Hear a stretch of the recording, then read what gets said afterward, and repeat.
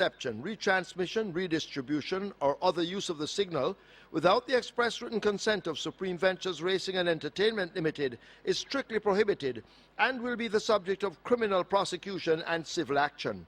Any equipment or apparatus involved in such a use is subject to seizure and forfeiture under the law.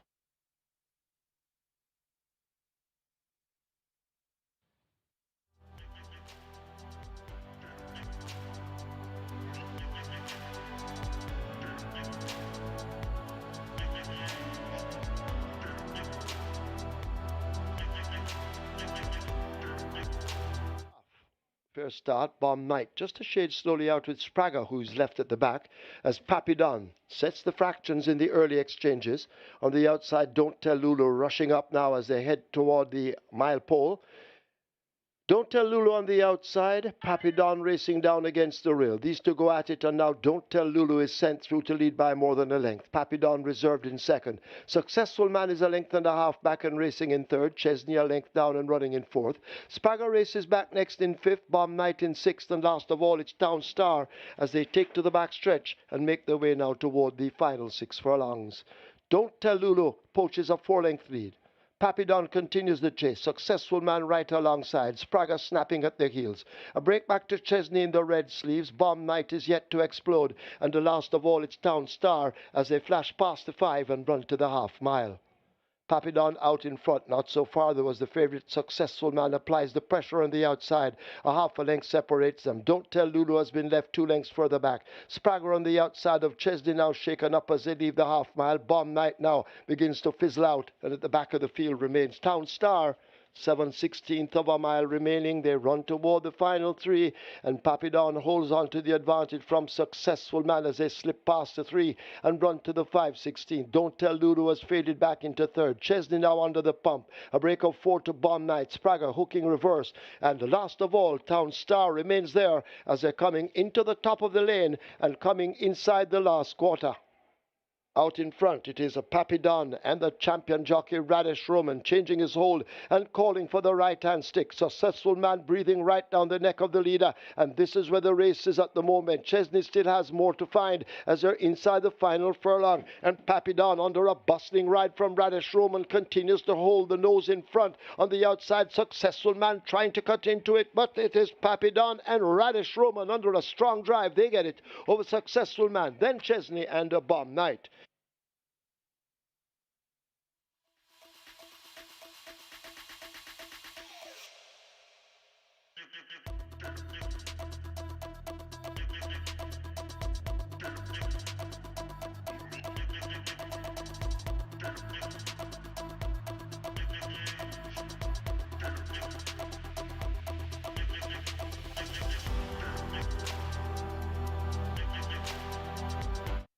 Platinum Princess, Zancy, but they're often racing. Platinum Princess gets away on the far side. Over to on the near side, that's a Money Mission. In the middle, a Bay is racing prominent. Also on the premises, that is Laredo. As they head towards the 3 furlong point and make their way out of the chute, and it is Platinum Princess along on the near side, that is in the middle.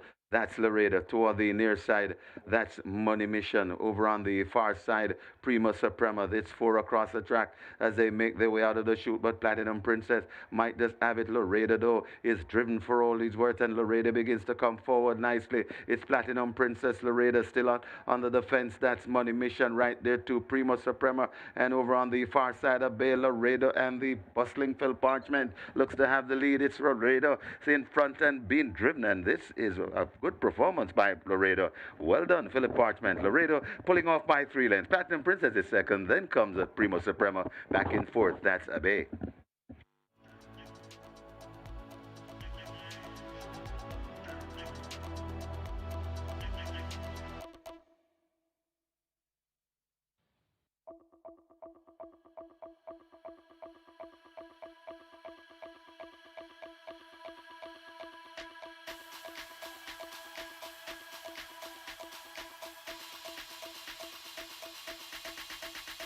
Golden Syrup back in.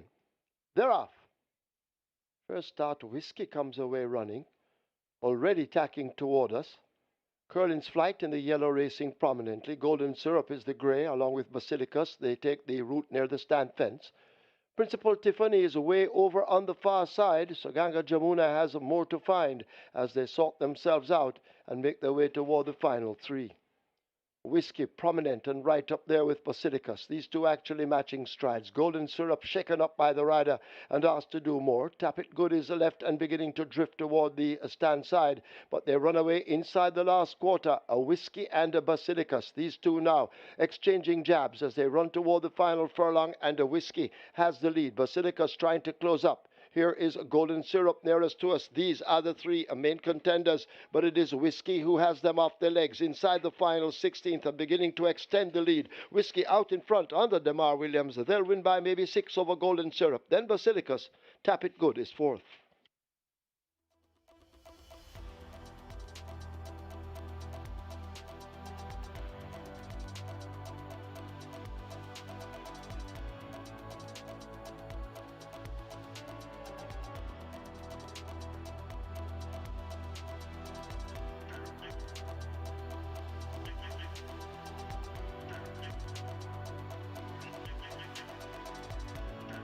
After holding them, and now he's ready.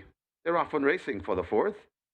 As Sunny T and Chippy Wayne's Princess, those are the two that remains at the back. As they go past the 6 furlong point, and it's Natural Dancer and Milos mixing it up. Then comes Press Conference on the inside. Rani Bangala comes next as they go past the 5. Then comes Wayne's Princess and Sunny T and Chippy contented to watch them all. They go toward the 4, and it is Milos that slips through once again. Natural Dancer in close attendance. Also in close attendance, that's Press Conference. Another 2 lengths before we come to Rani Bangala. 3 back to Wade's Princess, and another 4 or 5 to Sunny T and Chippy. Going past the 3, and it is Milos intent on that lead. About 3 lengths now of rushing down into second. That's Press Conference. Natural Dancer is also in the mix. Rani Bangala begins to come with a wide kick, but it is still in front and traveling well. Milos, but here comes Press Conference gobbling up this leader, but this leader is determining on that lead. It's Milos still in front. Press Conference now points Milos back against the rail. Press Conference in front. Milos trying to fight back, also coming on. That's Rani Bangala and Wayne's Princess, but it is Press Conference in the wily Shane Ellis. It's Canterman, Shane Ellis, and Press Conference by about 4. Rani Bangala is second. Wayne's Princess runs on to be third. Milos back in fourth.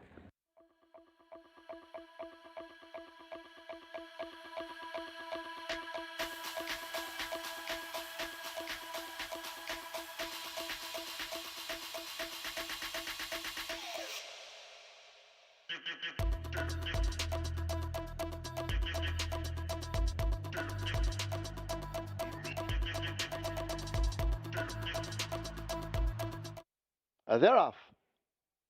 First start, Riches to Rags got a good one.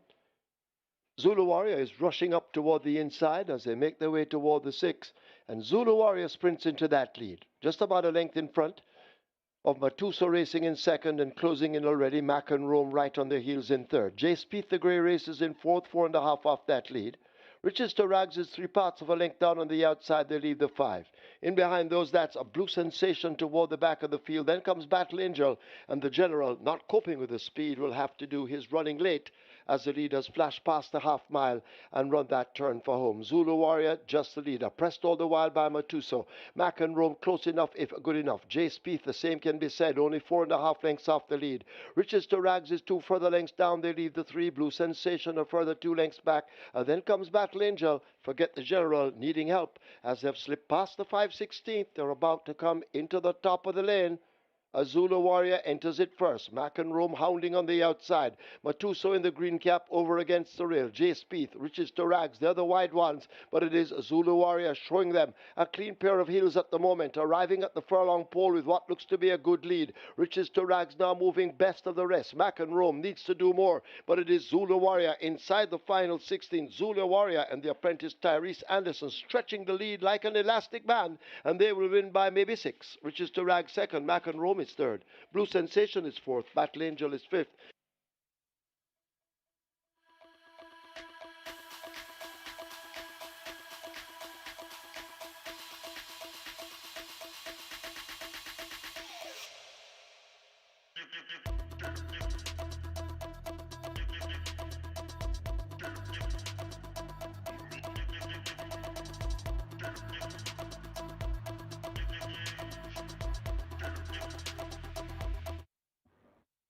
They're off and racing. Rushing to get that lead. That's Linstead Market. Tornado Steel is right there too, right against the rail. That's First Offense coming out wide. Siempre Valiente and Hail the Queen. Just behind them, that's Cherry Blossom Rodham, also in the mix. Then we come about 4 or 5 lengths before we come to Playfair. Then comes Princess Catalia and racing at the back of the field. That is Chief Dissident. They're gonna coming to the lane very shortly, and it is on that lead. It is Tornado Steel. Tornado Steel just with the lead. Hail the Queen now begins to find stride, and Hail the Queen. Tornado Steel still in front. Hail the Queen right there too. Cherry Blossom coming out wide, and Radam right against the rail, but it is still Tornado Steel. Radam creeping up the rail. Hail the Queen out wide. Radam looks to now grab the lead from Tornado Steel, coming to the upper furlong pole, and now Radam gets away from Tornado Steel. Flying, here comes the First Offense, but too late. Radam beats First Offense. Got tight for third between Hail the Queen, Tornado Steel. Then comes a Princess Catalia back in fifth.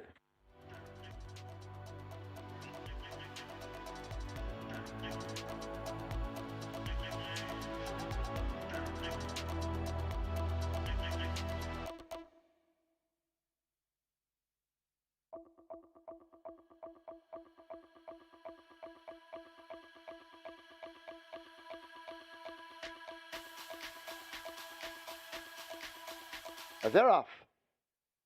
Pretty Brown Ting misses it along with Chief in Command as they dash away toward the 6 on the backstretch. Joyful Surprise takes charge up front and opens up more than a length. African Beauty chases as they leave the 6. Papi Uso settle back and are joined on the outside by He's Sensational now going a hunting.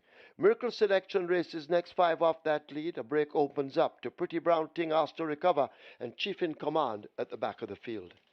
They've left the 5 behind them. They make their way toward the final half of a mile. Joyful Surprise right there on the rail. He's Sensational now making eye contact, and these two drive together as they make their way toward the 7/16th. The rider lets out a notch, and Joyful Surprise now goes on once again. He's Sensational moving alongside. These two alternating as they charge past the 3. A gap to African Beauty. Pretty Brown Ting now, recovering and making ground on the outside. Miracle Selection is next, and Chief in Command, Best Forgotten, as the field come thundering into the top of the lane. They leave the quarter pole behind them, and out in front it is a Joyful Surprise down against the rail. Asked to kick in now on the outside. He's Sensational as they drive toward the furlong pole, and watch now Pretty Brown Ting beginning to sprout wings on the outside, and Pretty Brown Ting now takes charge and begins to open up the lead over Joyful Surprise. It is Pretty Brown Ting coming away from them in the end. Pretty Brown Ting and Wesley Callaloo Henry will romp the 7th event after a slow start. They win by maybe 7 or more. Joyful Surprise is second. He's Sensational is third. African Beauty is fourth.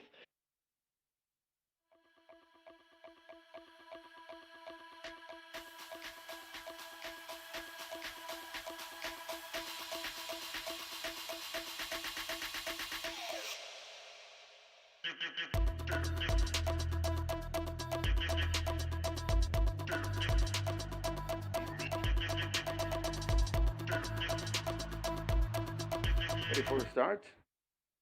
They're off on racing. Not a bad line as Himaya is left at the back of the field though after that start as Dark Matter rushes through to get that lead on the outside. Valley of Love, following Valley of Love.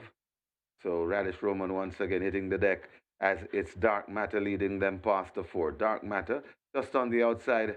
That's Military Lights. On the inside, we find a Lil Maggie just behind them. That's Never. Then about 6 or 7 lengths before we come to Himaya. They leave the 3, and it is Military Light now that assumes the lead. Military Light in front of Dark Matter. Coming on the outside, that's Never. Little Maggie right against the rail, still back the back of the field. That's Himaya there at the top of the lane, and it is Military Light in front in the rain, coming to the furlong and a half pole. Never in chase of Military Light, still Military Light, repelling the challenge of Never, Never keeps on coming. Military Light is in front, Never trying to get to Military Light. Himaya comes running on to Military Light with a half a furlong to do it. It's Military Light in front, Never trying to get to Military Light. Military Light keeps on rolling, and Military Light and Tyrese Anderson winning his second on the card. Never is second. Then comes Himaya back in fourth. That's Little Maggie and Dark Matter.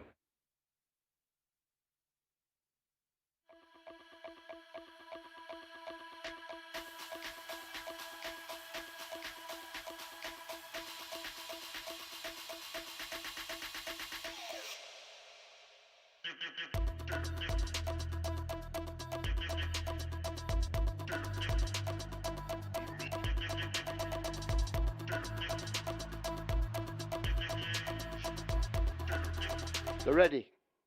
They're off. First start with Skid just a shade slowly out, with power from above already under a ride to recover. Get a Pepsi took off quickly and goes for that lead. Geolithic and Norblar in a handy spot as they charge toward the six. Geolithic on that lead from Get a Pepsi. The head cornerstone racing out wide with magnificent force. Running the rail, that's a Norblar. Atlantic Convoy in between horses. Super Alex on the overtake. Further and Beyond races up next. Midnight Galaxy the grain behind as they leave the five. Sister and Treasure on the outside of the favorite Garvano. Then comes Rainsville. A gap back to Whiz-Kid. Power from above toward the back of the field with Tiger Amidat. They're at the half mile. They go running into that turn, and Geolithic attempts to go all the way. The head cornerstone now asked to cut into that lead. It's a length and a half. Get a Pepsi well positioned on the rail. Magnificent Force and Super Alex now moving as a team as they run past the three. Norblar, Atlantic Convoy, Further and Beyond, and Garvano in a very tight grouping. Rainsville races up next as they're about to come into the top of the lane. Racing out wide, Midnight Galaxy, but they're into it now and head now toward the final furlong. And up front now, the head cornerstone has grabbed that lead. Geolithic has faded down against the rail. Get a Pepsi looking for a run. Here is Super Alex and Magnificent Force asked to explode. Watch out for Garvano, who has threaded his way through the field. They drive inside the final 16th, and Garvano is exploding down against the fence. It is Garvano out in front under Robert Hallidine. They won't stop Garvano from ring the Emilio Bimbo Rodriguez Trophy. Super Alex is second. Rainsville is third. The head cornerstone is fourth. Could be Get a Pepsi just over Atlantic Convoy for fifth.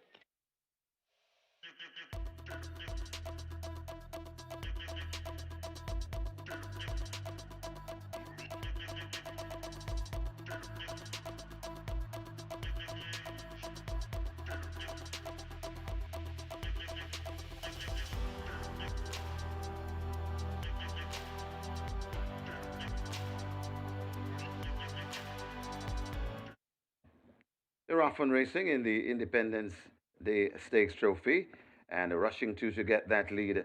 That's a Star Quest. Outing on the outside by H2O. Just rushing down on the outside, that's Midnight Runner. So it's Star Quest on that lead. Tracked on the outside by H2O and a Midnight Runner. They're about 3 lengths in front of Brompton Boy and I'm Outstanding racing together. Just behind them, that's Princess Chris. Then comes Prince Kazir and racing at the back of the field, that's Quantum Star. They head toward the 4 and the 2 stable companions sharing it. On the inside, Star Quest. On the outside, that's H2. They're about 2 lengths or 3 lengths in front of going down into third. That's Brompton Boy.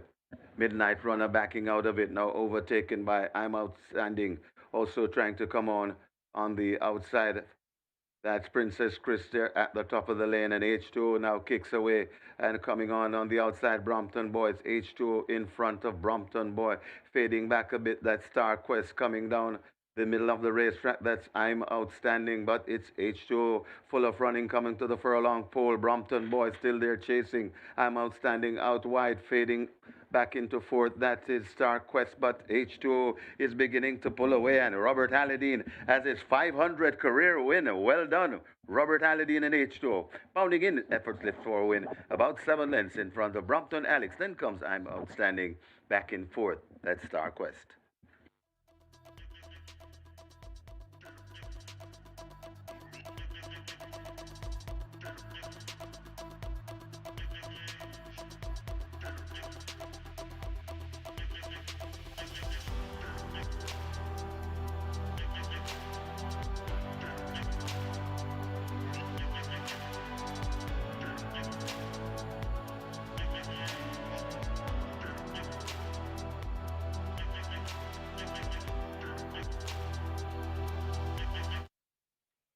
Field in line for the Jamaica Derby, and they're sent away.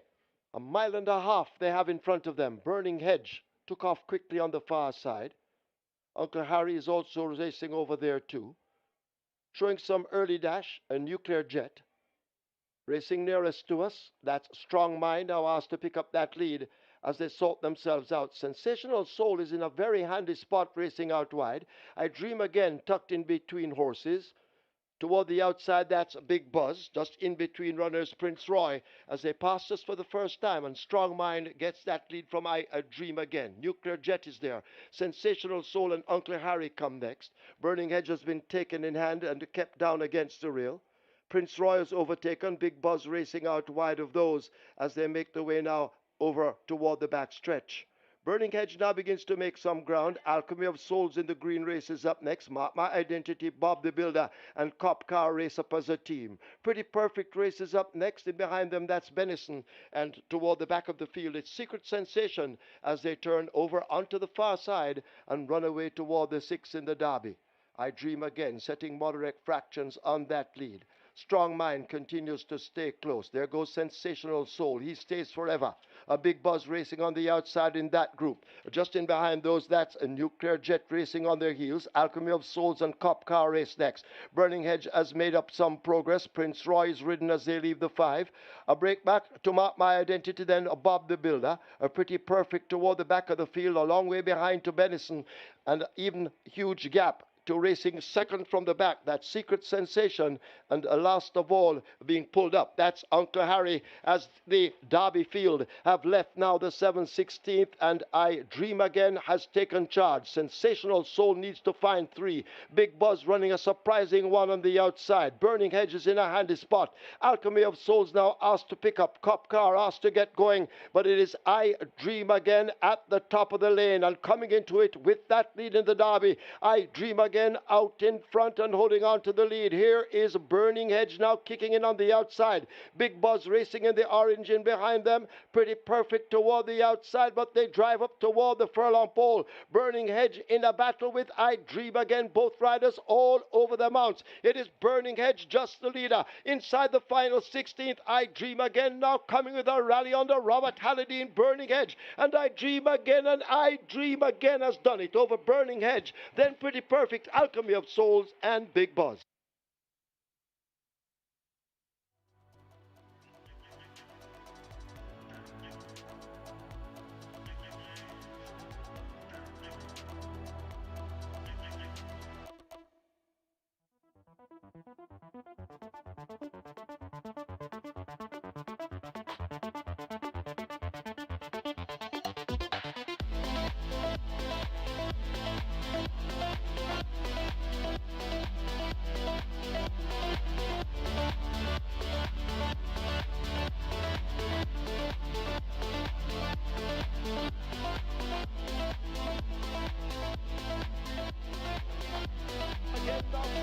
Rally on the Robert Hallidine. Burning Hedge and I Dream Again, and I Dream Again has done it over Burning Hedge. Then Pretty Perfect, Alchemy of Souls, and Big Buzz.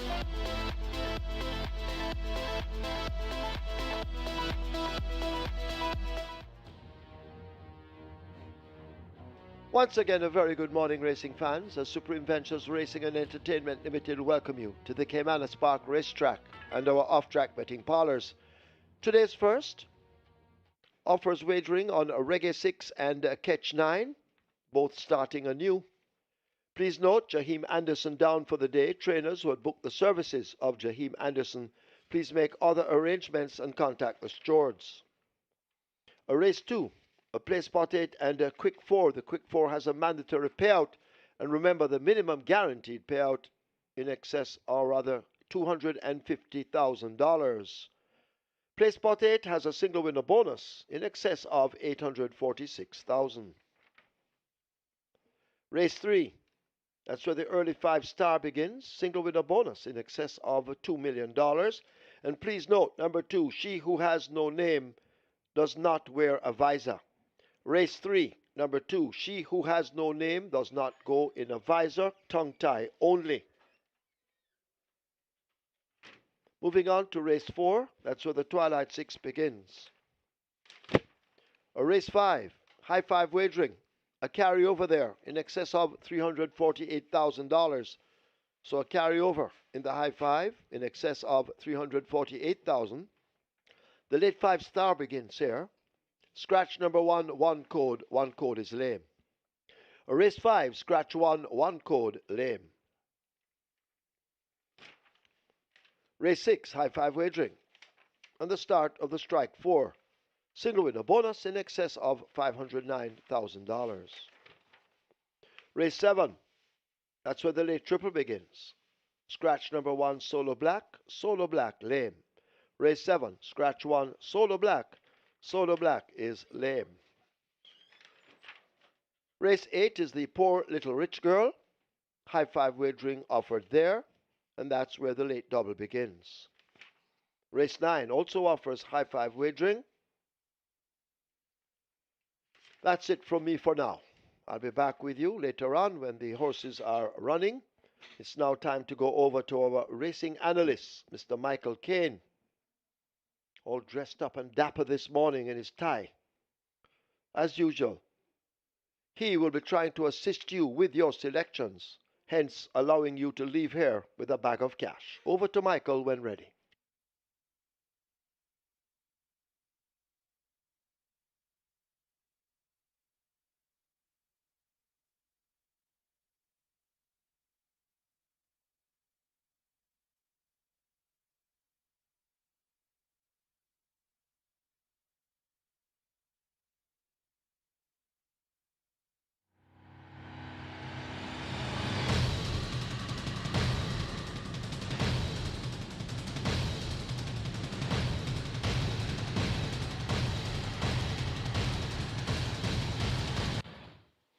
A very good day to you, Thorpe Racing fans, and welcome once again to Caymanas Park, home of the Caribbean's #1 Derby, who Caribbean's finest thoroughbreds, and home of the Mute Mile. We're here for 9 races. Our feature today is going to be the Poor Little Rich Girl. That's going to be race number 8.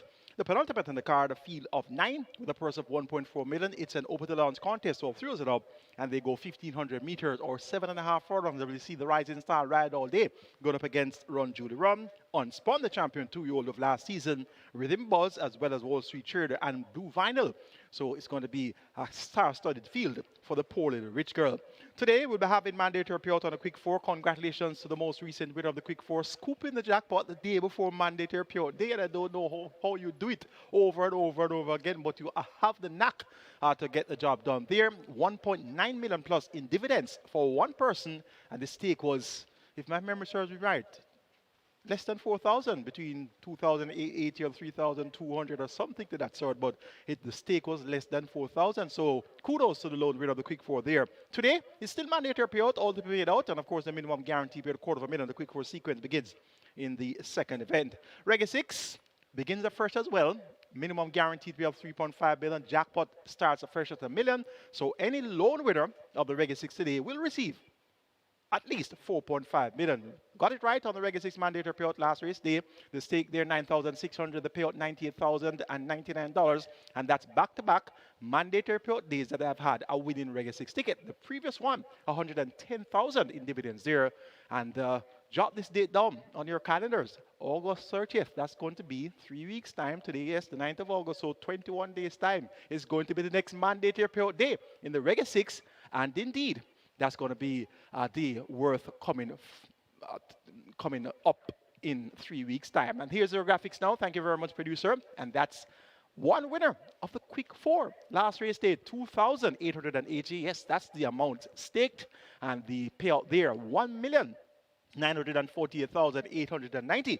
And the trend continues, where persons may hit the jackpot the day before mandatory payout day. And here comes the lone winner of the catch 9, 4,320, the amount staked there. And the payout, $642,017.50. So one winner of the quick 4 last race day, one winner of the catch 9 as well. And that was the first day after the mandatory payout catch 9, which we had on the previous race day. So kudos to our very astute handicappers who have gotten some big dividends in the last couple of races. And indeed, this is the handicapping seminar, and I sincerely hope that this seminar will continue to be a proper guide for you to comprising some winning permutations there. It's bright and sunny here in St. Catherine, Jamaica. The track is in superb condition, and we look forward to some great Thoroughbred Racing.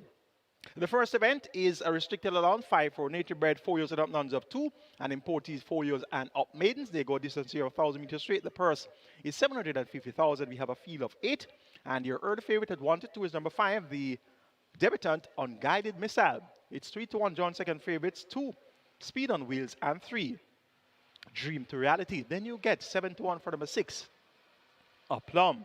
My best 4 to kick off the Reggae 6 and Catch 9. They both, of course, begin here in race number 1. They're both fresh. Jackpots have been scooped away. So it's 5 Unguided Missile. That's going to be my top choice. Emilia McLean, more popularly known as Nico, picks up the mount for trainer Robert Pearson and owner-breeder Dr. Graham Brown. This one an importee. She's a 4-year-old chestnut fitted by Neolithic out of the exclusive quality mare. 7 makes a belated debut at 4 years old. She has carried herself well as exercise when 47.4 easily on the 3rd of August. That was over the straight course. Stopped the clock in 102 flat for 5 furlong straight. And we'll have tongue time and day 6 for the debut. This Unguided Missile had thought of at home and appears to be in a spot where she should be able to be successful first time at the races. Number 4, Al Kebalan. He has been on the upgrade, led for a couple of furlongs when stepping up the nuns of 2 for the first time on the 26th of July. He gets a big price here in the early region of 12 to 1. Figure it now fitted by trainer Earl Burke. Demar Williams, also known as Struggle, picks up the mount. And this Al Kebalan, 1-2 starter back, beating Noble Sovereign and Lord Esper. Those 2 horses have come back to win since. So rich enough form lines here for Al Kebalan. And the price looks right with 40 minutes to go to post at 12 to 1. Number 3, Dream to Reality, Dane Dawkins ride for trainer Sackley Roman. Blinkers now refitted. This one has 1 victory, which came over 4 furlong straight. So performs well over the straight course, and that's what you expect a favorable performance here from Dream to Reality with the blinkers back on. And number 2, Speed on Wheels, also performs creditably over the straight. Had a convincing debut victory February 2024. 9.5 lengths clean, 102.3, beating Kensia and Ruby's Light. Kensia took a long while to win.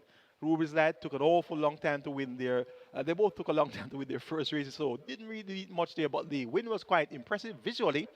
But Speed on Wheels had a big break between the debut victory of February 2024 and didn't return to the races until February 2025.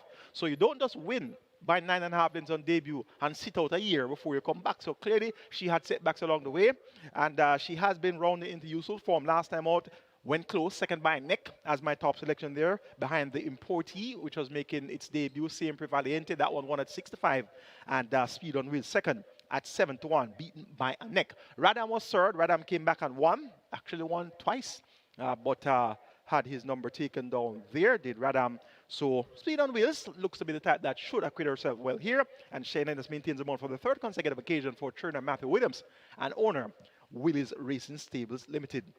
An interesting first event to kick off for Reggae 6 and Catch 9. I'm going 5-4-3-2, counting down in the first event, and that's Unguided Missile to get the better of Al Kebalan, Dream to Reality, and Speed on Wheels. Let's now take a look at my Reggae 6 and Catch 9 tickets for the Poor Little Rich Girl card. Starting off in race number 1 with the aforementioned coded of interest, 2, 3, 4, and 5, and that's Speed on Wheels, Dream to Reality, Al Kebalan, and Unguided Missile. Race number 2, make it 3, 5, and 6, Ballistic Missile, Lucy on the Go, Racola. Race number 3, make it 1, 3, and 5, Blinded Light, Briscoe, and Empress in the Breeze. Race number 4, going to go wide on the 4th leg of the Reggae 6, 2, 3, 4, 7, and 8, Handyman, Cruising Again, More Aviator, Steen, and Beautiful Moon. Race number 5, please note that number 1 code is a scratch, and banking number 9, Proudest Vision. And race number 6, the cash out leg of the Reggae 6, make it 2, 3, 7, 10, and 11. Last Hurrah, XY Soul, Soon Be Goodbye, Pip, and Nina Dorada, 2, 3, 7, 10, and 11. My budget today, 9,000, fresh off that mandatory period Reggae 6 win, which paid 98,000 plus. So going here, all out to make it a winning Reggae 6 ticket. Robert Darby's Reggae 6 will come up shortly. Here's my Catch 9. Catch 9. Ticket kicks off in race 1, maintaining that quartet of interest, 2, 3, 4, and 5. That's Speed on Wheels, Dream to Reality, Al Kebalan, and Unguided Missile. Race number 2, taking a chance here and making number 5 a banker. That's Lucy on the Go. Race number 3, make it 1, 3, and 5, Blinded Light, Briscoe, and Empress in the Breeze. Race number 4, going to go 2, 3, 4, and 7, Handyman, Cruising Again, More Aviator, and Steen. Race number 5, going, once again, please note number 1 code is a scratch. Banking number 9, proudest vision. Race number 6, make it 2, 3, 7, 10, and 11. Last hurrah, XY Soul, excuse me goodbye, Pip, and Nina Dorada. Race number 7, please note that number 1, Solo Black, is a scratch. Scratch number 1, Solo Black, and I'm going to make a substitution here using number 3, Expeditious, in place of number 1, Solo Black. So it's going to be 3 and 7, Expeditious and High Diplomacy in race number 7. And race number 8, the penultimate or feature today, the Poor Little Rich Girl, banking the Rising Star, Ride All Day. And race number 9, the catch out leg of the catch 9, make it 7, 8, and 9. Easy money. Big up to our very good friend Peter Yellow over there at Gulfstream Park. Number 8, Sash On, and number 9, Global Pursuit. 7, 8, and 9 in race number 9. Cost of that ticket, 7,200. So we're going all out today, trying to hit the Reggae 6, hit the Catch 9, hit the Twilight 6. We're going to try to hit everything today. And indeed, we could be in store of a very good day on Poor Little Rich Girl Day. Race number 2 is next. Here's we're going to start our play spot 8 and quick 4, both of a minimum guarantee paid of $250,000. The quick 4 scooped away $1.9 million in dividends here for one lucky patron with a stake of $2,880 the day before mandatory period day. So it's going to be mandatory period anyway, but of course with $1.9 million not in the kitty, it's not going to be as intriguing as if it were. Place for 8 though has a jackpot of just under $850,000. A feed of 6 will go 1,000 meters straight. It's a maiden condition race, so native bred 4 years and up with a purse of $730,000. My best 4 includes 3 Ballistic Missile, 4 Girl the Butcher, 5 Lucy on the Go, and 6 Rockola, 3, 4, 5, and 6. Now we always tell you about rigs. My tip for race number 1, Unguided Missile. Race number 2, there's a horse named Ballistic Missile. So if you're looking for a rig, that could be the early double. Unguided Missile, Ballistic Missile. Though, I'm not taking Ballistic Missile as my top choice, and I'm going to take number 5, Lucy on the Go.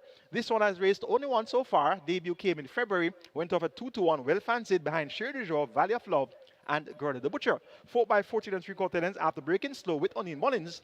Blinkers removed, O'Neil Mullins maintains the mount, and this one must have improved since we last saw her on the 15th of February. So based on the high expectations on debut and the substandard lineup here, going to give this one the edge. Lucy on the Go. Rockola has been second 5 of his last 6 races. However, his last effort came November 2024. So he has been on a big break, a long break, and he's back here now. And he's also pointed to 5 furlongs straight, a distance which never had appeared to be his type of distance. He has been at a mile, he has been 9 and 25, he has been at 7 furlongs. So now at 5 furlongs straight, clearly he has that setback since November. So let's see how sharp he'll be. Richard takes picks at the mount for trainer Michael Marlowe.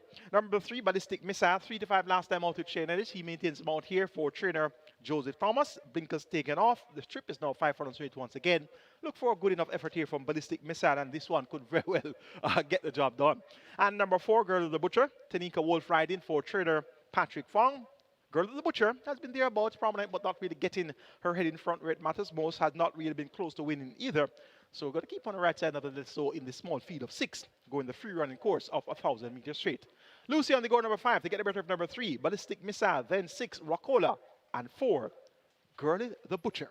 Race number 3 is next. We'll begin the early 5-star here. Jackpot over $2,062,000. Minimum guarantee pay of $300,000. We have a field of 5. Small field of 5, they go 1,000 meters round. It's a maiden condition race for native bred 5 years and up. The purse $700,000. Any of these horses can win. It's no clear-cut advantage for any particular horse. Now, Blinded Light has been thereabouts, raced among open company at the 200,000 level. That's, of course, multiple winners. Was 5 by 5 3/4 to Queen's and Silver Fox and Monaco. And earlier this season was second by half a length to Golden Emperor, going 5 furlongs straight. So, having raced among open company, now comes back among maidens. Rotage Marware picks up the mount for Gary Griffiths. Rotage Marware has a win for Gary Griffiths, which came aboard a horse by the name of Ruby's Light. So look for this Blinded Light to run a fairly decent race here. Could be good enough to win.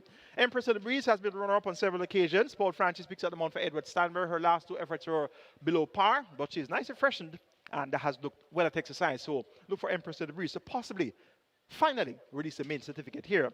Briscoe number 3 has shown good speed on his 4 attempts to date, so he could be the one to lead, he could be the one to catch. Jerome Stewart, also known as Oh God, picks up the mount here for trainer Andre Adams, and Jerome Stewart went very close to winning aboard Proudest Vision. And notably today, he's not aboard Proudest Vision, so he could very well be in the winner's enclosure with Briscoe here. She who has no name, Natalie Berger rides for trainer Michael Marlowe. This one should also acquit herself well.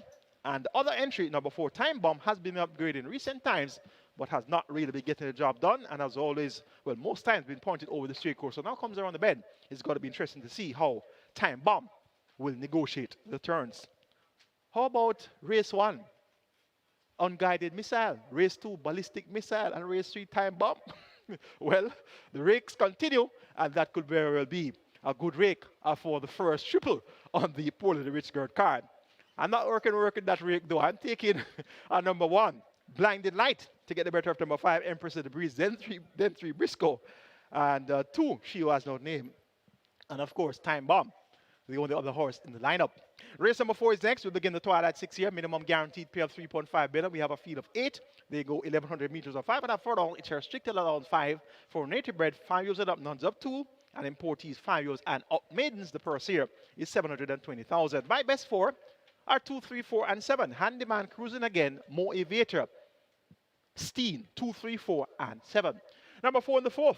More Aviator. Philip Partridge rider Ricardo Brown. This one is heard by Fordens last time out behind leading that and security code in a pedestrian. 128, 1 for 6.5 furlongs. It doesn't get any slower than that.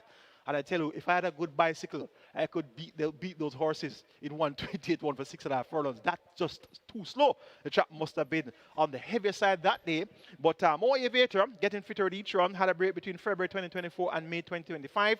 And he has been getting closer and closer, so today could be very well be the day that we see More Aviator get the job done. Number 3, cruising again, runner-up by length and a quarter to Power for Highness, and that came on the 8th of February.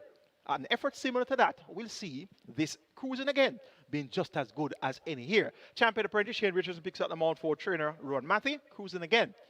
Top-rated contender here for the 4th event. Handyman has shown speed but has been weakening. Tyrese Anderson had 3 wins the last race day, but 1 was disqualified. That was Radam at 26 to 1. So he's riding well. Could have taken a triple there had he kept a straight course aboard Radam. And at the same time, first offense, had that one been blocked, could have easily won as well. So Tyrese Anderson, though, he's riding in very good form. And number 17 came off a big break since July 2024 to July 2025 and ran a big race, 4x4 and a quarter behind Xylophonic Steel, Beautiful Moon, and Security Code in a pedestrian 105-1 for 5 furlongs straight. And the bounce is going to be a distinct possibility here. A horse that runs a big race coming off a lengthy break comes back too soon after that big race and doesn't run as well. So let's see if that's going to be applied here to Steel later on in race number 4. He'll be well fancied, no doubt about that, with Shane Ellis aboard. Make it 4-3-2-7. My order of preference, More Aviator to get the better of cruising again, Handyman, and Steen. Twilight 6 begins in the 4th. Minimum guaranteed pay of 3.5 billion. Let's all take a look at my Twilight 6 ticket for the Poor Little Rich Girl card.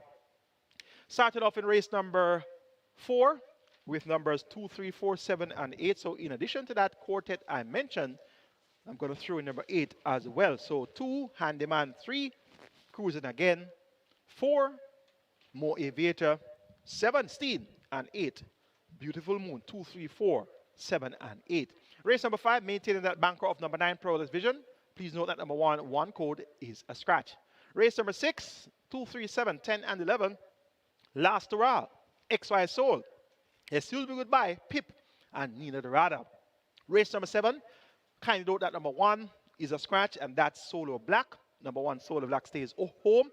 And the ticket cost there, 9,000. That meant that each horse on that leg would have cost 3,000. So given the scratch of number 1, Solo Black, we're going to do a reduction of the budget to 6,000.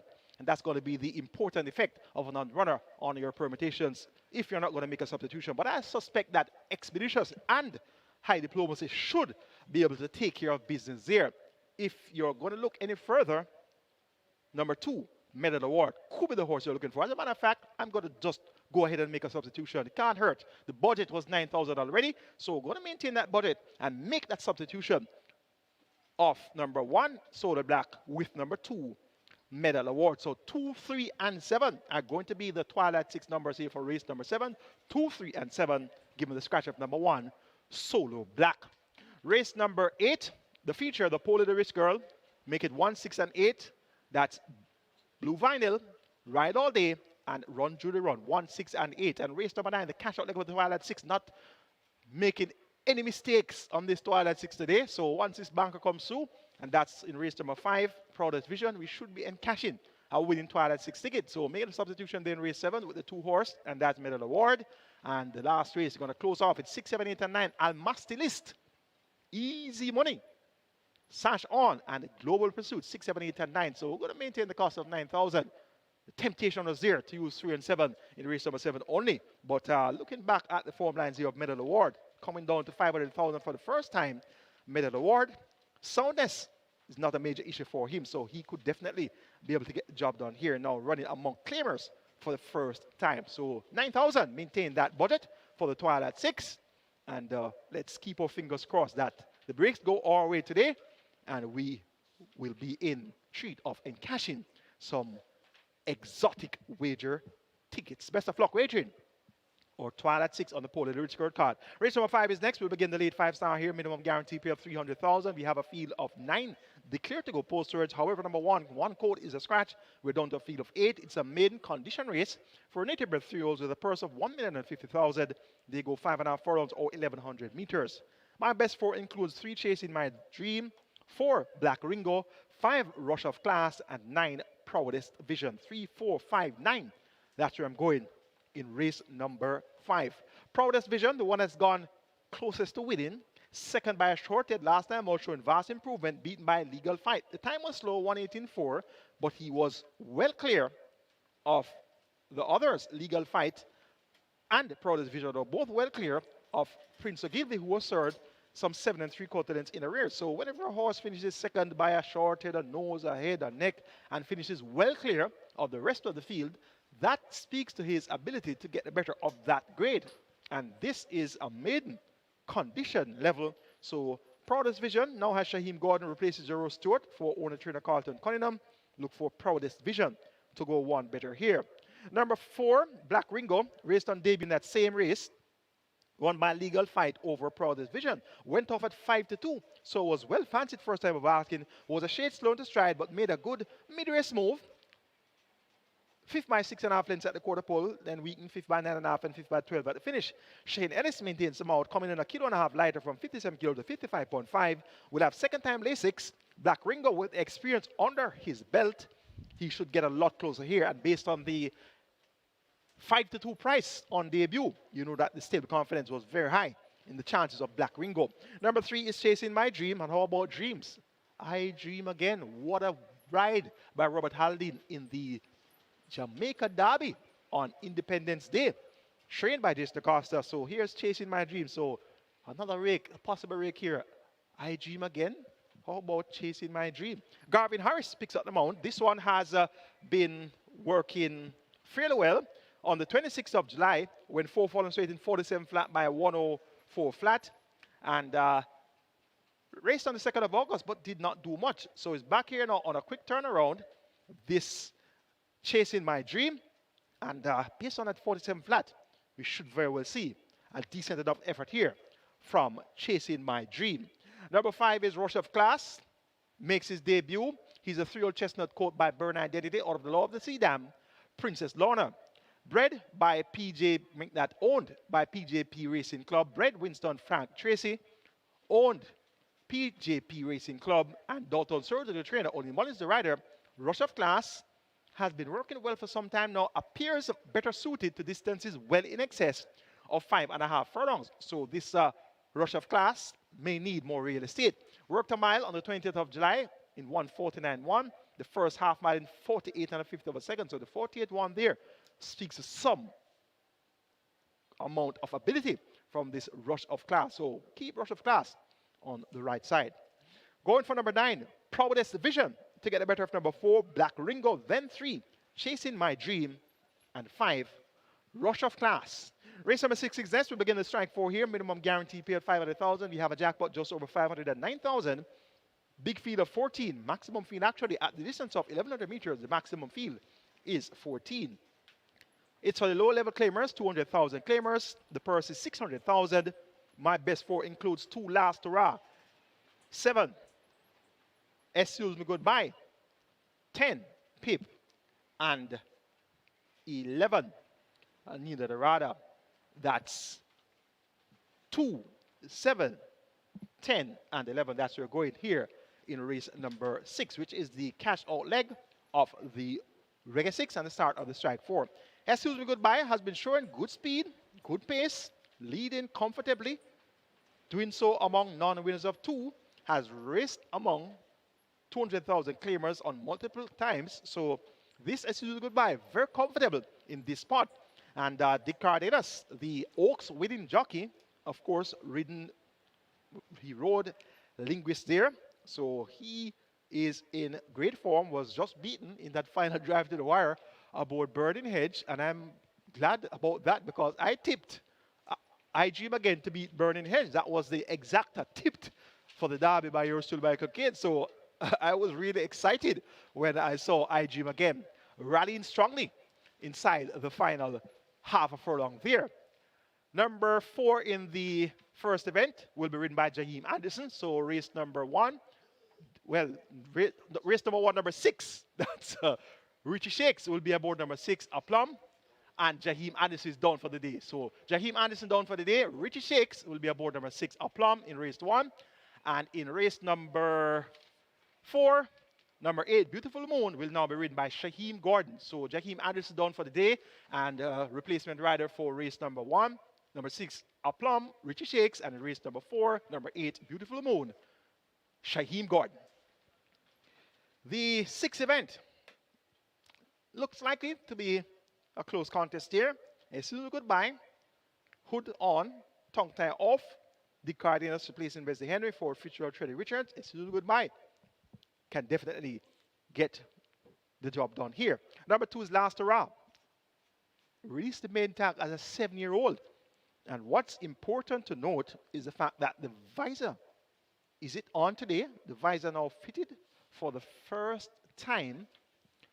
And Last Hurrah has never raced in the visor in all 36 career starts, and he won 2 races without the visor. Dane Dawkins picks up the mount, 57 kilos of weight, so that sees Last Hurrah picking up 4 kilos from the last 3 races, where the 4-kilo claiming apprentice, Everett Clunans, was aboard. So no 4-kilo claim today for Last Hurrah, and the visor introduced for the first time. Raced well in the visor, in the blinkers rather, so let's see if the new equipment will have its desired effect here. Number 10 is Pip. Better suited to the straight course, has been over the straight course 8 of the last 10, but did win around the bend on the 17th of November. Deem Lehman doing so, won by a length and a half, beating Excuse Me Goodbye. And Excuse Me Goodbye is my top selection here, so I have to respect the chances of Pip as well. Philip Partridge rides for Ricardo Brown. Pip was just beaten last time out by 3/4 of a length behind Last Hurrah and XY Soul. That was over 5 furlongs straight. Both Last Hurrah and XY Soul are present here. Last Hurrah is drawn post 2 and XY Soul is drawn post 3. So it appears to be a close rematch among Last Hurrah, XY Soul, and Pip. Number 11, Nina Dorada. This one also quite capable at the 200,000 level. Had a sequence of 3 wins at the 180 level last year, June, July, and September. Has changed hands on multiple occasions since. Now trained by Howard Bailey. This one reports first time of the claim. Damara Williams picks up the mount. Nina Dorada, on her best form, could fight out the finish as well. It appears to be a wide open 6th event. The cash out leg of the Reggae 6, the start of the Strike 4. I'm going for number 7, Excuse Me Goodbye. Over number 10, Pip. Then 11, Nina Dorada. And 2, Last Hurrah. 7, 10, 11, and 2. The 7th event is next. We begin the late triple here. Minimum guarantee paid for your late triple is 400,000. Scratch number 1, Solo Black. We're down to a field of 6, and they go a distance here of 1,500 meters or 7.5 furlongs. Each for the 300 up optional claim, level 500,000 down to 400,000. 600 up nuns of 3, and importees 600 up nuns of 2 can also race without a tag.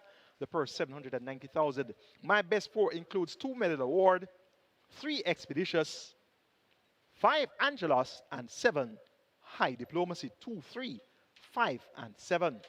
High diplomacy, Dane Dawkins rides for Alden Francis. This one reports first time of the claim. Claim for 700,000 on the 12th of July. Steps down from 700,000 to 500,000, so that's 200,000 less than this one was claimed for. And that angle in the claiming game is what we call a win move angle. So when Connections claim a horse for 700,000 and they opt to come in for 500,000, they don't just have 200,000 to give away freely. They want to win. Coming down in class, the purse, of course, will offset some of that 700, some of that 200,000 that they forgoed when stepping down the ladder. And of course, it costs to maintain a horse and to prepare a horse from the 12th of July to now today, the 9th of August. So the cost associated with the preparation and maintenance of high diplomacy, plus the 200,000 foregone from stepping down from 700,000 to 500,000, you're looking at a couple of 100,000. Well, could be close to $500,000, depending what the miscellaneous costs were. So if he doesn't win today, it's going to be a big loss, and chances are he will be claimed. So in any angle of this business of claiming horses, the idea must be to win. So high diplomacy gets a vote here in race number 7. Number 3, Expeditious, comes in from 700,000 claimers as well, beaten by Storm, Crimson, and Lucy in the Sky last time out. So he's taken a step down the ladder from 700,000 down to 500,000. 6-time champion jockey Omar Walker picks up the mount, replacing Emilia McLean. Riding here for owner trainer Paul Smith. And this Expeditious was second to center back at the 500,000 level behind Maya, going this same trip of 7.5 furlongs. So a similar effort. We'll see Expeditious being right there in the thick of things. Omar Walker was aboard to that runner-up effort on the 28th of June. So he definitely can get Expeditious to go one better. Number 5, Angelos. This one should be thereabouts as well. Emilia McLean riding for trainer Stedman Curtis. And number 2 is Medal Award. This one steps in among claimers for the first time. Raced at the Nuns of 3 level twice and was beaten out of sight after winning at Nuns of 2. So the Connections have decided that they want to take on claiming to the tune of 500,000 because Medal Award apparently doesn't appear likely to get the job done at Nuns of 3 right now. But he's now among multiple winners. Expeditious has won 5 races. We have seen high diplomacy in the winners included 7 times. Angelos has won 5 races. So it's not going to be an easy assignment here for Medal Award. But he appears to be quite sound and ready. And as such, we respect his chances as well. And Angelos is going to be one of the horses to keep on the right side here. Make it 7. High diplomacy to get better of 3. Expeditious, then 2 Medal Award, and 5, and that's Angelos. Another rider change, race number 2. Number 2, Warrior Stomp, Rotajmar Weir. Race number 2, Warrior Stomp, now being ridden by Rotajmar Weir, replacing Jaheim Anderson, who's down for the day. So race 2, replacement rider for Warrior Stomp is now Rotajmar Weir. Just told you that my top choice there is number 7, High Diplomacy, over number 3, Expeditious, then 2, Medal Award, and 5, Angelos. The 8th and penultimate bet is our feature race today, the Poor Little Rich Girl, and open the launch contest of 3 horses up, the purse 1.4 million, a field of 9. We'll go distance here of 7.5 furlongs or 1,500 meters. This is our feature race today, the Poor Little Rich Girl. My best 4 include 1, Blue Vinyl, 3, Rhythm Buzz, 6, Ride All Day, and 8, Run Julie Run. 1, 3, 6, and 8. That's where we'll go in race number 8, the Poor Little Rich Girl. Ride All Day has raced 5 times, 4 wins, 1 second, just barely lost 2. Second by a short head to Unspun, the eventual champion 2-year-old of last season. So Ride All Day actually stumbled at the start and had an excuse there. So he could easily have been undefeated in 5 races. But he has 4 wins and a very narrow loss. Stepped up in class from Nuns of 4 when winning by 9 lengths in 133 flat to overnight for the first time, going a mile, won easily by 7 lengths in 140 and 4/5, beating Gervano and Mamma Mia. We saw Gervano come back to win the Emilia Bimba Rodriguez Trophy on Independence Day on Jamaica Derby Day. And he won very convincingly too. Ride All Day was quite convincing in victory as well on the 19th of July. The way he breezed by Mamma Mia. I had to have a look at that replay several times. It was quite eye-catching to see Ride All Day just breezing by Mamma Mia as if she was stuck to one of those markers out there, whether it was a 3-furlong marker, the 2-furlong marker, whatever it was. The way Ride All Day breezed past Mamma Mia as if she was hanging on to one of those posts. So he was visually impressive in getting the job done there. And you know that Mamma Mia is no slouch. Mamma Mia is full of pace, full of class. And Gervano, who was second by 7 lengths, he's no slouch either. The way he came back at one, the Emila Bimba Rodriguez Trophy on Derby Day. So this Ride All Day appears to be the real deal. Paul Francis picks out the mouth, replacing Ian Spence. Ian Spence had been aboard on 3 easy wins, 7 1/4 lengths, 9 lengths, 7 lengths. So this change of rider tells us that the connections are taking absolutely no chance at the scale. They want to be able to realize every ounce at the scale. So 52.5 kilos, the allotted weight. Ian Spence may not have been able to go at 52.5. He rode at 53.5, 57, and 56. So the connections clearly have said, well, Paul Francis at 52.5, that weight is sure. Ride All Day came back to work on the 4th of August, 47.3 for 4 furlongs straight. So up to open allowance for the first time. Usually we do not see horses step up from restricted company nuns of 4 and go to overnight and win so easily. And usually we don't normally see horses step up from overnight up to open allowance and win, whether easily or any at all. So this Ride All Day has to be the real deal to get the job done at open allowance for the first time. And I suspect that he will be up to the task. Number 1, Blue Vinyl, former St. Ledger winner. He won impressively last time out, 11 3/4 lengths clear in 158 flat for 9 25, beating Super Alex and Rainsville. Dick Cardenas picks up the mount for Gary Sabrati and Eminem Racing Stable. Blue Vinyl, clearly a class act, and he must be respected each and every time. Number 3, Within Buzz, was a convincing winner by 6.5 lengths, beating Blue Vinyl at a mile in 139.3. So Blue Vinyl is here, and so is Within Buzz. So Within Buzz must have just as good a chance as Blue Vinyl, and in turn, Blue Vinyl can very well turn the tables also. So it's going to be an interesting rematch between Blue Vinyl and Within Buzz. Towards the outside, horse number 8 is Run Julie Run, big-time performer. She has performed well on the biggest stages. Remember last year's Jamaica Derby, second, narrowly beaten by Crown Chaser in a 3-way stretch drive where Captain Sparrow was third. So Run Julie Run, second in the Jamaica Derby last year. Also ran a brave second in the Jamaica Cup last year, second by half a length to Atomica, and in turn was 10 lengths clear of Fun Can Done, who was third. And of course, you know, Fun Can Done is our reigning horse of the year. Run Julie Run, as I said, performs on the biggest stages, so she will be expected to turn in a big performance here. Last 2 efforts, beaten by Desert of Malibu, going 7.5 for only 132.3, second by 7 lengths, and 2 starter back, second by length and 3/4 to Fun Can Done, going 9 furlongs and 25 yards in 157.2. Run Julie Run clearly has the capabilities of fighting out the finish, so it's not going to be an afternoon stroll or push over for Ride All Day, because he's up against some very talented horses. Wall Street Trader, not to be discounted, he's here as well. 16-1 upset winner last time out, brought that one to your attention with 46.5 kilos and Roman Appear. Today's got to be 53 kilos with Tyrese Anderson. There's also Champion Tool Unspun.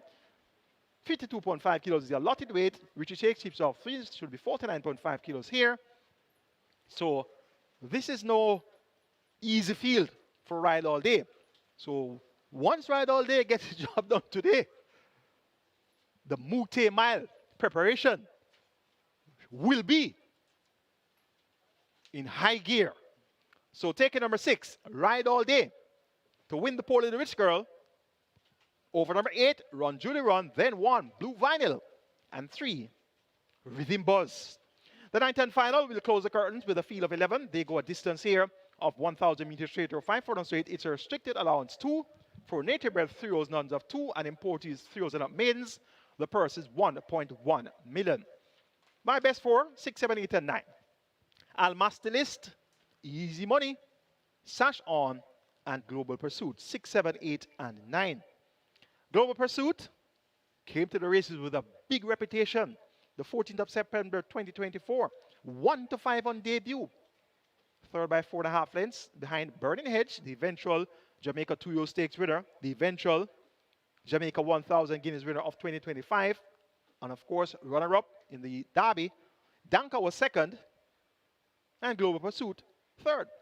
Had a big break between September 2024 and May 2023, so he missed all of the 2-year-old big races, missed most, well, basically missed all of the 3-year-old classic season, didn't run in any of them. And he came back on the 23rd of May, went up at 3 to 5, going 4-4 on straight once again, and won in 48-1, beating Bubbling Warrior and Enthusiasm. Bubbling Warrior has come back to win. Global Pursuit has worked well since. On the 26th of July, went 4-4 on straight in 47-2 by Minton, a fifth of a second. And on the 2nd of August, 4 straight in 46 flat by 59 flat. So raced with the pigeons that morning of the 2nd of August. Robert Hardball Halladine riding for Jason Acosta. Global Pursuit gets the vote here in the 9th and final. Sash On, a Canadian filly, ran well on debut, second by 2.5 lengths behind Rocket Fire Seb, another importee. And Sash On has first time late 6 now. Richie Six picks up the mount, replacing Ryder Roman. Comes down from 56 kilos to 51 kilos. So that's going to be 5 kilos lighter for Sash On. And Sash On can very well get the job done here. Easy Money number 7, the Cardian Rider Anthony Nunes, the combination that teamed up to win the Oaks with Linguist last week Saturday. Easy Money, won on debut, going 5 rounds, beating Brahma Bull and Never Despair. Since then, has been finding things tough at nuns of 2, but appears to be in a spot where he should be able to step up his game. The figure eight has now been fitted for the first time. So look for Easy Money to possibly fight out the finish here. And on the master list, number 6, another Canadian who has not raised a serious gallop as yet in terms of getting close to winning. Was 4 by 8.25 lengths behind Rico, Balmore, and Ralph's Treasure.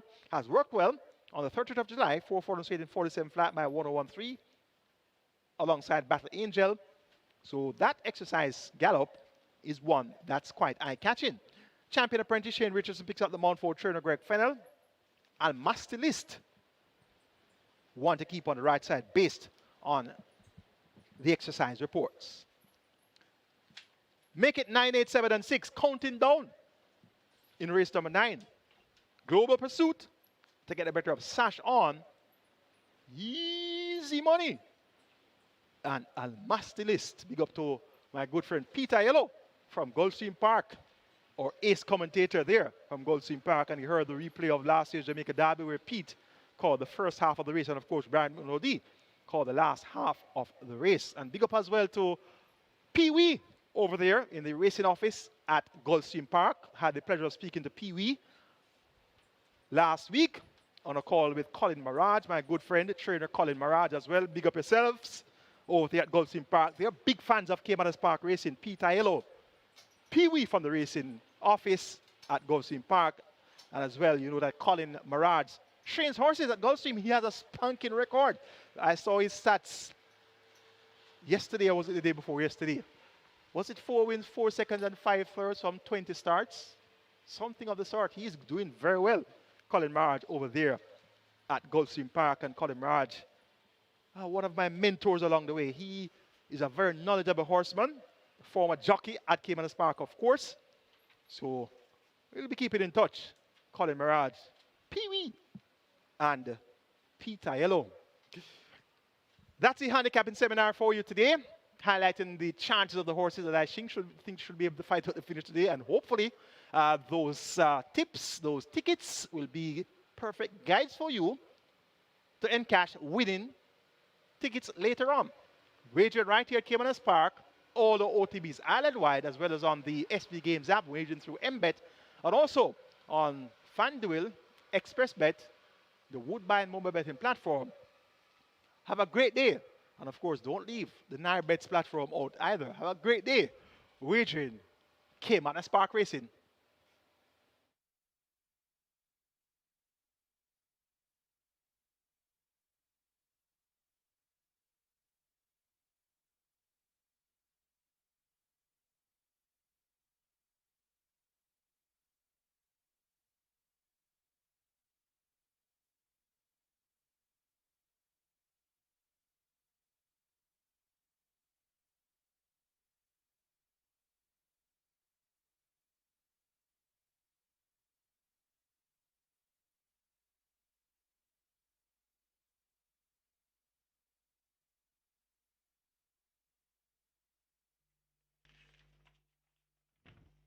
Your attention, please. In today's sixth event, number 8, Delay the Game, the correct allotted weight should read 57 kilos. Race 6, 8, Delay the Game. The correct allotted weight should read 57 kilos.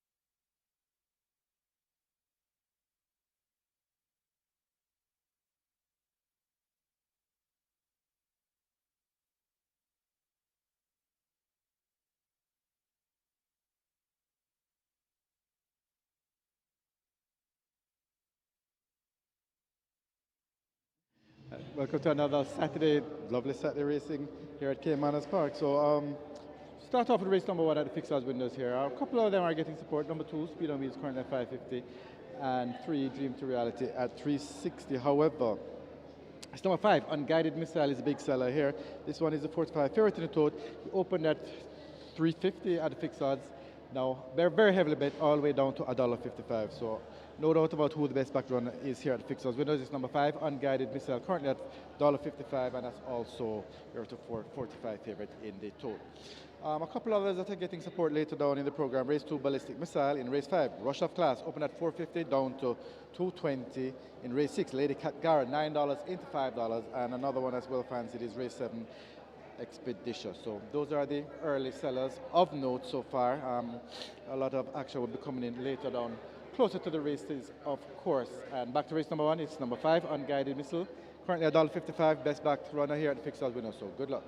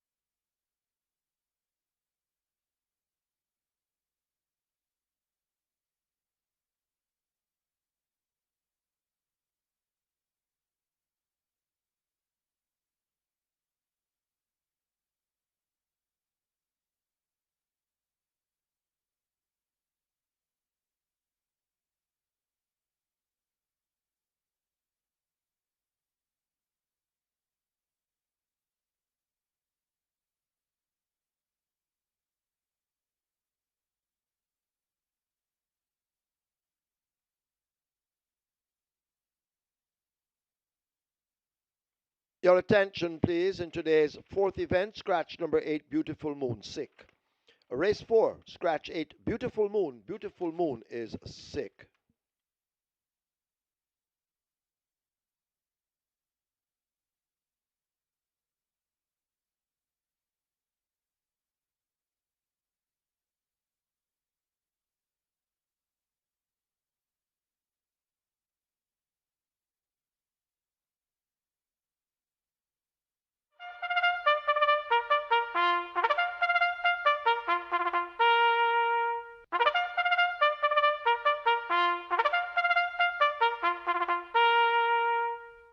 Horses that take the track for the first. It's a restricted allowance 5 for native bred 4-year-olds and up, non-winners of 2, and imported 4-year-olds and up, maidens the distance 1,000 meters or 5 furlongs straight. 4 Alkebulan make the weight 52.5 or 116.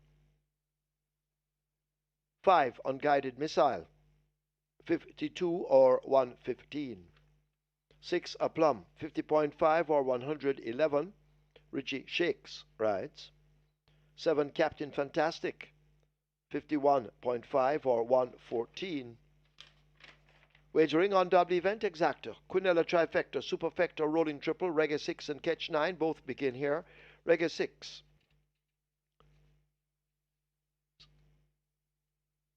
And Catch 9 both starting anew.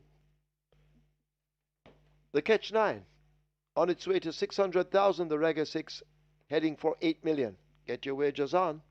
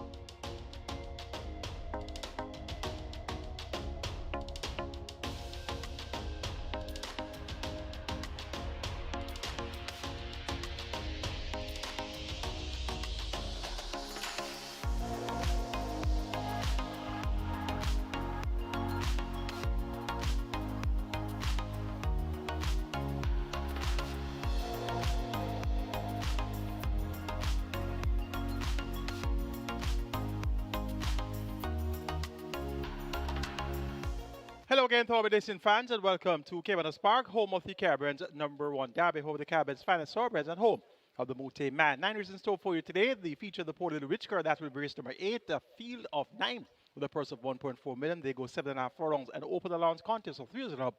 And that's going to be a humdinger of an event. Horse on the way to the gate for race number 1. Your regular 6 pool is at 8.3 million and climbing. Catch 9 pool at 650,000 and climbing. And we have a field of 8. These are restricted allowance 5 runners, native bred 4 years and up, nuns up 2, and 4 years and up maidens, imported maidens. And we have an imported maiden here making its debut, and that's Unguided Missile. She's a 4-year-old chestnut filly by Neolithic out of the exclusive quality dam, 777. And she's all the rage at 3 to 5, and she looked really well coming out onto the track. Emilia McLean riding for Robert Pearson and owner breeder Dr. Graham Brown. Unguided Missile worked well on the 3rd of August, 47.4 by 102 flat. She's expected to make short work of the opposition. Number 4, Al Kebelan, ran well up in class last time out. 5 to 1 the price here. Has speed, figure 8 fitted. Demar Williams, he rides for Errol Burke. Number 3, Dream to Reality, gets 3 to 1. Dane Dawkins rides for Sacklin. Roman Blinkers fitted as well. And this one, 1 over 4 on straight. When this is in the maiden tag, 3 to 1 the price there. Speed on Wheels, 4 to 1, was a 9.5 length winner on debut February 2024. Had a break for 1 year before returning this year, 2025. And was second by neck last time out to the imported Siempre Valiente. So Speed on Wheels also worthy of serious consideration here. Make it 5, 4, 3, and 2. Unguided Missile to get the better of Al Kebelan, Dream to Reality, and Speed on Wheels. Limited time remains. Get your wagers on now and best of luck.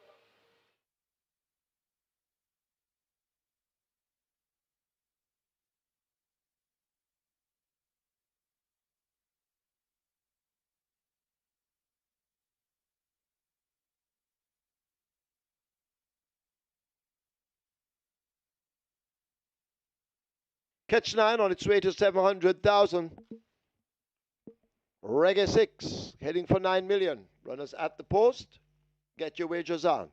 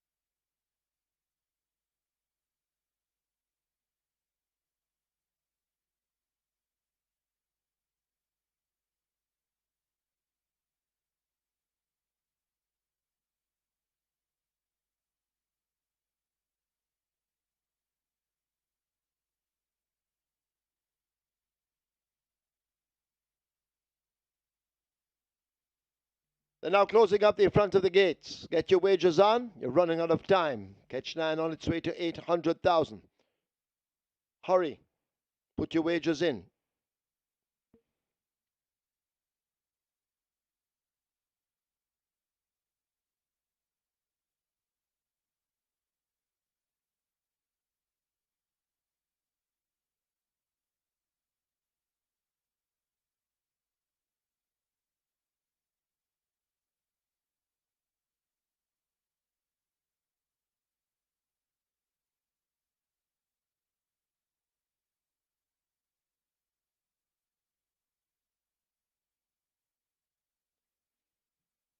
This is the first of 9 and the first one in.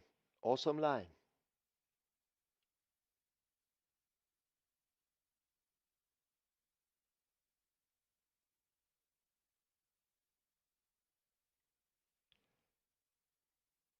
The grey Speed on Wheels loads at 2. Coming into 3, Dream to Reality. Dane Dawkins riding. And of course, we must congratulate Shane Ellis on his national honor. Well deserved, Shane. Dream to Reality goes in. Unguided Missile, the 4-5 favorite Emilio McLean. They try to load at 5. So loading up on the way.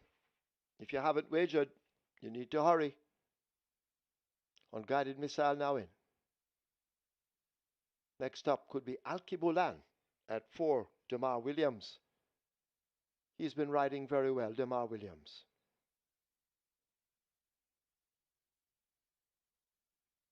We wait on Gilroy, a plum, Captain Fantastic. A plum, the rider, of course, Richie Shakes, getting a chance ride. A plum is in. Here comes Captain Fantastic. 18-1. And Gilroy will be the final one.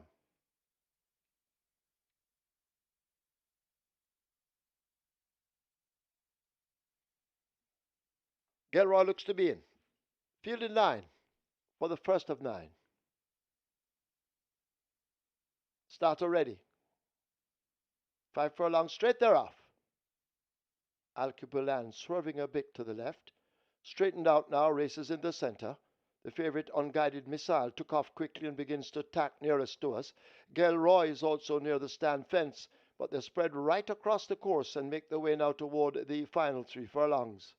Gilroy nearest to us may just have that overall lead. Unguided Missile will have to run on. Alkebulan in the orange race is close to Unguided Missile. These are the 3 main contenders. Plum is in the gold silks in behind with more work to do. Captain Fantastic in the white also running the near rail, but it is Gilroy who has that lead. Alkebulan now pressing home an attack. On the far side, Dream to Reality trying to close up, but Gilroy continues to have the lead. Approaching the final furlong, it is Gilroy driven flat to the boards. Here now is Alkebulan kicking in the center. Alkebulan traveling well. Gilroy and Alkebulan, and now Alkebulan points inside the last 16th. It is Alkebulan beginning to come away from them. Alkebulan and Demar Williams take the first by 5 or more. Gilroy's next. Dream to Reality is third. Could be Captain Fantastic over a plum.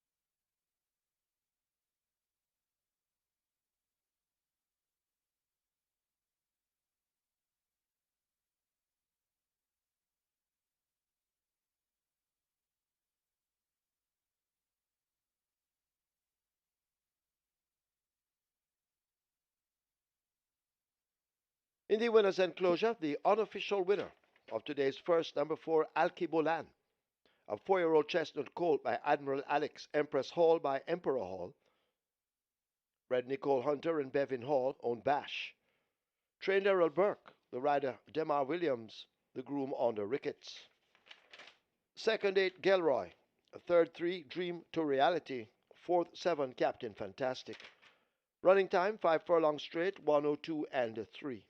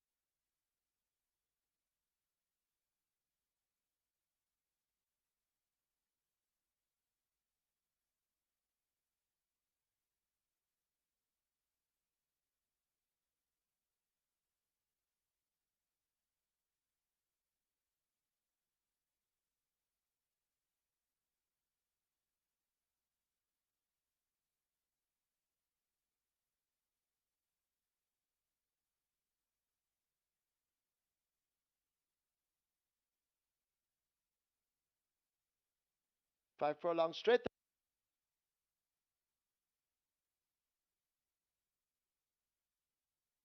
A testing barn, 4, Alkebulan. 7, Captain Fantastic. 4 and 7 both go to be tested. Splits 24-1, 48-3. They raced 5 furlongs straight in 102.3. The margins 4 and 3/4 by 2. 5 furlongs straight, they're off. Alkebulan swerving a bit to the left. Straightened out now, races in the center. The favourite Unguided Missile took off quickly and begins to tack nearest to us. Gelroy is also near the stand fence, but they spread right across the course and make their way now toward the final 3 furlongs. Gelroy nearest to us may just have that overall lead. Unguided Missile will have to run on. Alkebulan in the orange race is close to Unguided Missile. These are the 3 main contenders. Plum is in the gold silks in behind with more work to do. Captain Fantastic in the white also running the near rail, but it is Gelroy who has that lead. Alkebulan now pressing home an attack. On the far side, Dream to Reality trying to close up, but Gelroy continues to have the lead. Approaching the final furlong, it is Gelroy driven flat to the boards. Here now is Alkebulan kicking in the center. Alkebulan traveling well. Gelroy and Alkebulan, and now Alkebulan points inside the last 16th. It is Alkebulan beginning to come away from them. Alkebulan and Demar Williams take the first by 5 or more. Gelroy's next. Dream to Reality is third. Could be Captain Fantastic over a Plum.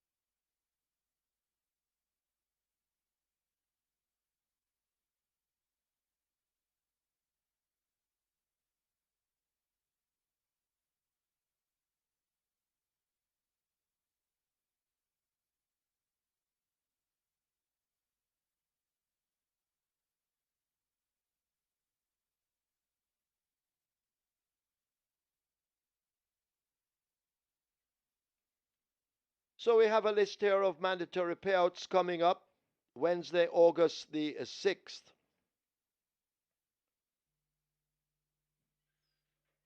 And of course, that went already. That was the Reggae 6.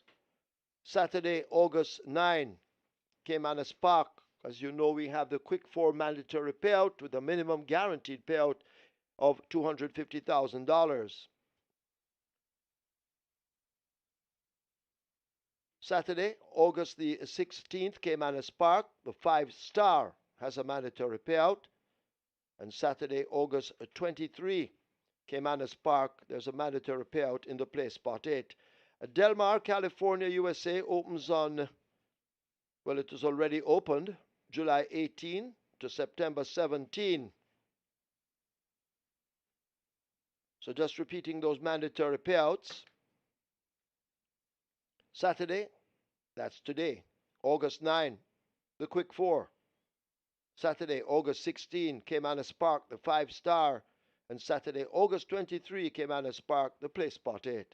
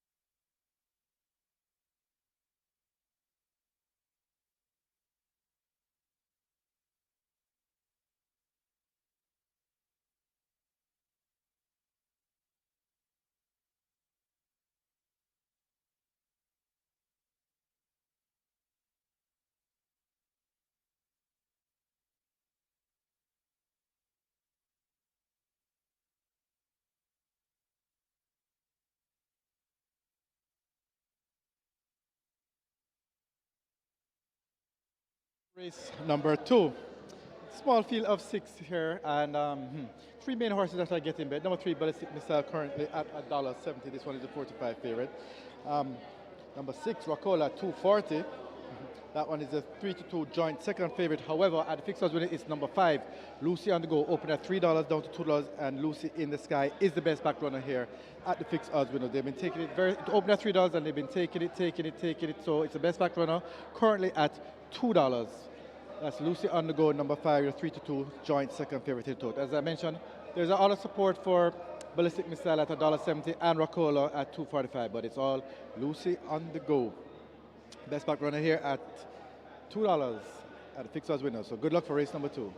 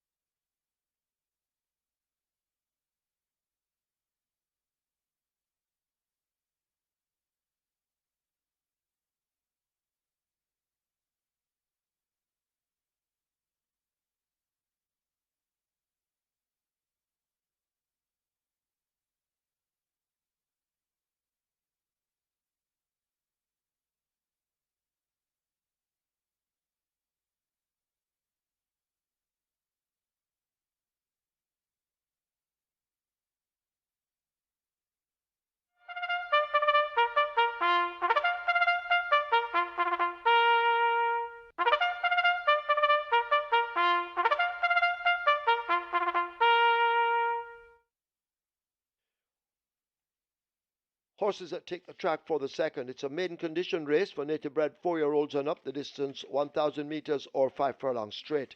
Number 1, Sensational Gift, 53 kilos or 117 pounds. 2, Warrior Stomp, 52.5 or 116. Make the rider Rotage Marware. 6, Rockola, 51.5 or 114. Wagering offered on double event, exacta trifecta, a rolling triple. Play spot 8 and the mandatory payout in the quick 4. They both begin here. Play spot 8 has a single winner bonus in excess of $846,000. Play spot 8 heading for 700,000. Quick 4 on its way to 1.5 million. Get your wagers on.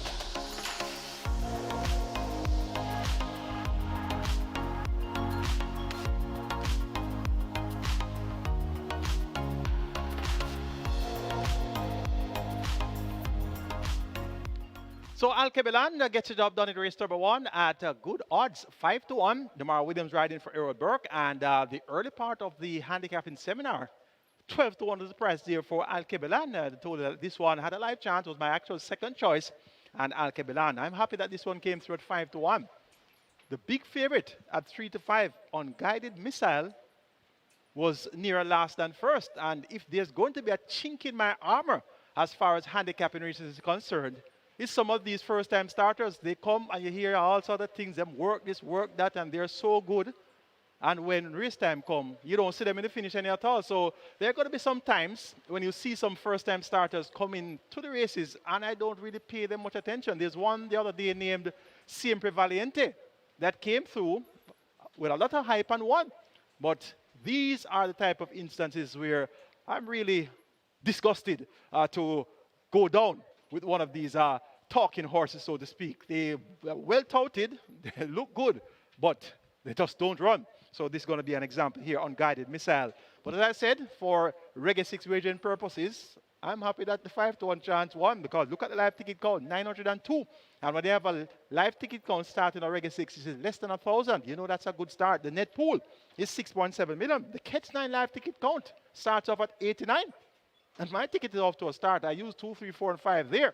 So I'm happy that Alkebelan came through at odds of 5-1. If it were on Guided Missile, you know that there would be like a couple thousand live tickets. Well, that's the aim. When you wager the exotics, you need the price horses to come through to be able to collect big bucks. Net pool in your Catch 9 over 600,000. Net pool in your Reggae 6 over 6.7 million. It's now on to the start of the mandatory payout quick 4. Congrats to the most recent loan winner, 1.9 million with a stake of 2,880. But it's still mandatory payout, and we have 1.6 million wagered already. In the place for the pool is at 650,000. Chance ride for number 2, that's Warrior Storm. Ratajmar Weir replaces Jaheim Anderson. Top selection goes to number 5, Lucy on the go. Debuted on the 15th of February, went up at 2-1, didn't do much behind Share de Jour, Valley of Love, and Girl the Butcher. Back here now, looking improved at exercise. Only one is maintains the mount for Peter Dunn-Passard. Blinkers taken off. Second time Lasix. Lucy on the go. Gets a vote. Rockout number 6 comes off a break since November. Has been second 5 of the last 6. So this one knocking at the door, but a long time off the break and 5 further straight. So questions abound here. 95 for third. Take it as make that for second. Number 3 Ballistic Missile at 65. Shane Ellis for Joseph Thomas last time out 3-5 and wasn't able to get the job done. Blinkers now removed. So this one should run well. Unguided Missile is still running. So Ballistic Missile, things don't look too good for you right now, but let's see if you can make up for the other missile that didn't fire at all. I'm going 5-3-6-4 in race 2. Lucy on the go, Ballistic Missile, Rockola. And for fourth, Girl is the Butcher.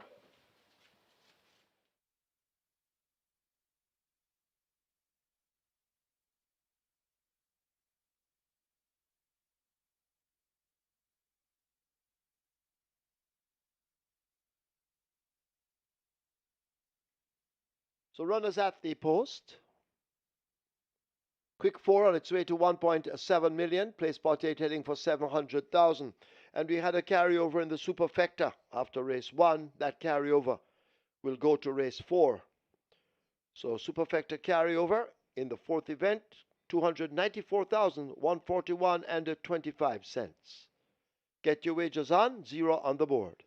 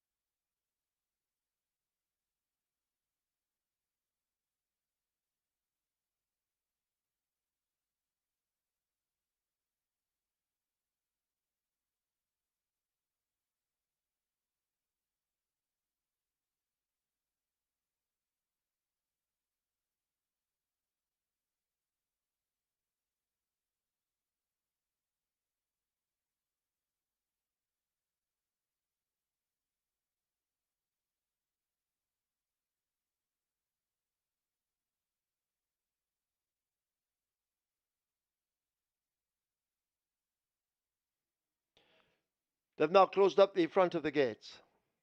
You need to get your wagers on if you haven't. The quick 4 on its way to 2 million. Place spot 8 heading for 800,000. Runners parading quietly. Get your wagers on.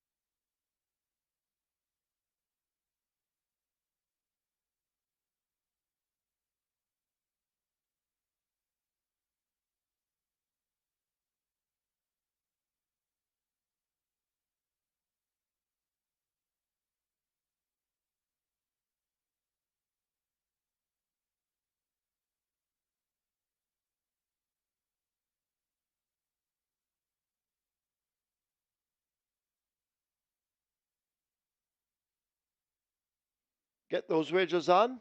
Loading up begins. Sensational Gift. The first one in. Demar Williams. He's looking for a double on the card. Warrior Stomp. We load at 2. Rotaj Marware.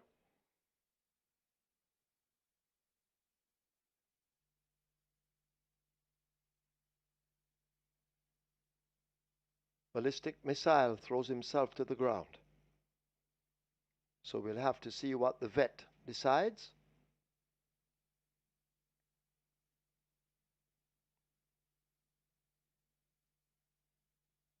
Ballistic Missile being led into gate 3. So Ballistic Missile will run. Shane Ellis will climb up.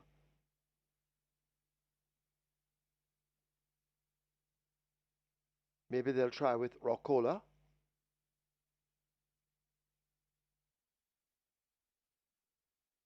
So 3 have loaded. 3 more to load.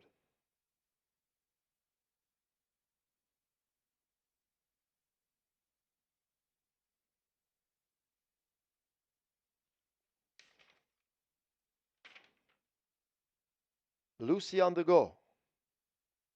They try with at 5. Gurley the Butcher has loaded at 4. Tanika Wolf riding.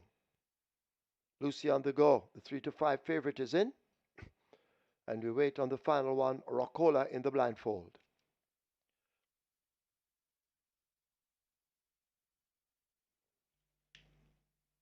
Rockola in. Field in 9. 5 furlong straight. Field of 6.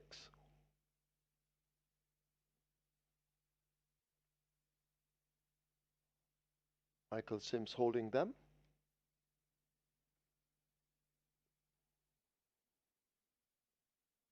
Starter ready now. They're off.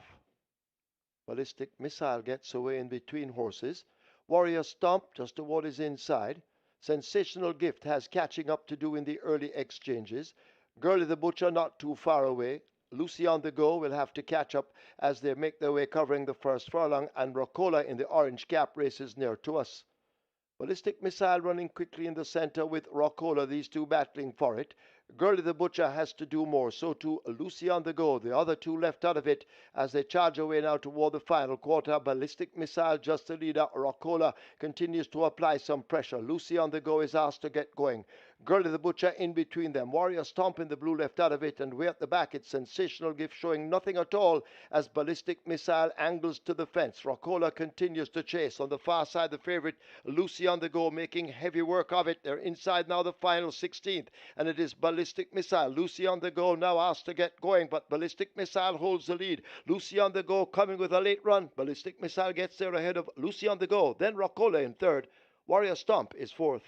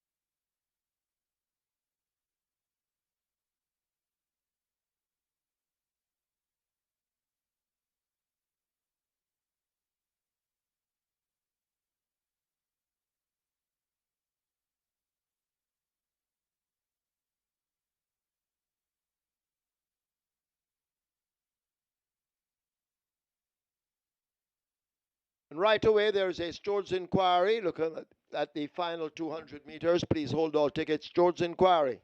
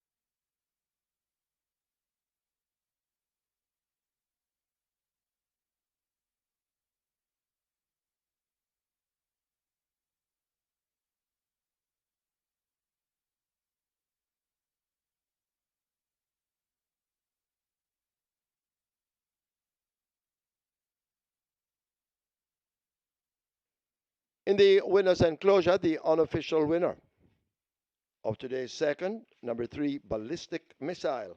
A 4-year-old bay colt by Patton Proud, Storm Girl by Stormcraft, bred Carl Samuda, owned K. Ann Thomas and Atlee Brown, trained Joseph Thomas, the rider Shane Ellis, the groom Andrew Bedward. Second, 5, Lucy on the Go. Third, 6, Rockola. Fourth, 2, Warrior Stomp.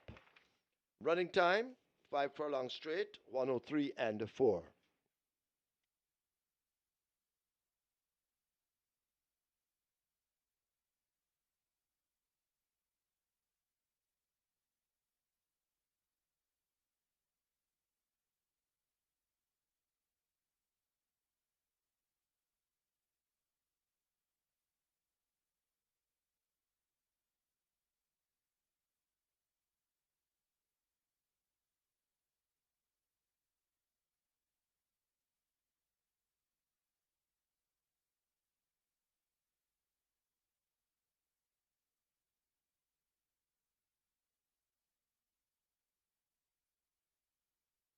So as well as the Stewards inquiry, there's now a jockey's objection. O'Neill Mullings on 5, objecting against first past the post, Shane Ellis and Ballistic Missile.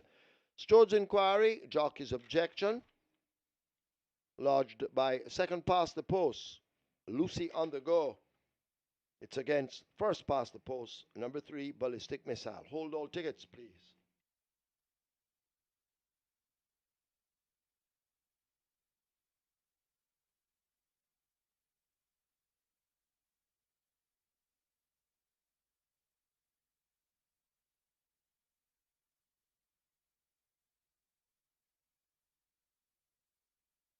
Ready now. They're off. Ballistic Missile gets away in between horses. Warrior Stomp just to what is inside. Sensational Gift has catching up to do in the early exchanges. Girlie the Butcher not too far away. Lucy on the Go will have to catch up as they make their way covering the first furlong, and Rockola in the orange cap races near to us. Ballistic Missile running quickly in the center with Rockola, these two battling for it. Girlie the Butcher has to do more, so too Lucy on the Go. The other two left out of it as they charge away now toward the final quarter. Ballistic Missile just the leader. Rockola continues to apply some pressure. Lucy on the Go is asked to get going. Girlie the Butcher in between them. Warrior Stomp in the blue left out of it, and way at the back it's Sensational Gift showing nothing at all as Ballistic Missile angles to the fence. Rockola continues to chase. On the far side, the favorite Lucy on the Go making heavy work of it. They're inside now the final 16th, and it is Ballistic Missile. Lucy on the Go now asked to get going, but Ballistic Missile holds the lead. Lucy on the Go coming with a late run. Ballistic Missile gets there ahead of Lucy on the Go. Then Rockola in third. Warrior Stomp is fourth.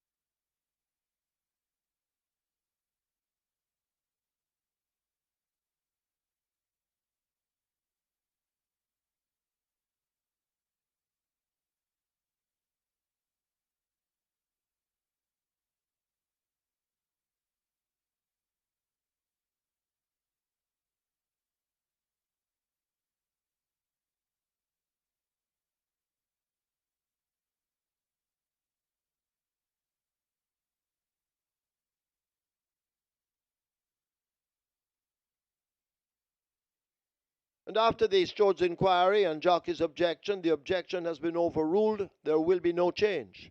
No change to the order of finish.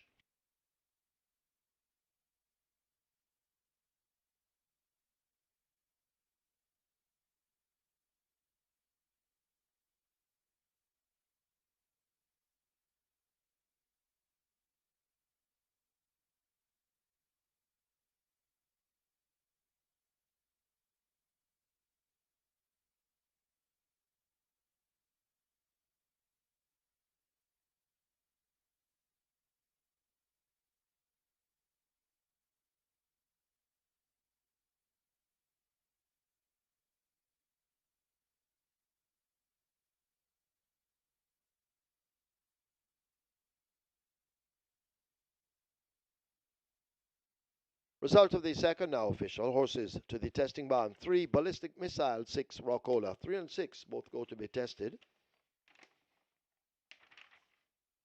Splits 24-3, 49-2. Final time 103.4. The margins 1.5 by 3.5.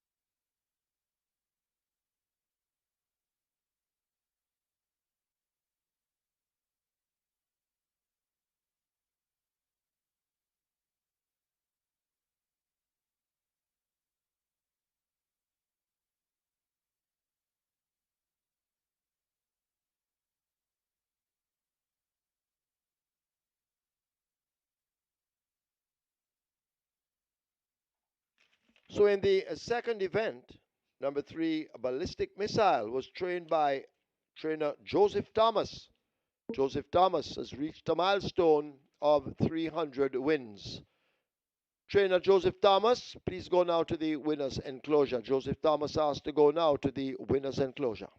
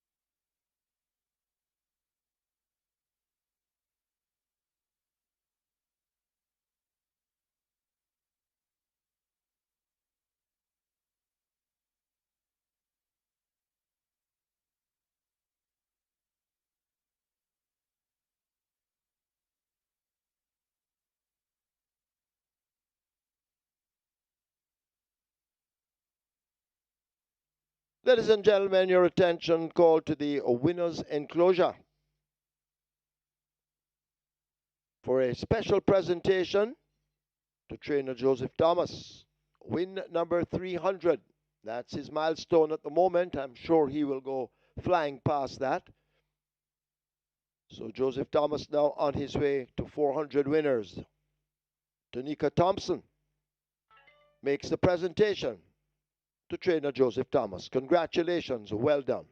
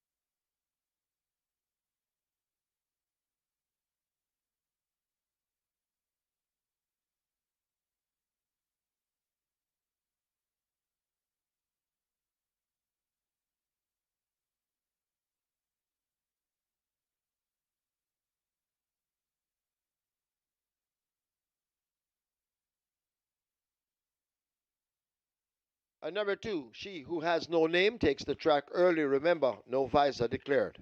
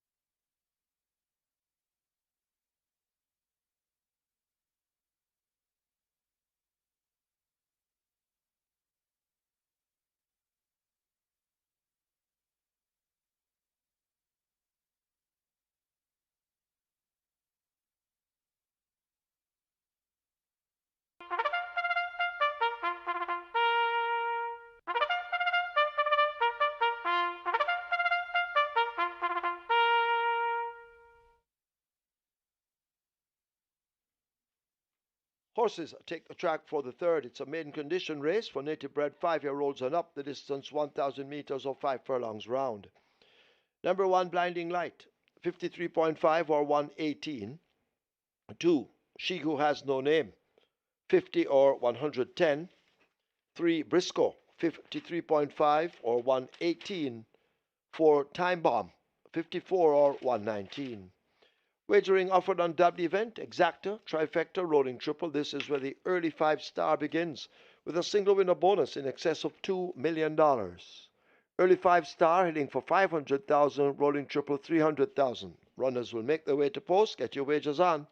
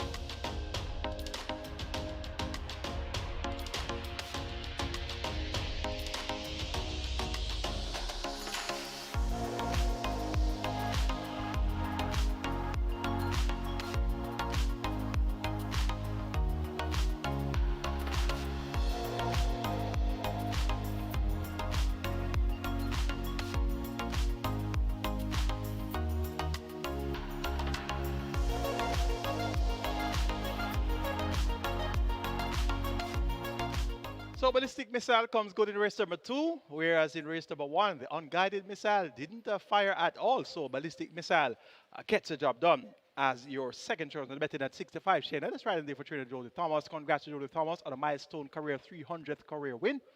And ballistic missile no longer made blinkers off, and that did the trick. Lucy on the goal came in second. Racola checked in third. Live ticket count on the regular 623. So after the first 2 legs, we started off leg number 1 with 902 live tickets, and that was won by a 5-1 chance Al Kebelan. Leg number 2 won by the 65 second chance of the betting, and we see the reduction from 902 to 623. Quite entertaining is it when you have your live ticket going and you see the number of live tickets going down and your ticket is still live. Oh my, the Reggae 6, so much fun indeed when you're winning. So we're now down to 623 live tickets and we have 4 legs remaining. Let's see how today will go. 48 tickets are running on the kids' time, coming down from 89. So the live ticket count reduced there, and the quick 4 live ticket count starts off on mandatory period there with 995 on board 1.368 million plus in that net pool. It's now on to the early 5-star, over 2,062,000 in that single winner bonus, and we have a minimum guarantee period of 300,000, a small field of 5, go 1,000 meters round. Let's take a look. Main condition race for 5 years and up. 700,000 in purse. Top selection for me goes to number 1, Blinding Light. Rotage Marway rides for Gary Griffiths. Rotage Marway won his first race for Gary Griffiths' horse, and that was a horse by the name of Ruby's Night. So Blinding Light at 3-1 looks good here. Comes around the bend, has raced among open company at the 200,000 level 3 of the last 5 races.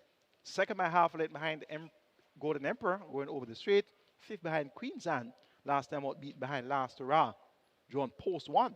So John Post 1 again, but it's 5 rounds this time around. Looking forward to this Blinded Light to be finishing best of all from just off the pace. Number 5 is Empress in the Breeze. She's a 3-5 favorite, has had many chances, has been second on quite a few occasions out of the last 10, actually second on 4 of the last 10, and has through a couple of clinkers as well. So not quite sure exactly what you're going to get here from Empress in the Breeze, but she's coming off a break since the 17th of May.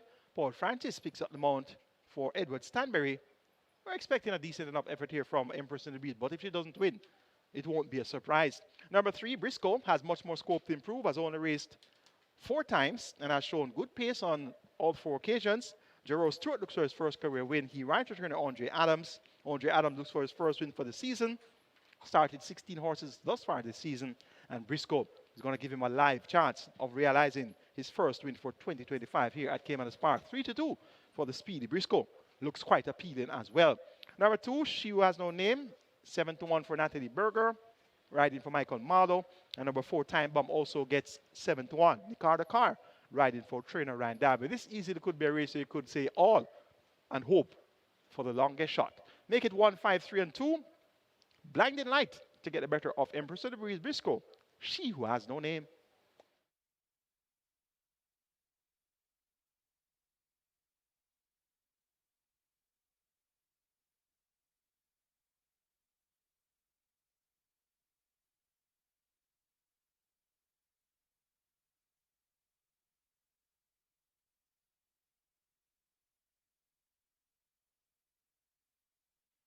Runners now at the post. Early 5-star on its way to 600,000, rolling triple 400,000. Get your wagers on. Loading up, about to begin. They're closing up the front of the gates.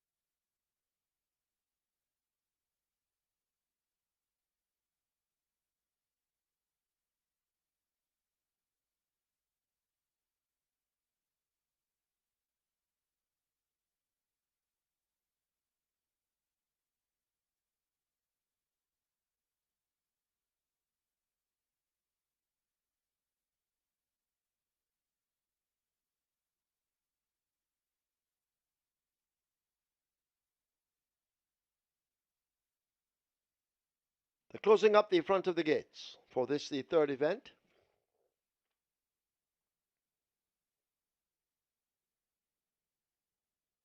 Early 5-star now on its way to 800,000. Rolling triple heading for 500,000. Get your wagers on.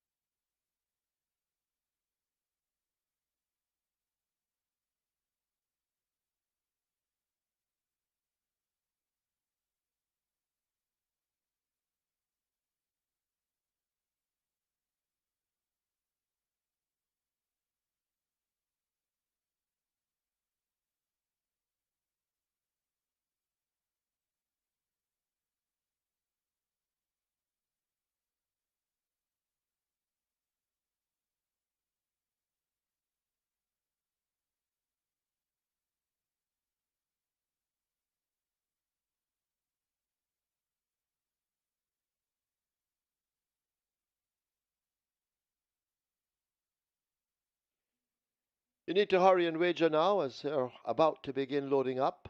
She who has no name giving all sorts of trouble. Natalie Berger is off and waiting. The rest walking quietly behind. But if you haven't wagered, you need to hurry and do so.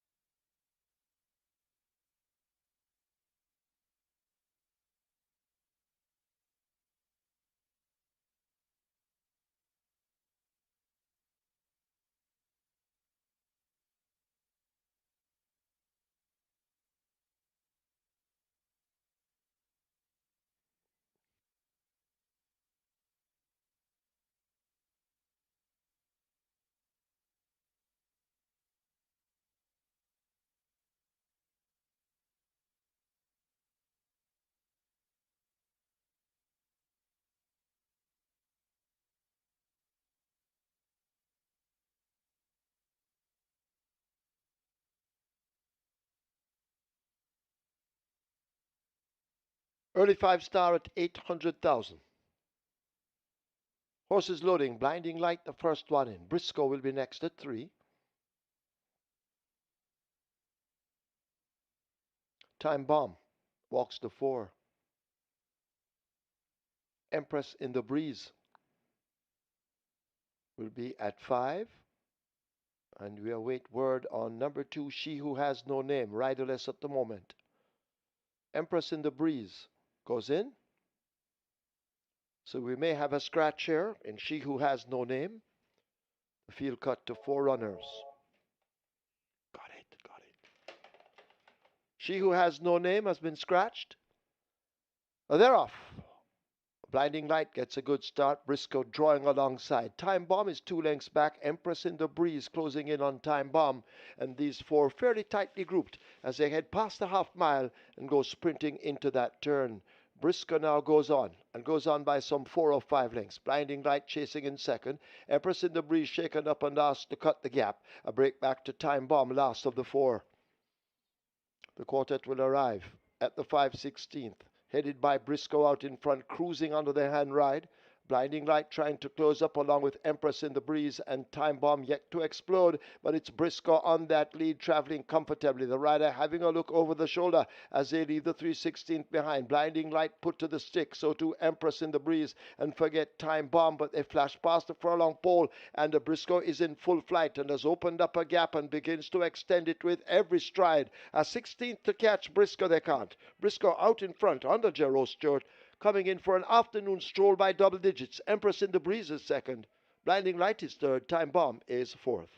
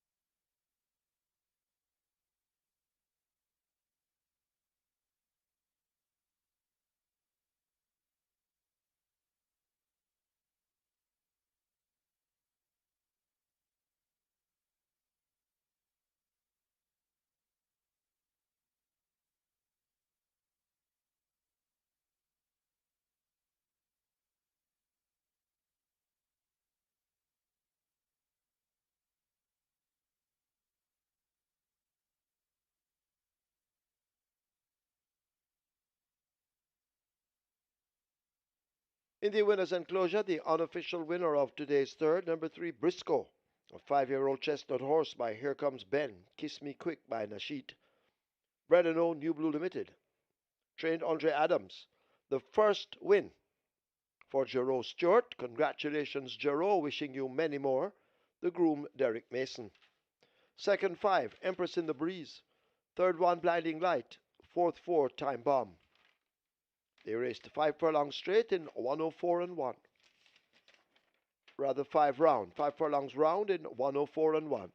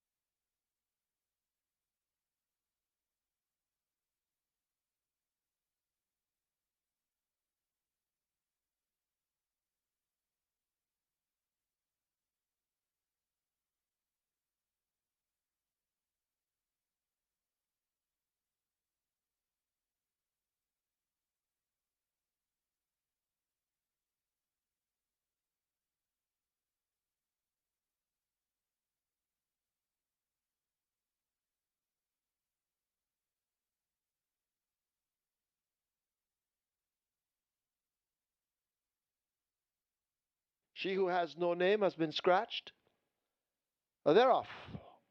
Blinding Light gets a good start. Briscoe drawing alongside. Time Bomb is 2 lengths back. Empress in the Breeze closing in on Time Bomb. And these 4 fairly tightly grouped as they head past the half mile and go sprinting into that turn. Briscoe now goes on by some 4 or 5 lengths. Blinding Light chasing in second. Empress in the Breeze shaken up and asked to cut the gap. A break back to Time Bomb, last of the 4. The quartet will arrive at the 5/16th, headed by Briscoe out in front, cruising under the hand ride.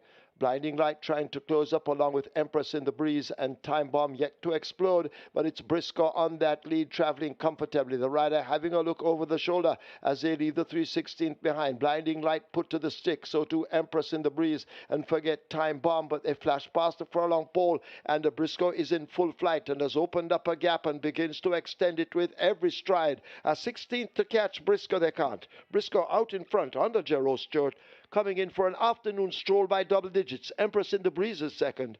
Blinding Light is third. Time Bomb is fourth.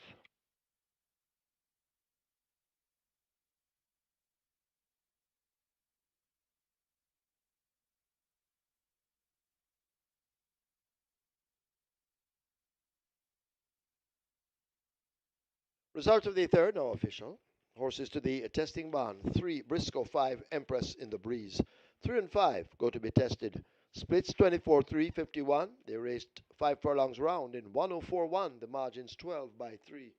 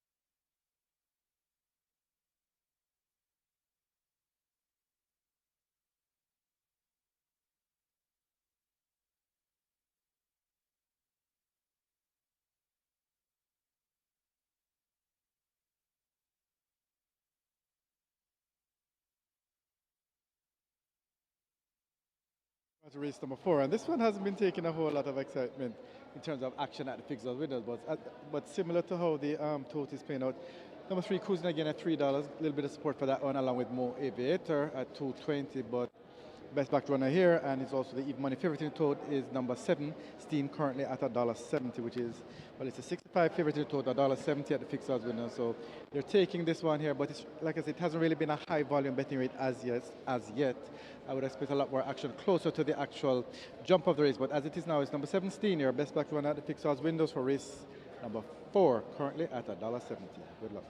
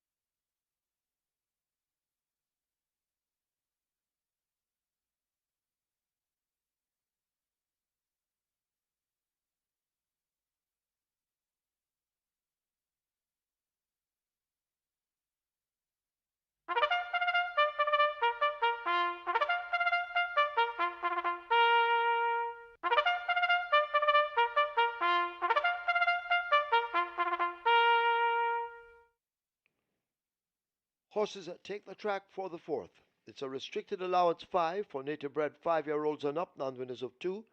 And imported 5-year-olds and up, maidens the distance 1100 meters or 5.5 furlongs. One legal opportunity, 52.5 kilos or 116 pounds. 5, Mr. Wonderful, 49.5 or 109. 6, Storm Boy, 51.5 or 114. 7, Steen, 54.5 or 120. Scratch 8, Beautiful Moon, sick. Wagering offered on double event exacta, quinella, trifecta, superfecta, rolling triple. The superfecta has a carryover just short of $300,000. The Twilight 6 begins here. Twilight 6 on its way to 7 million. Get your wagers on.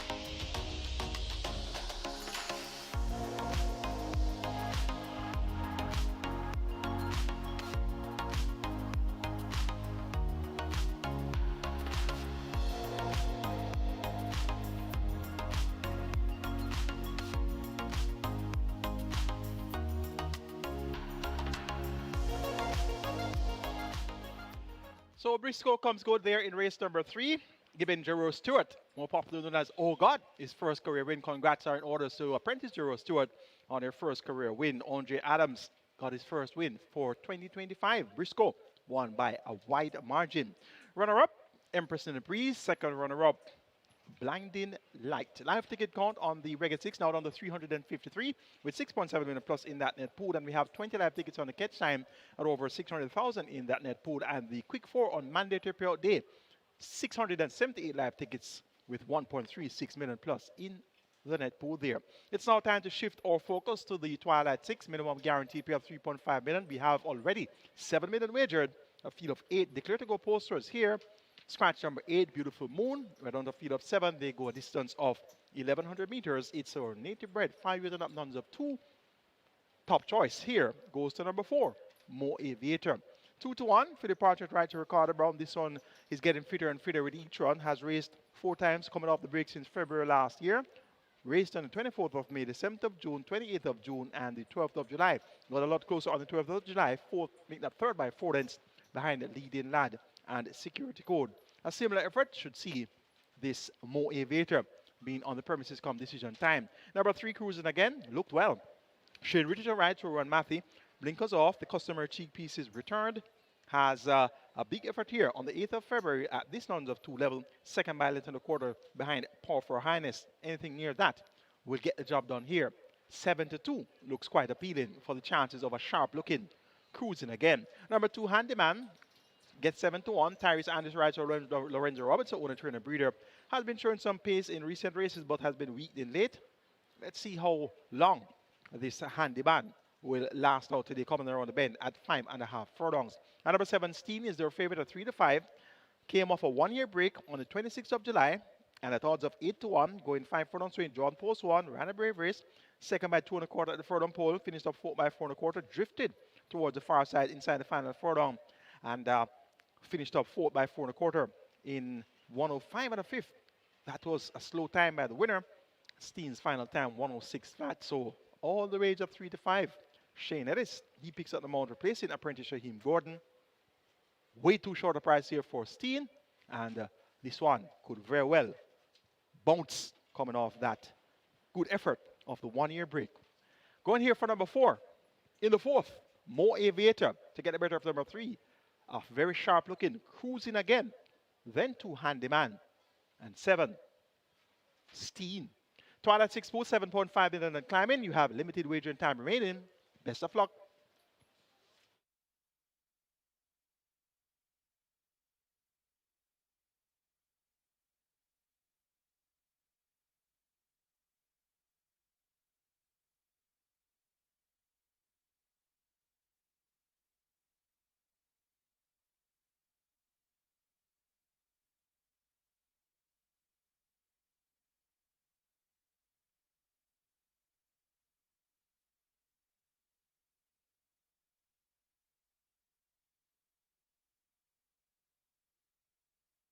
Runners at the post. Twilight 6 on its way to $8 million. Remember the carryover in the superfecta, almost $300,000. Get your wagers on.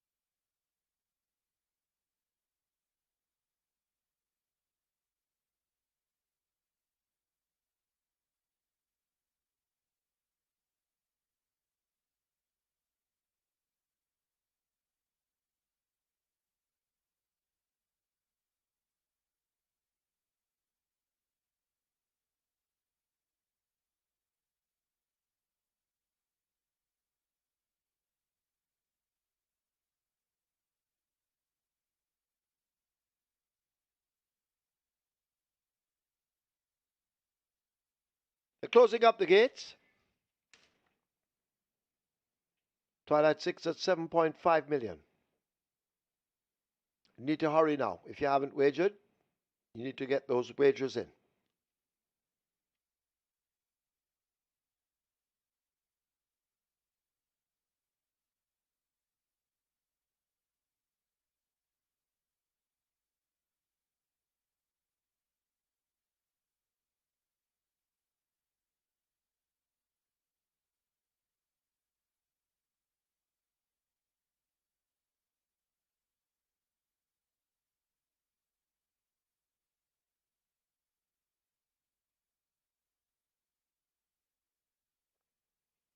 Horse is now loading. Handyman the first one in. Cruising again will join at 3. Mo Aviator being led to 4.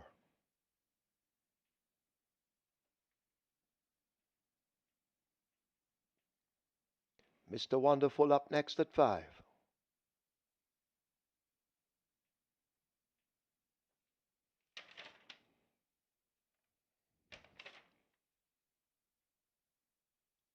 Rider coming off Storm Boy to load at 6.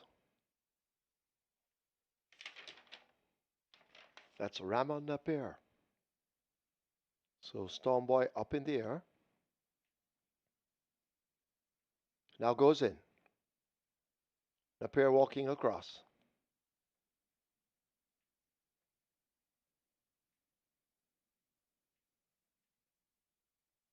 Two to load. Legal Opportunity and Aaron Shatry and the favorite Steen with Shane Ellis. Shane Ellis already has one. He's looking for a double on the card.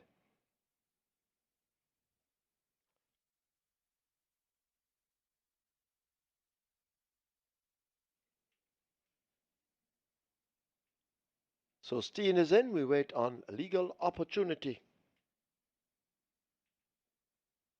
to get the fourth underway.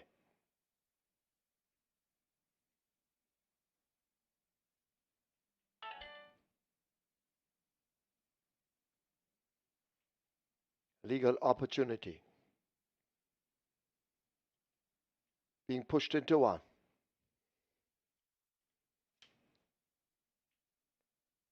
Legal Opportunity is in. Field in 9, 5.5 furlongs. Starter ready. They're off. Legal Opportunity. Eject button pressed and Aaron Shatry's on the ground. The field charge away, leaving the 5. Storm Boy heads the field with a 2-length advantage. Mr. Wonderful chasing, cruising again another length and a piece back. As they make their way to the half mile, they're there now and go rushing into the turn. Steen now moving down and begins to make ground. Mo Aviator toward the back, and last of all in the orange silks, that's Handyman as they're about to arrive at the 3. Storm Boy attempting to slip away from the field with a 4-length lead, chased by cruising again, Mr. Wonderful almost alongside. Steen continues to make steady progress. Mo Aviator is under a drive, second from the back, and Handyman continues to run last as Storm Boy comes blowing into the top of the lane with that lead. Cruising again, let loose on the outside. Ellis now asking Steen to really go down against the rail, but cruising again grabs a hold of Storm Boy, and cruising again snatches that lead. Steen is on the rail, continuing to make progress, but it's cruising again out in front. Storm Boy and Steen now battling for what look to be minor shares. They're inside the final 16th. It's cruising again and Shane Richardson holding them off. Cruising again will take the 4th by maybe 3 lengths. Storm Boy second. Mo Aviator running on strong is third. Steen looks to have just held off Handyman for 4th.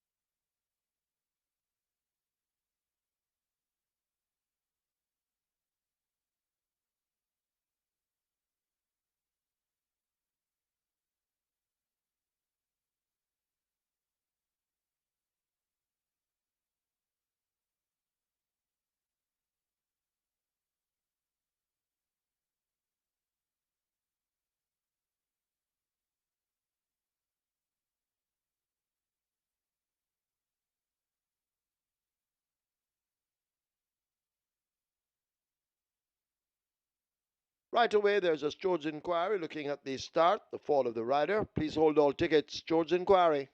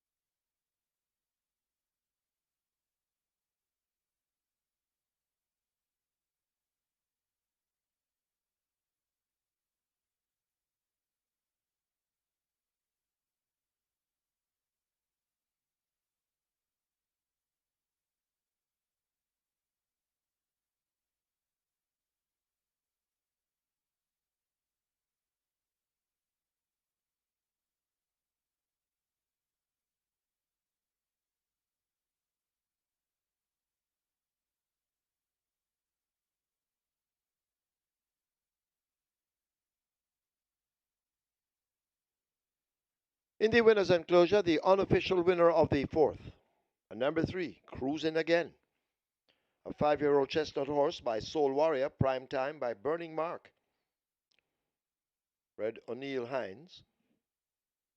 Owned In Front Racing. Train Rowan Matthew Jr.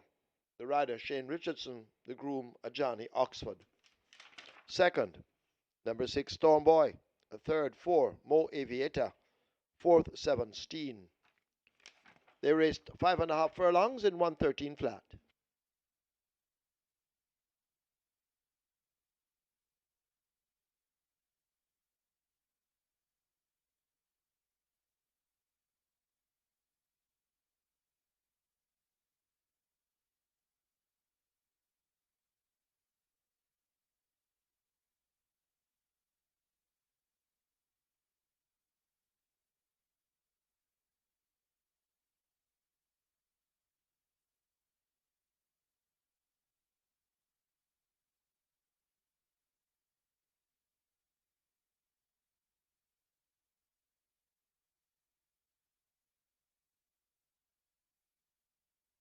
And after this George inquiry, there will be no change. No change to the order of finish.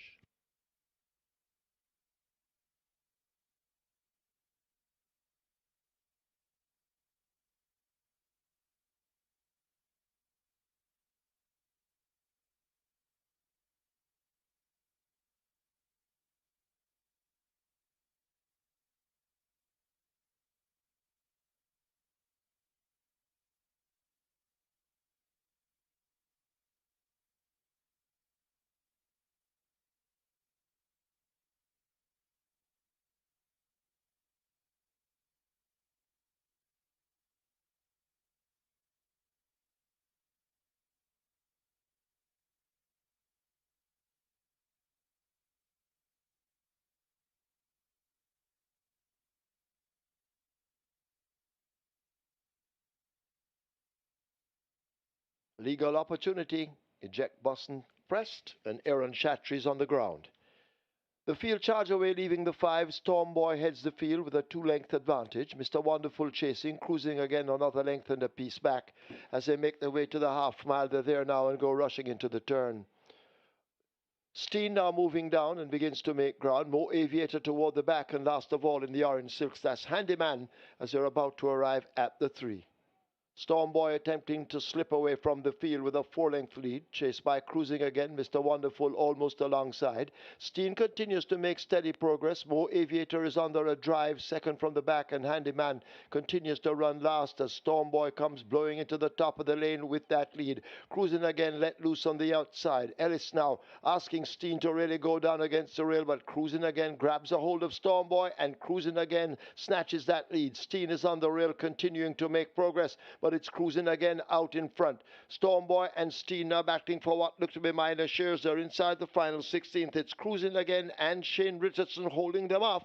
Cruising Again will take the fourth by maybe 3 lengths. Stormboy second. Mo Aviator running on strong is third. Steen looks to have just held off Handyman for fourth.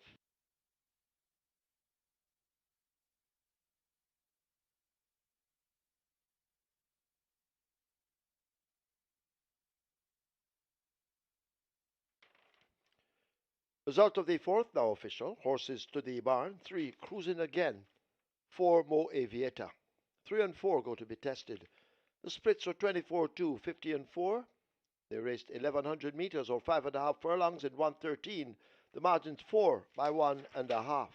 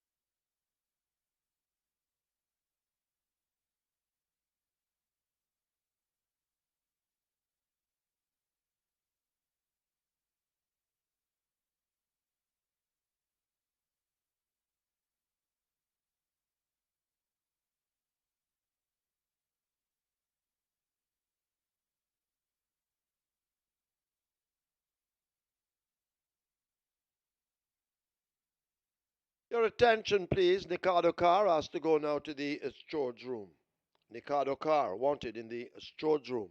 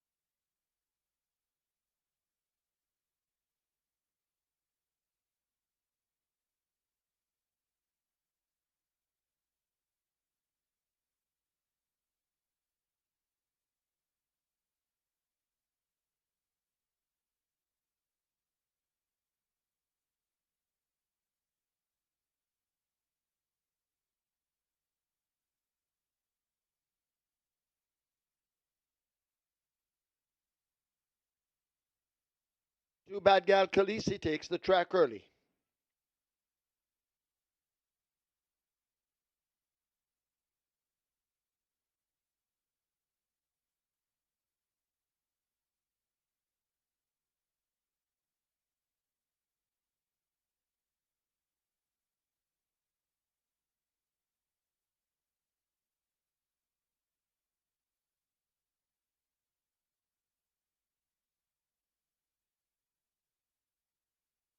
Seven Life is Light also takes the track early.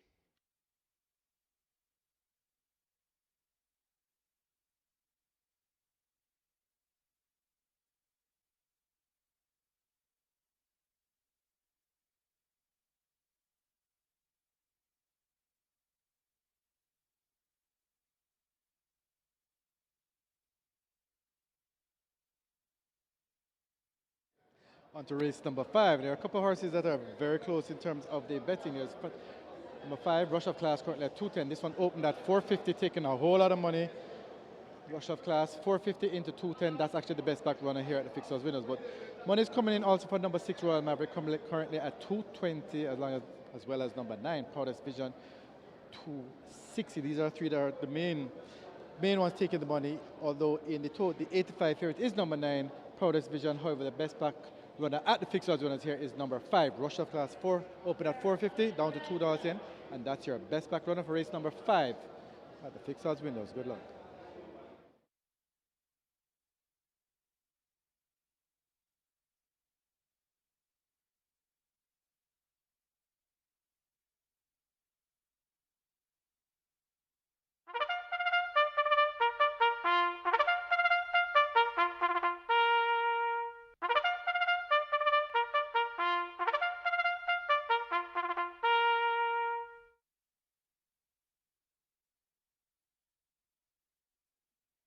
Horses that take the track for the 5th. It's a maiden condition race for native bred 3-year-olds. The distance 1100 meters or 5.5 furlongs. Scratch number 1, 1 code lame. 3, Chasing My Dream, 51.5 or 114. 7, Life is Light, 53 or 117. 2, Giant Vigorous, 8, Giant Vigorous, 52 or 115. 9, Proudest Vision, 52 or 115. Wagering on double event, exacta, quinella, trifecta, superfecta, high 5, rolling triple, late 5 star begins here. High 5 has a carryover of almost $350,000. Get your wagers on. Rolling triple heading for 300,000, late 5 star 700,000. Runners make their way to post.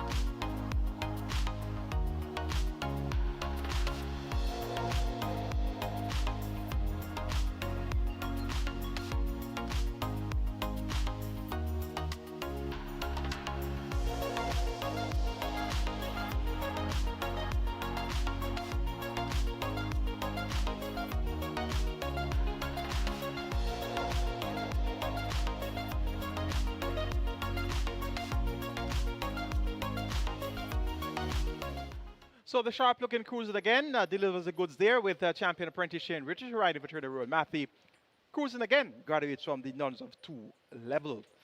Live ticket count on the Reggae 6 now down to 178 with 6.7 million plus in that net pool. And the Catch 9 on 5 live tickets, 600,000 plus in that net pool. And the Quick 4 on mandatory payout day, 336 live tickets with 1.36 million in that net pool. And the Twilight 6 starts off with 1,839 live tickets and 5.68 million plus in the net pool there. It's now on to the cash out leg of the Quick 4 and the start of the 8-5 star field of 8 given the scratch of number 1. One code. Maiden condition race on Interval 3 The purse is the 1,050,000. They go 1,100 meters or 5.5 furlongs. Top selection is number 9, Proudest Vision. Shaheem Gordon picks up the mount for Turner Carlton Collidum. Second by Shorthead last time out, beat by Legal Fight. Was some 7 3/4 clear of the second runner-up, Prince Ogilvy. Cuts back by half a furlong, gets an outside post, looks sharp and ready. Proudest Vision. 8-5 gets the vote. Number 4, Black Ringo, was at 5-2 on debut. Missed the break, so to stride, but coupled up, made a nice mid-race move and then the run petered out a bit, but it was a fairly decent effort. Now has second time late 6, and that run under his belt. Shane Ellis maintains him on 4, Turner Barrington Dawes. Black Ringo should get a lot closer, and 5-1 represents good value there. Number 3, Chasing My Dreams, it's a big odds, 15-1. Garvin Harris rides for Disney Costa. Worked well on the 26th of July. 4 furlongs in 47 flat. Didn't reproduce that type of run come racing on the 2nd of August, but appears to be a little bit high strung. And once she can get a lot of focus for this assignment, we could see her being prominent from a long way out. And number 5, Rush of Class, makes a debut, belated debut. He's a 3-year-old chestnut coat by Burn Identity out of the Love the Sea Dam, Princess Lorna. Bird Winston Frank Tracy owned PJP Racing Club, trained Dalton Sergio. O'Neill Mullins, the rider, and this one groomed by Cedric Hardware. And Rush of Class reportedly is of good worth. Worked 48 and a fifth of a second for a half mile, the first half mile there. And that was out the chute and did a mile in 1:49.1. So could require more than 5.5 furlongs to be at his best. But he looks quite fit, looks quite ready. 57 kilos, he's the top weight here. Could he be good enough to get the job done? Stable confidence is quite high at odds of 9-5. Your very strong second favorite. Make it 9, 4, 3, and 5. My order preference for race number 5. Proudest Vision over Black Ringo, Chasing My Dream, and Rush of Class.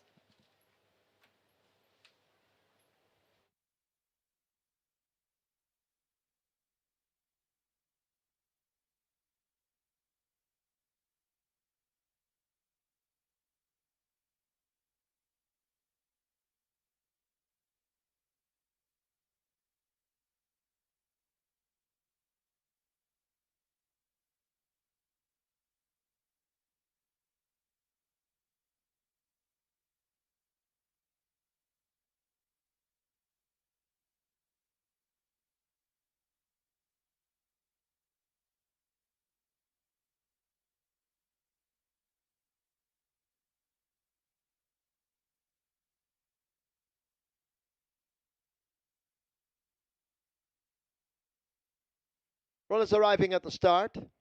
High 5, carry over. Almost 350,000 it's on its way to a million. So get your wagers on, runners at the post.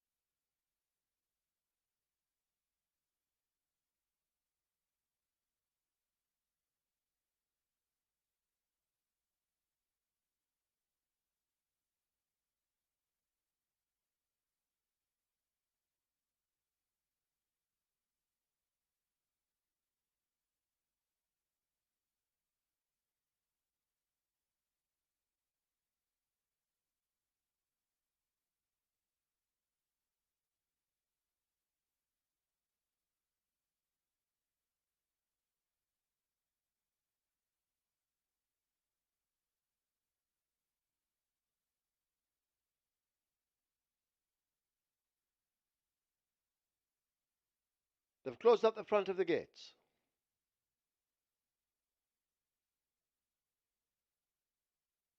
Trying with number 5, Rush of Glass, who wants none of it.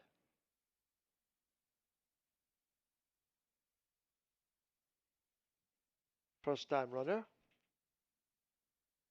Well supported at 2-1.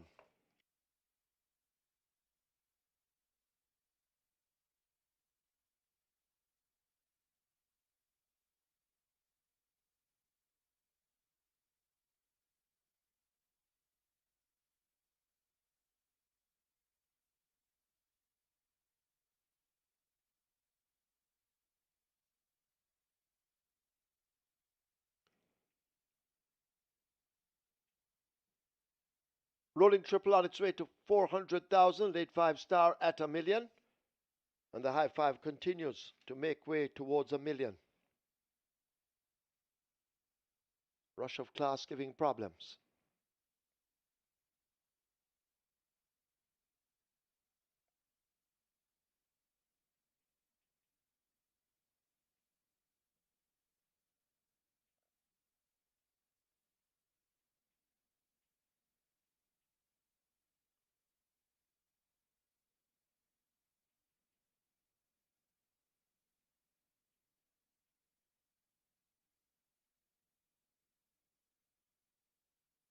So we wait on this Rush of Glass.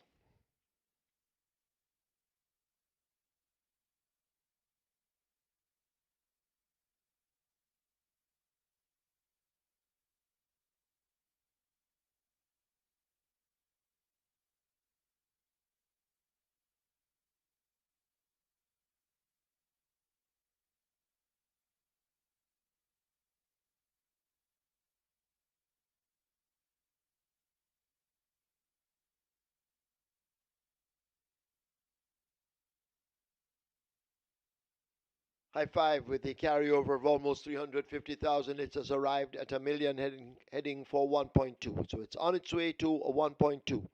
Get your wagers on.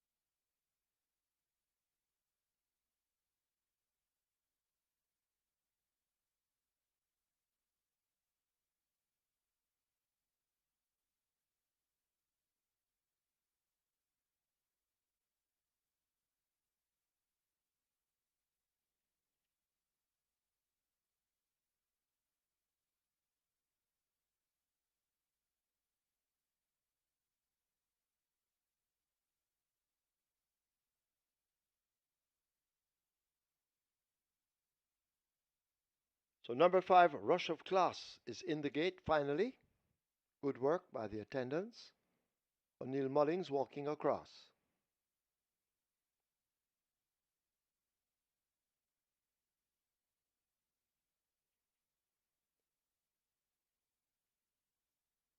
Bad Gal Khaleesi riderless, being led to 2. So loading up is underway.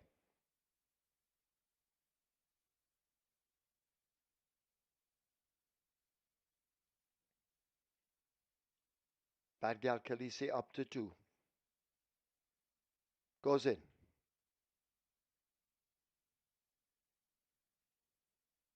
6 to load. Chasing My Dream from the Jason Acosta stable for his mother Elizabeth, coming up to 3.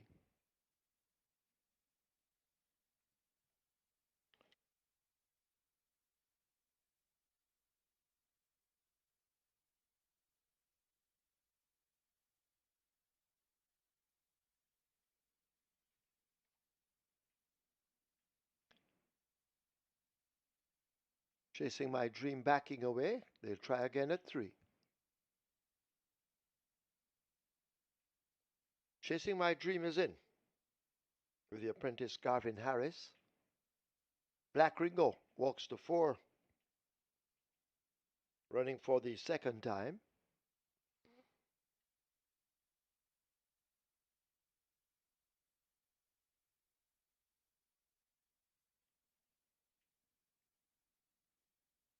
Next up, Giant Vigorous, riderless, being forced into 8. Tyrese Anderson will get seated. Proudest Vision will load at 9. Royal Maverick will load at 6.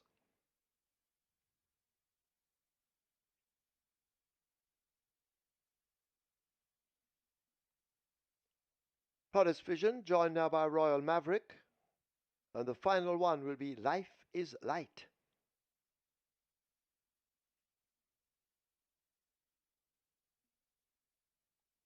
Rotterdam Weir riding.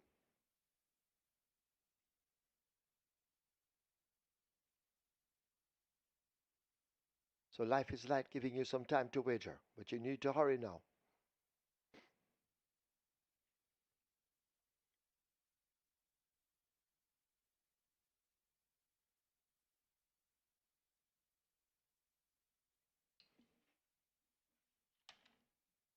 Life is Light, they try with again.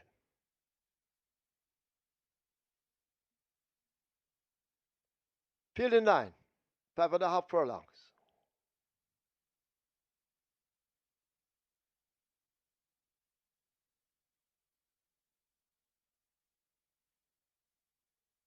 They're off. Bad Gal Khaleesi shades slowly out with Royal Maverick. Rush of Class, the troublemaker, now dashes through and gets that lead. Chasing My Dream goes in chase. Proudest Vision on the outside. Giant Vigorous in the red with the white sleeves races in 4th as they charge past the half mile. Life is Light beginning to make some progress. Black Ringo is next on the rail in the blue sleeves. Royal Maverick races up toward the back, and Bad Gal Khaleesi trails the field as they thunder past the 3 and head now toward the top of the lane. Rush of Class just a leader, tested now by Proudest Vision drawing alongside. These two making eye contact, and they will come into the lane with Rush of Class near the rail. The rider now becoming a busy person as they drive toward the final 3/16th, and Rush of Class continues to hold the advantage. Proudest Vision now applying vice-like pressure on the outside, and now Proudest Vision points over Rush of Class, fading back in second. It is Proudest Vision and Shaheem Gordon running away from them at the moment. Rush of Class switched just off the rail. Giant Vigorous and Royal Maverick trying to close up. It is Proudest Vision holding on to the advantage. They're all chasing in vain. Proudest Vision wins it over Royal Maverick. Then Rush of Class, Giant Vigorous, Life is Light is back in 5th.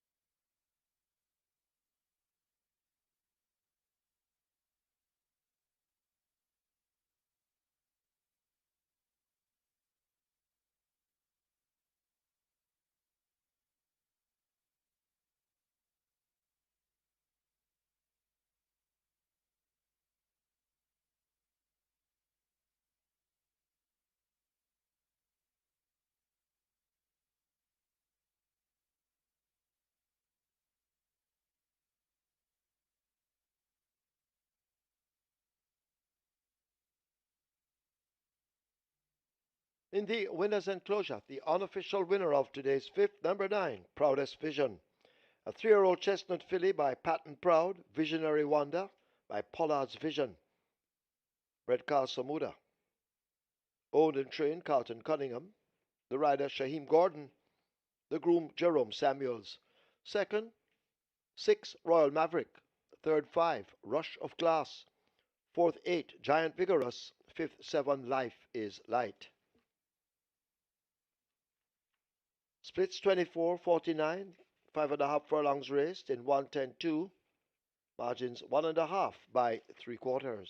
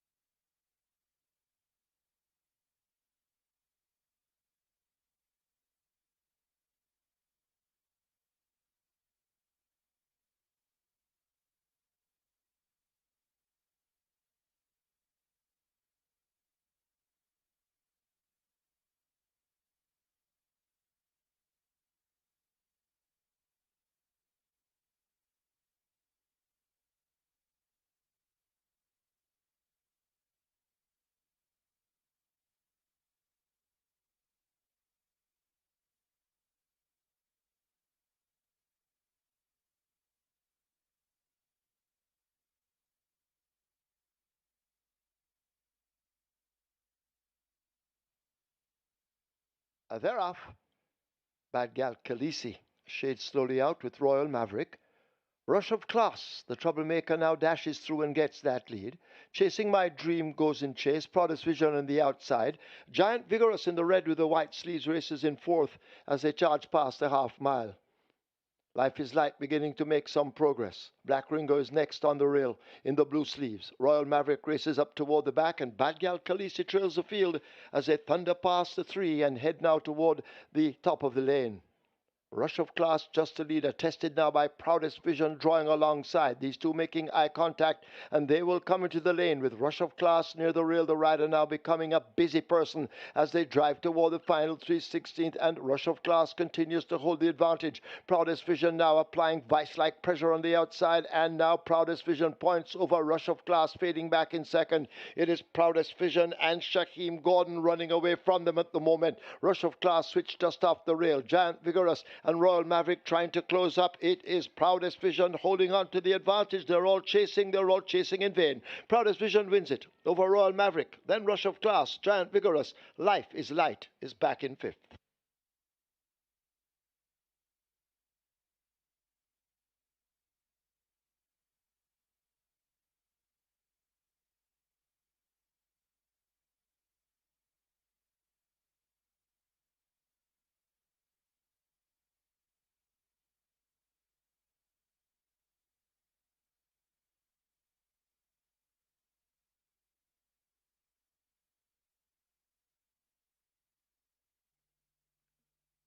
Result of the fifth now official. Horses to the testing barn. 7, Life is Light. 9, Proudest Vision. 7 and 9 both go to be tested. Splits 24-49. They raced 5.5 furlongs in 110-2. The margins 1.5 by 3/4. There were 336 winners of the Quick Four. Today was a mandatory payout, each receiving $4,074.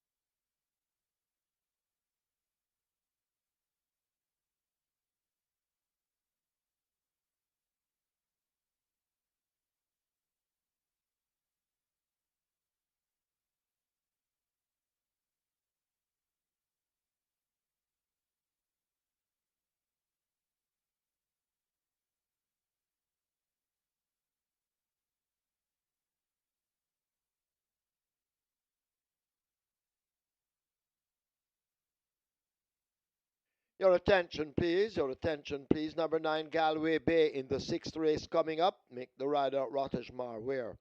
Rotterdam Wear rides Galway Bay, race 6, coming right up.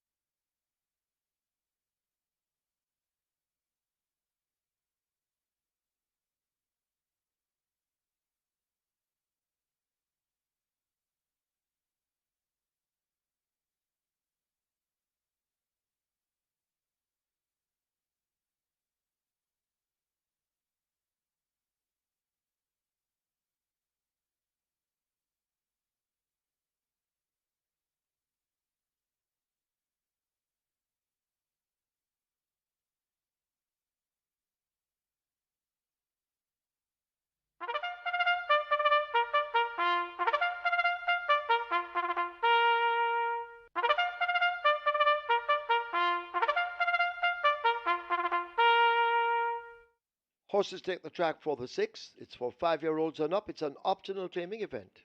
200,000 the tag.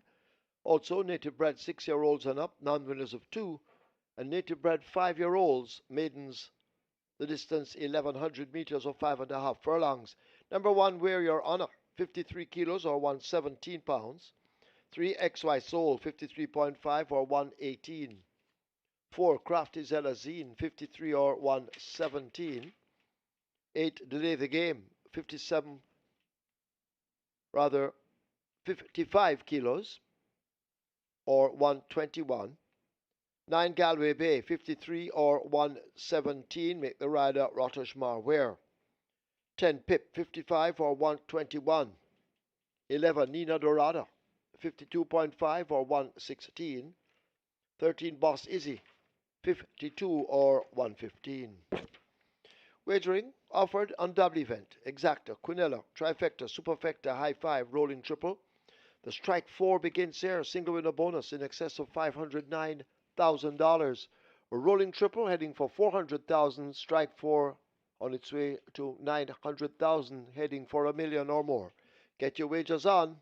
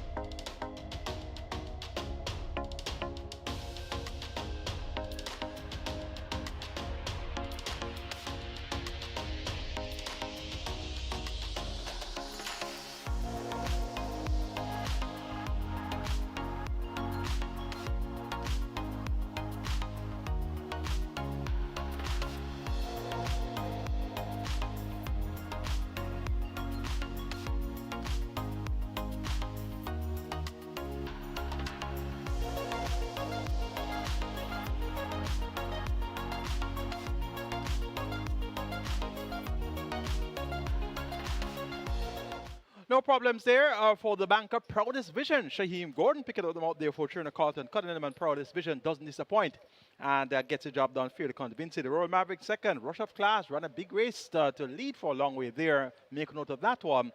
And that was his debut effort. Now I have to get count on the break coming into the cash out leg. 143 with 6.7 million plus in that net pool. Catch stand I have to get count down to 3 with 600 plus thousand in that net pool. And the quick four mandatory payout day. We had a dividend there of 4,074. So $4,074 there for the mandatory payout quick four. Twilight 6, I have ticket count 1,511 with 5.6 million plus in the Twilight 6 net pool. It's now on to the cash out leg of the Reggae 6, and we have a big field of 14 going a distance of 1,100 meters or 5.5 furlongs. It's for the lowest level of claiming 200,000. Let's take a look. Top selection is number 7, Excuse Me Goodbye. Can't be faulted on the score. This has pace. Pace makes a race. And now back among 200,000 claimers. Looks like it to be in front from the word go. The Wiley Coyote, Dick Cardenas, right to return of Fitzgerald Richards, also known as Treddy. Hood on, tongue tied taken off. And let's see if this combination of equipment will do the trick here. As soon as goodbye, I'm expecting this one to be carrying them from the word go. Number 10 is Pip. This one going 5.5 furlongs on the 17th of November last year, beating A Susan Goodbye and Dancing with the Cat. Has been over the straight course more often than not. 8 of the last 10 races have been over the straight. So quite capable coming around the corner as well. So we're going to keep this one on the right side. Look well. And 5-2 represents a fair value for the chances of Pip. Number 11 is Nina Dorada. This one gets 6-1. Capable at the 200,000 level any day. Now trained by Howard Bailey. Demar Williams rides. Look for an encouraging enough effort here from Nina Dorada. And last Dorada number 2, visor fitted for the first time. Dean Dawkins picks up the mount. The weight now 57 kilos. And he's going to be the actual top weight here, allowing weight all around. 7 years old, released the maiden tag on the 17th of May as a 7-year-old. Got a win since at the 200,000 level.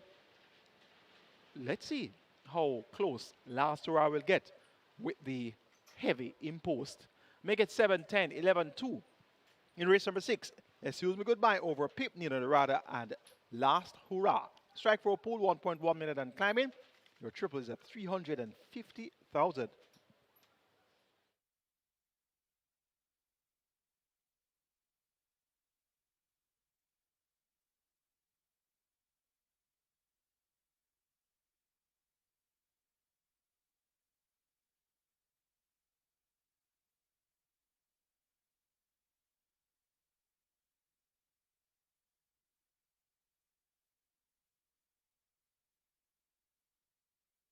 Information now coming through. O'Neill Mullings finished for the day, will not be riding for the day. Trainers who had booked the services of O'Neill Mullings, please make other arrangements and contact the stewards. O'Neill Mullings finished for the afternoon.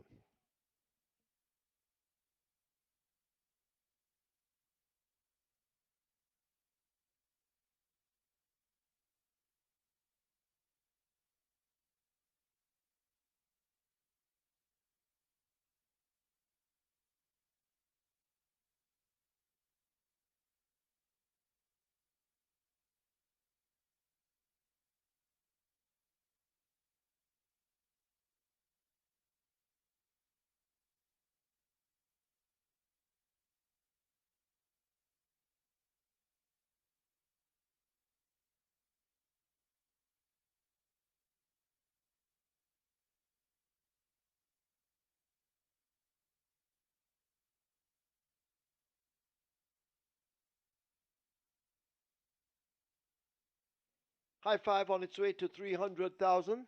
Runners are at the post. Rolling triple heading for 400,000. Strike 4 now surpassing 1.1 and climbing. Get your wagers on.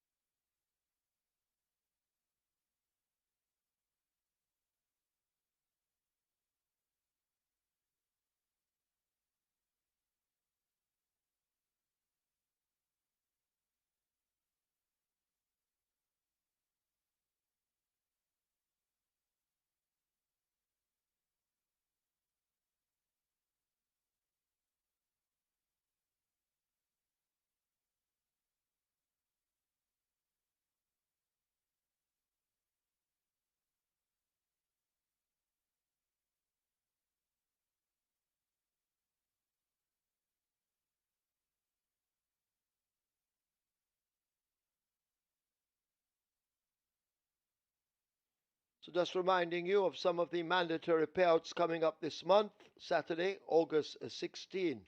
Caymanas Park, you have the 5-star. And Saturday, August the 23rd, Caymanas Park, the place spot 8. You need to get your wagers on now. Any moment now, they will begin to close the gates.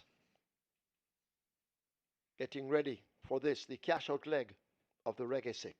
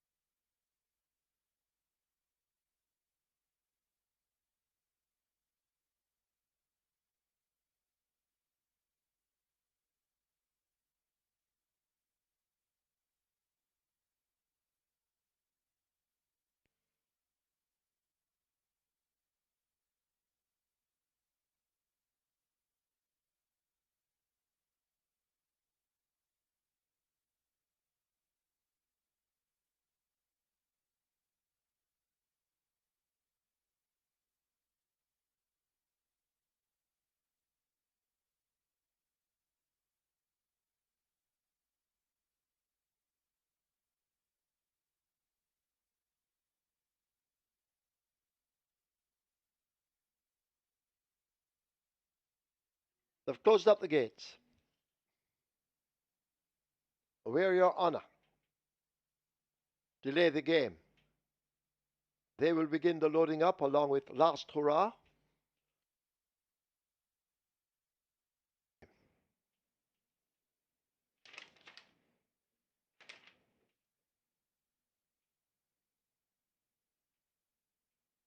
Up goes Ramon Napier.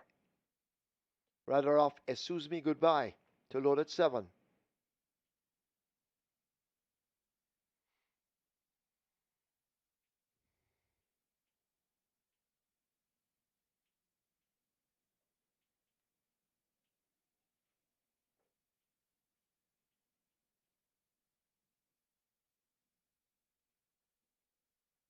Nine to load. Galway Bay heads for 9. Galway Bay goes in. Pip walking to 10.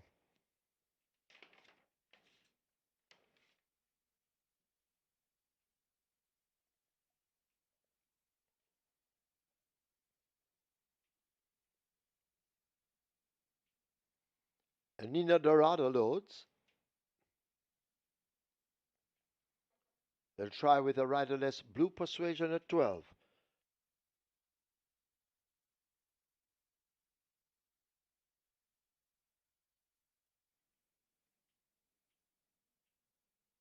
Lady Katgara and Andrew Wright.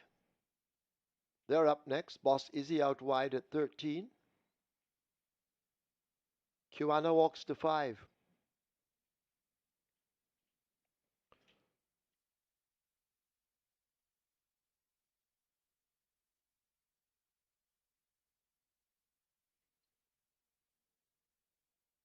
Mr. Lyndhurst to 14.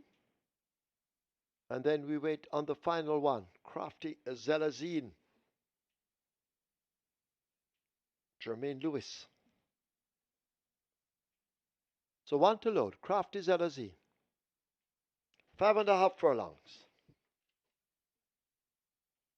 Quick dash. Field in line. Starter ready. They're off. Crafty Zelazine whips around at the start and will take no further part. Excuse Me Goodbye and Galway Bay mix it up with Galway Bay now going on from Excuse Me Goodbye. Nina Dorado getting closer all the while. Lady Katgara is there. Mr. Lyndhurst in the blue racing on the outside has arrived at the half-mile marker. Pip has made some good progress and now begins to overtake. Kiwana racing down against the rail. Where Your Honor races further back. Last Hurrah races up with XY Soul and Boss Izzy. Blue Persuasion is a long way in behind them. And the last of all, and making no progress at this point, it's Delay the Game. They're about to come into the top of the lane. They will leave the quarter pole behind them. They've got to catch Galway Bay. The rider peeping over his shoulder as they charge up now toward the final 3/16. Excuse Me Goodbye, searching for room against the rail. Nina Dorada in between horses. Mr. Lyndhurst racing wide along with Pip and Wear Your Honor. But Galway Bay continues to hold on to the advantage, but under pressure. Excuse Me Goodbye. Here now is Pip kicking in on the outside of them. And Pip now snatches that lead. It is Pip now opening up a gap inside the final yardage. Where Your Honor trying to chase. Pip gets there by almost 2.5 lengths. Where Your Honor is next. Close between Mr. Lyndhurst, XY Soul, and Galway Bay.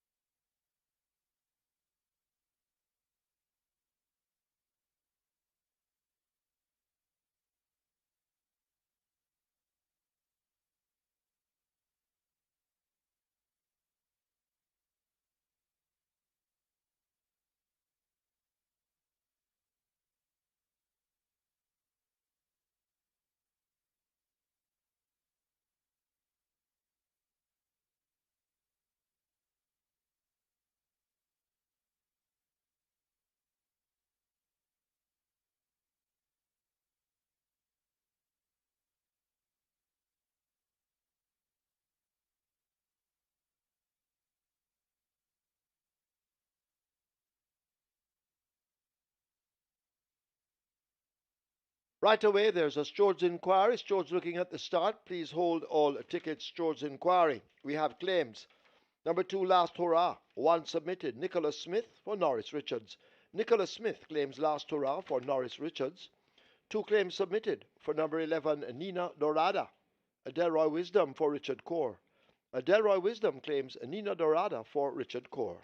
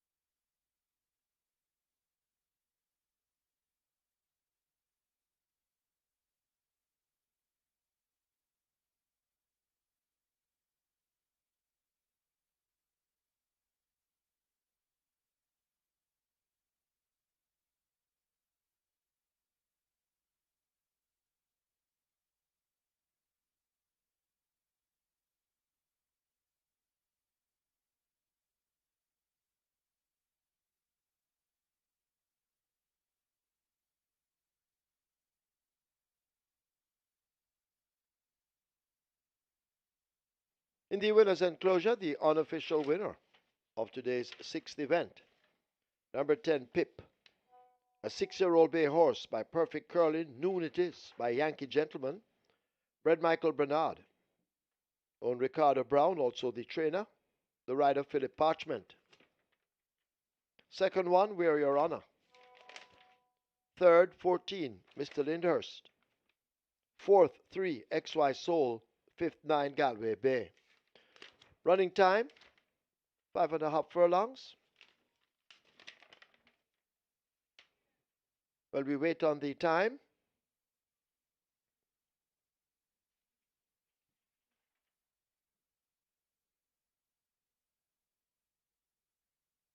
final time, we wait on that. We'll soon have that for you.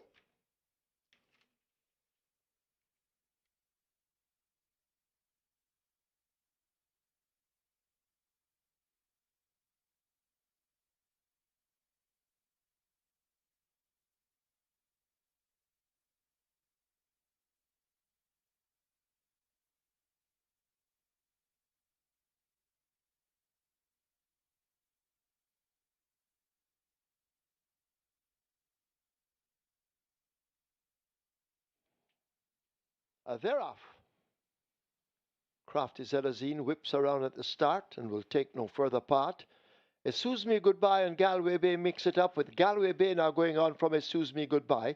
Nina Dorada getting closer all the while. Lady Katgara is there. Mr. Linders in the blue racing on the outside has arrived at the half-mile marker. Pip has made some good progress and now begins to overtake. Kiwana racing down against the rail. Where Your Honor races further back. Last Hurrah races up with XY Soul and Boss Izzy. Blue Persuasion is a long way in behind them. And the last of all, and making no progress at this point, it's Delay the Game.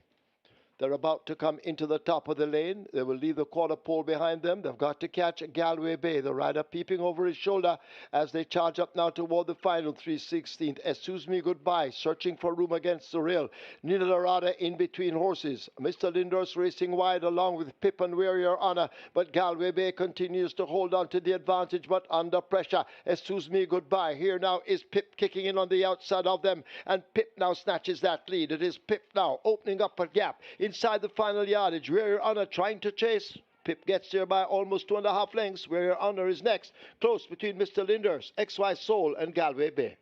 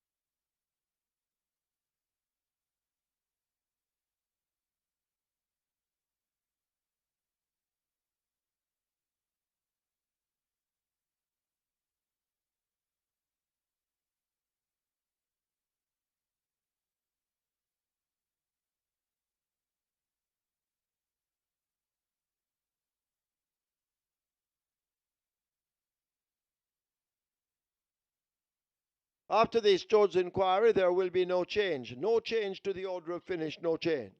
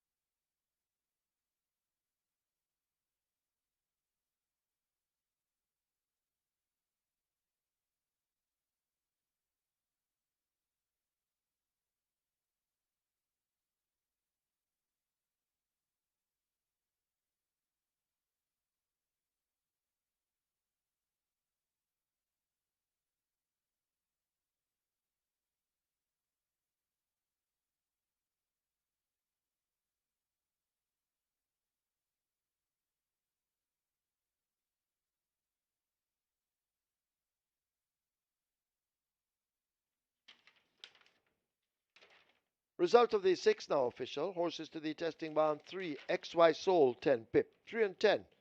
Both go to the testing barn. Splits 23-4 by 50. 5.5 furlongs raced in 113. The margins 2 by 1 and a quarter. There were 97 winners of the Reggae 6, each receiving 48,418. Single winner bonus 2,012,821 and 32 cents. Nobody won the high five. High five has a carryover in race 8 of $192,908.41.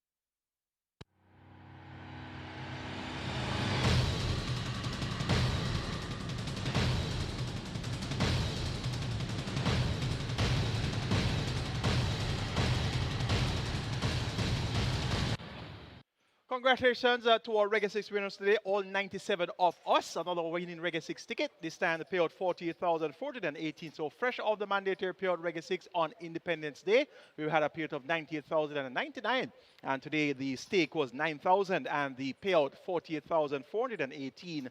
And Pip got the job done there on the cash out leg at 72. Philip Partridge riding for Carter Brown.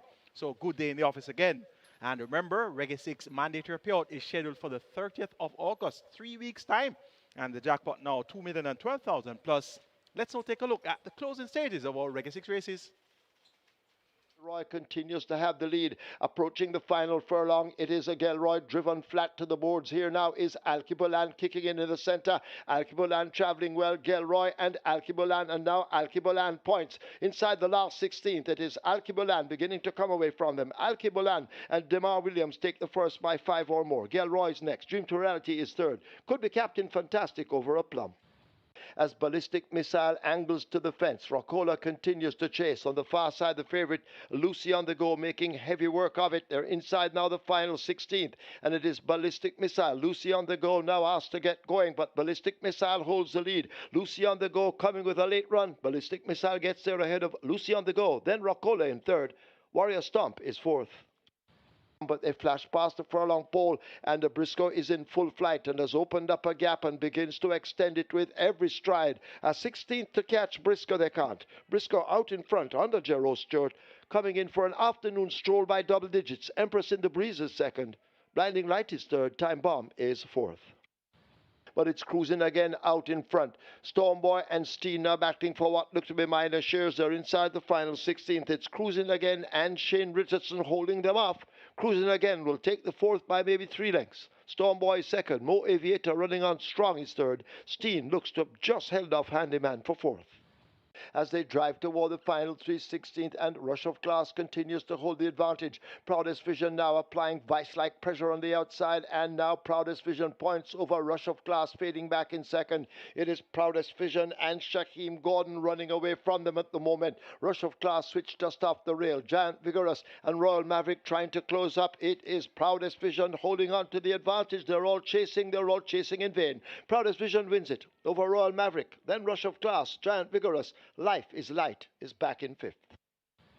As they charge up now toward the final 3/16th, Excuse Me Goodbye, searching for room against the rail. Nina Larada in between horses. Mr. Lindors racing wide along with Pip and Wear Your Honor, but Galway Bay continues to hold on to the advantage, but under pressure. Excuse Me Goodbye. Here now is Pip kicking in on the outside of them, and Pip now snatches that lead. It is Pip now opening up a gap inside the final yardage. Wear Your Honor trying to chase. Pip gets there by almost 2.5 lengths. Where Your Honor is next, close between Mr. Linders, XY Soul, and Galway Bay.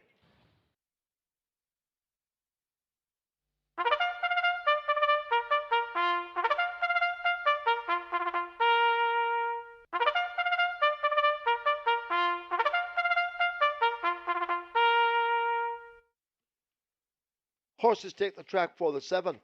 It's for 3-year-olds and up. It's an optional claiming event, 500,000 to 400,000 the tag. Also native bred 6-year-olds and up, non-winners of 3. And imported 6-year-olds and up, non-winners of 2. The distance 1,500 meters or 7.5 furlongs. Scratch number 1, Solar Black. Solar Black is lame. 2 medal award, 53 or 117. 5 Angelos, 50.5 or 111. 6 Fault Line, 54.5 or 120. Wagering on double event, exacta trifecta. This is where the late triple begins. Get your wagers on.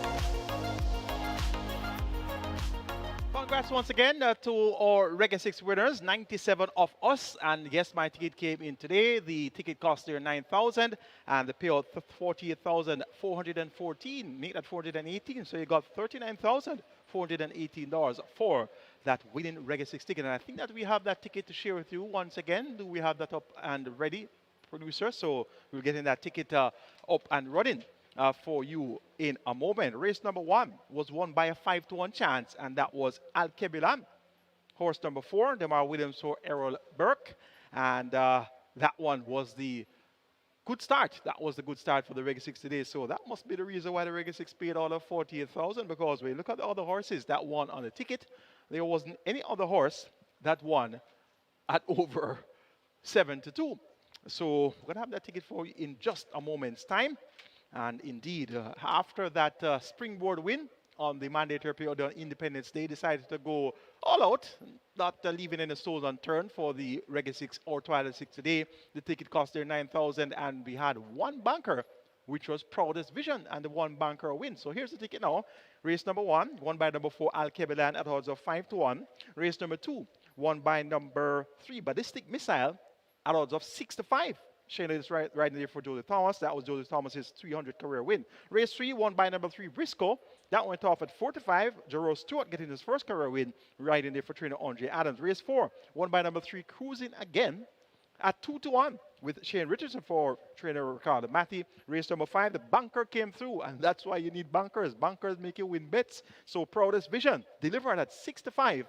And race number 6, the catch-out leg of the Reggae 6 today, won by number 10 Pip at odds of 7-2, 9,000 ticket cost, and the payout there 48,418. So we're going great guns right now on Reggae 6s, and indeed we look forward to the mandatory payout on the 30th of August, 3 weeks time, where we should be traveling like a well-oiled machine for our Reggae 6 tickets. It's now on to the late triple, races 7, 8, and 9, minimum guaranteed payout 400,000, and we have a field of 6, given the scratch of number 1, Solar Black. They go 7.5 furlongs or 1,500 meters. It's for the claiming level, 500,000 down to 400,000. Top choice goes to number 7, High Diplomacy. Dane Dawkins rides for trainer Alden Francis and owner Mr. Sam. This one reports first time of the claim, stepping down from 700,000 to 500,000, so 200,000 less. And of course, it's on claim to the 12th of July. It's the 9th of August, so almost a month worth of maintenance, preparation, you name it, investment has been made, and that could be close to $500,000. So it's got to be serious time here for High Diplomacy, because he'll certainly be claimed for 500,000 more than likely, and win must be the order of the day here. Number 3, Expedition steps down in class as well, down from 700,000 down to 500,000. Last time at 500,000, second behind Maya. 6-time champion jockey Omar Walker picks up the moment for trainer Paul Smith. It's going to be the main danger to High Diplomacy. High Diplomacy has better pace than Expedition. So third, making number 2, Medal Award. This one runs for the tag for the first time. For fourth, number 5, and that's Angela. 7-3-2-5 in the 7th event.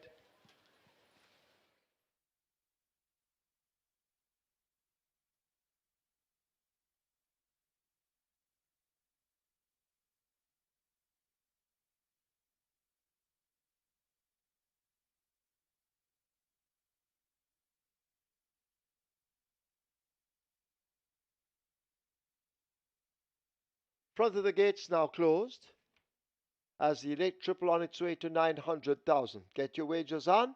Gates closed.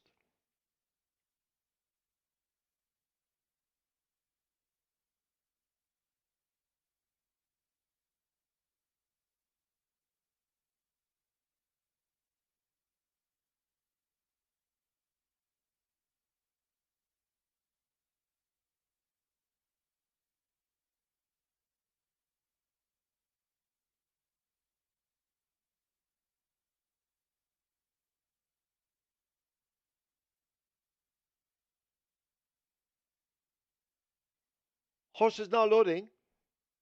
Expeditious and Genealogy, the first 2.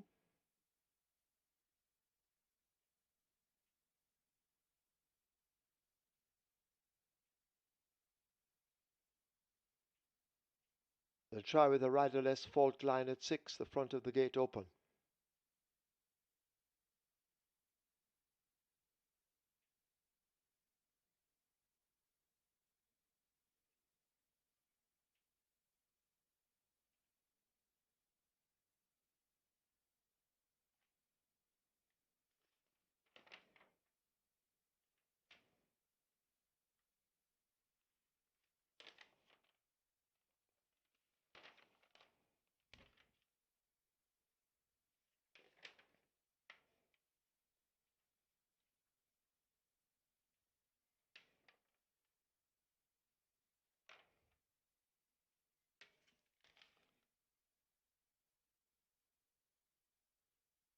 So they continue to try with an unruly fault line.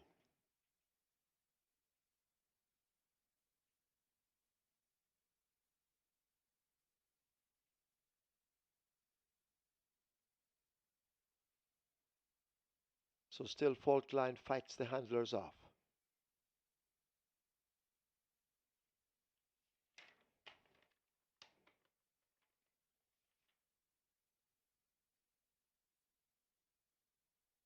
Fault line now locked away. Rider goes up.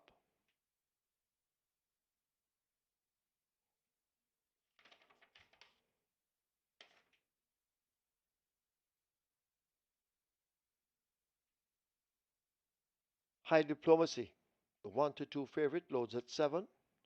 Angelos coming into 5. And the final one will be Medal Award. Field of 6 take part, 7.5 furlongs. Field in line.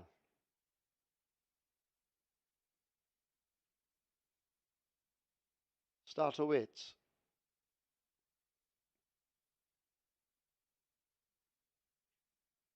Waiting on Medal Award. Demar Williams looking for a double on the card.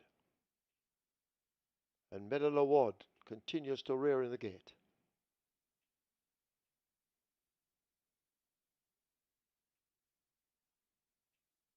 And they're off. Medal Award came out at the back with Expeditious and Fault Line. The favorite High Diplomacy gets a cracking start on the outside of Angelos. Genealogy racing right there. These form a line of 3 as they charge away toward the 6. High Diplomacy now goes on. Genealogy a length down and racing right against the rail. Angelos is racing up next. Expeditious hidden from view on the outside. Medal Award races next, possibly 6 or 7 lengths off that lead and a gap to a faltering Fault Line as they go flashing past the 5 and make their way down the back stretch about to get to the half mile. High Diplomacy continuing to dictate terms and sets those fractions and goes spinning into that turn. Genealogy needs to find 3 lengths. Expeditious attached to his outside. A break of some 4 lengths back to racing back in a 4th spot. That's Angelos in the pink and white as they go slipping past the 3. Medal Award is next, and forget Fault Line. They're about to come toward the 5/16th, and it is still out in front. High Diplomacy with a commanding advantage and still under a very gentle ride. Expeditious now asked to close up on the outside. They drive inside now the final quarter at the top of the lane and out in front, and now Dane Dawkins gets busy on High Diplomacy as they run toward the furlong pole. Expeditious trying to cut into that lead, but still High Diplomacy continues to deny them and looks to have a comfortable cushion as they drive inside the final 16th. It's High Diplomacy by maybe 3 lengths. Expeditious, best of the rest, trying to cut into it, but High Diplomacy driven out by Dane Dawkins. They will get there to win it by just over a length and a half. Expeditious is second. Angelos will be third. Genealogy is fourth.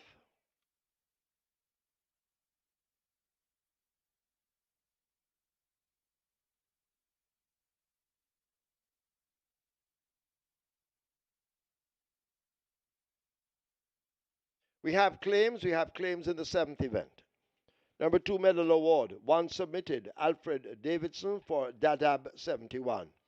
Alfred Davidson claims Medal Award for Dadab 71. 2 claims submitted for number 3 Expeditious, Nicholas Smith for Norris Richards. Nicholas Smith claims Expeditious for Norris Richards. 12 claims submitted for number 7 High Diplomacy, 1 void, Anthony Nunes for Andrew Donalds. Anthony Nunes claims High Diplomacy for Andrew Donalds.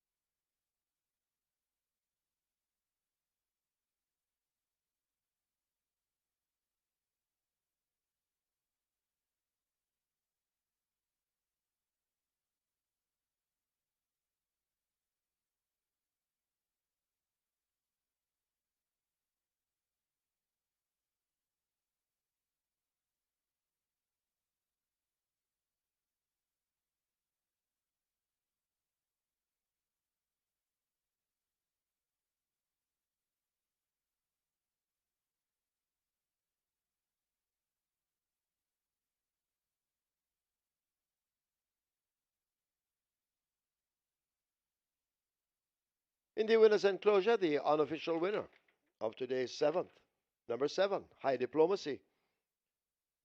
An 8-year-old bay horse by American Dance, Code Star by Lost Code.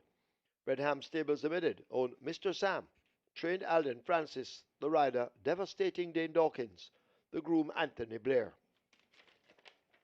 A second 3, Expeditious, the third 5, Angelos, fourth 4, Genealogy. Stand by for final time.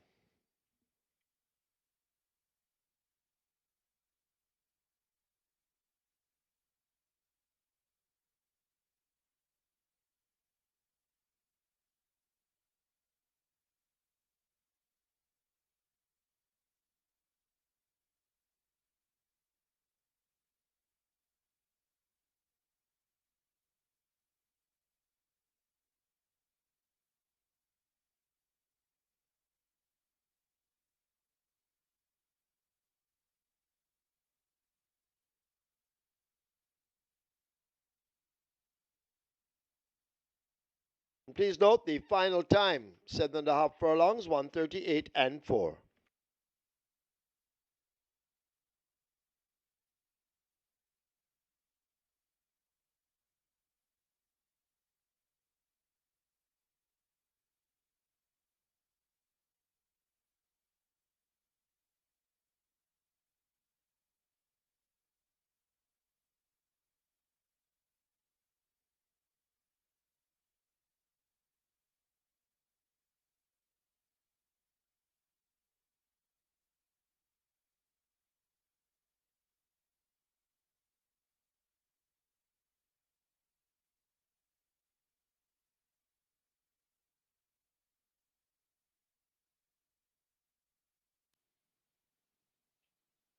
They're off.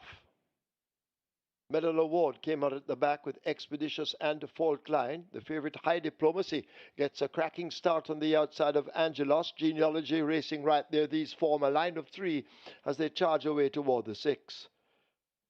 High Diplomacy now goes on.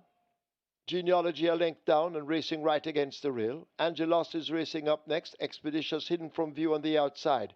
Medal Award races next, possibly 6 or 7 lengths off that lead, and a gap to a faltering Fault Line as they go flashing past the 5 and make their way down the back stretch, about to get to the half mile.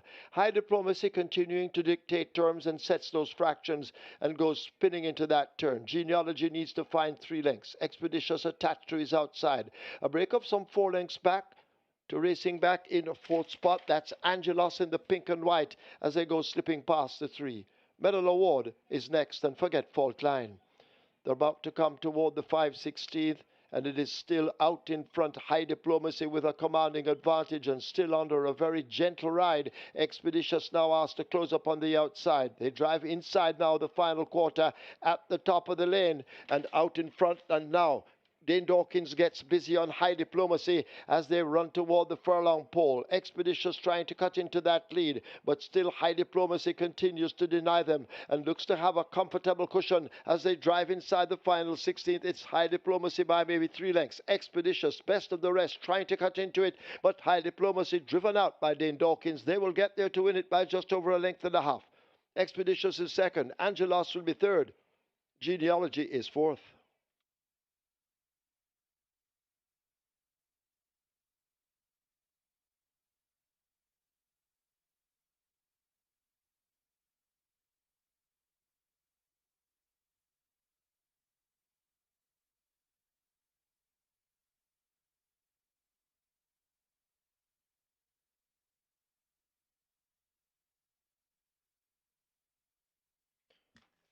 Result of the 7th, now official.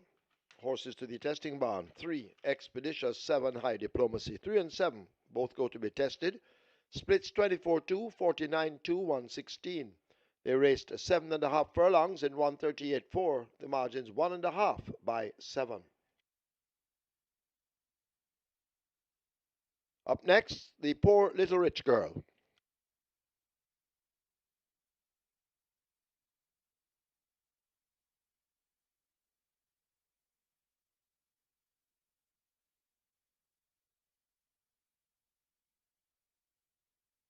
please note the high five has a carryover in excess of $192,000. So high five coming up in race 8.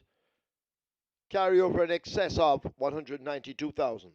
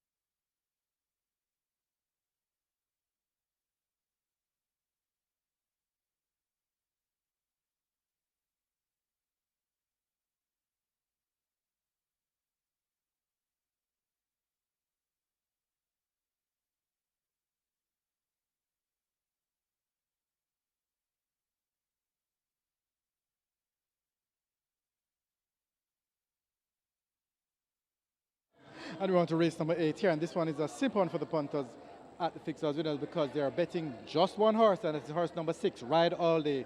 Opened at $1.80 this morning. This one is your 4 to 5 favorite in the tote at the moment, and Ride All Day currently at $1.45. He was selling at $1.80, beaten all the way down to $1.45, pretty much to the exclusion of all others in this race. Ride All Day is a horse that is selling at the fixers window, so good luck for race number 8. He's the best backed runner.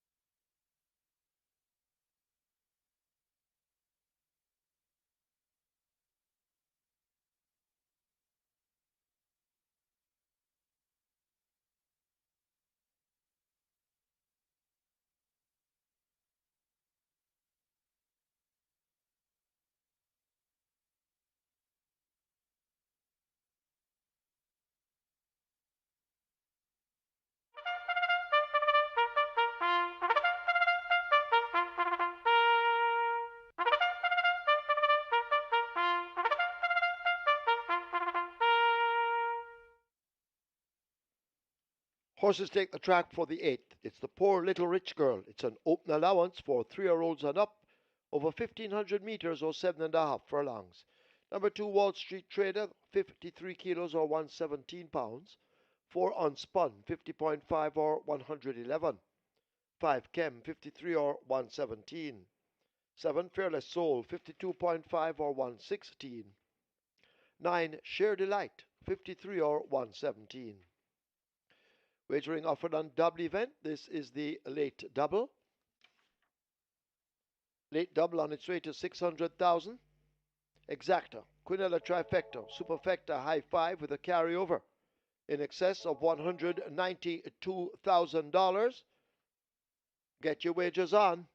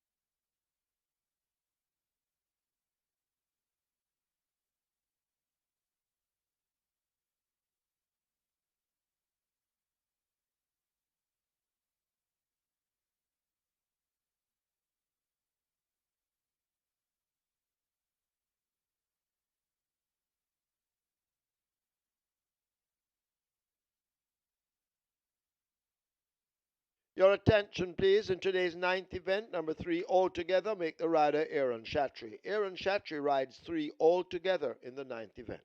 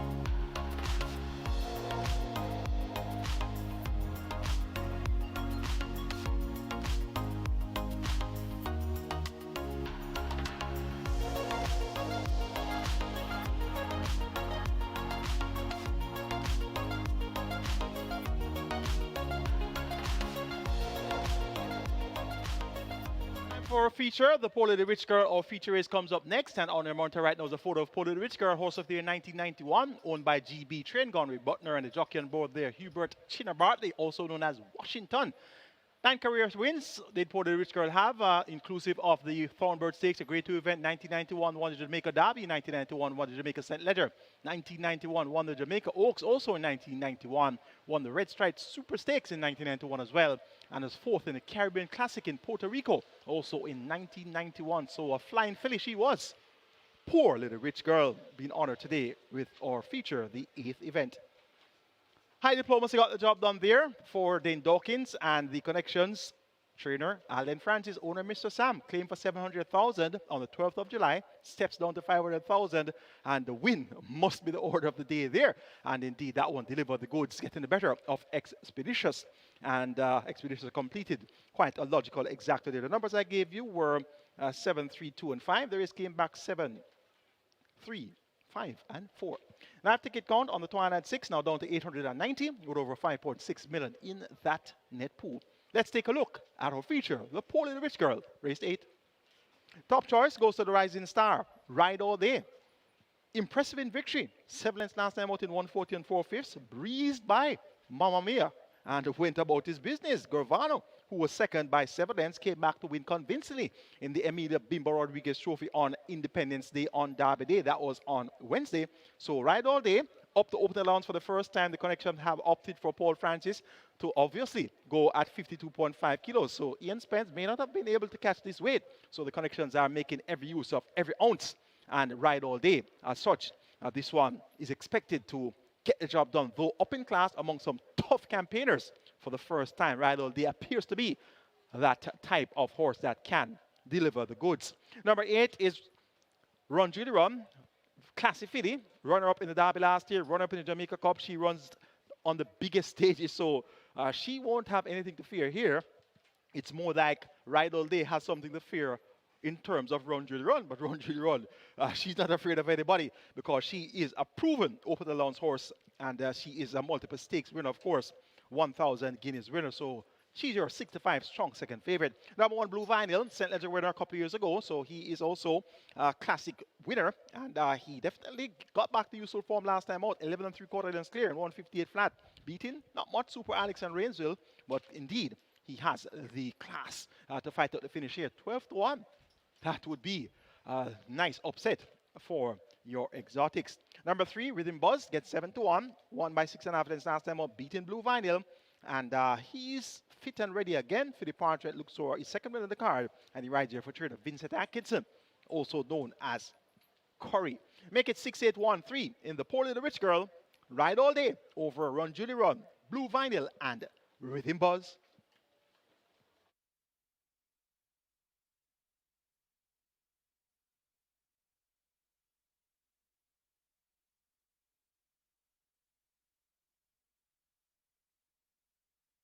This is the Poor Little Rich Girl. Front of the gates all closed. Late double heading for $1 million.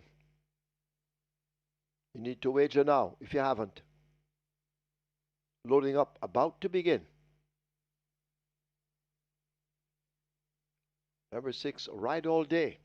A 4-5 favorite from the camp of Philip Fiani OD. Owned by Solomon Sharp. Trained Paul Francis. So any moment now they will begin to load. You need to wager. Hurry and do so.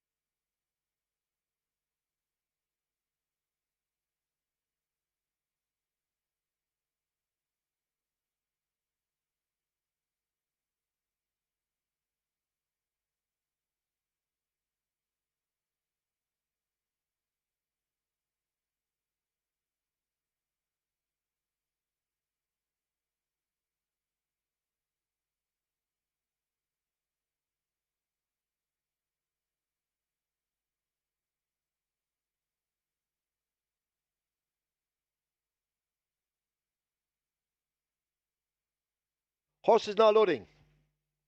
First one in Blue Vinyl, joined by Wall Street Trader.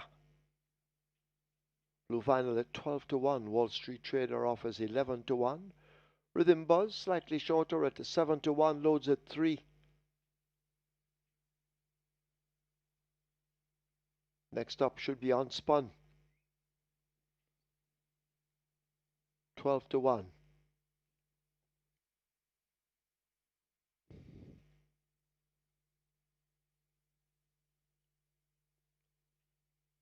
Fearless Soul has loaded at 7 at 19-1. Run, Julie, run. In at 8. 6 to 5. Sure Delight. Coming into 9 at 16 to 1. We wait on Kem. And Ride All Day. Kem up to 5. 52 to 1. Longest shot on the board. And now the favorite, 4 to 5, Ride All Day. Paul Francis. Will load at 6. This is the Poor Little Rich Girl. 7.5 furlongs. Field in 9. Start already.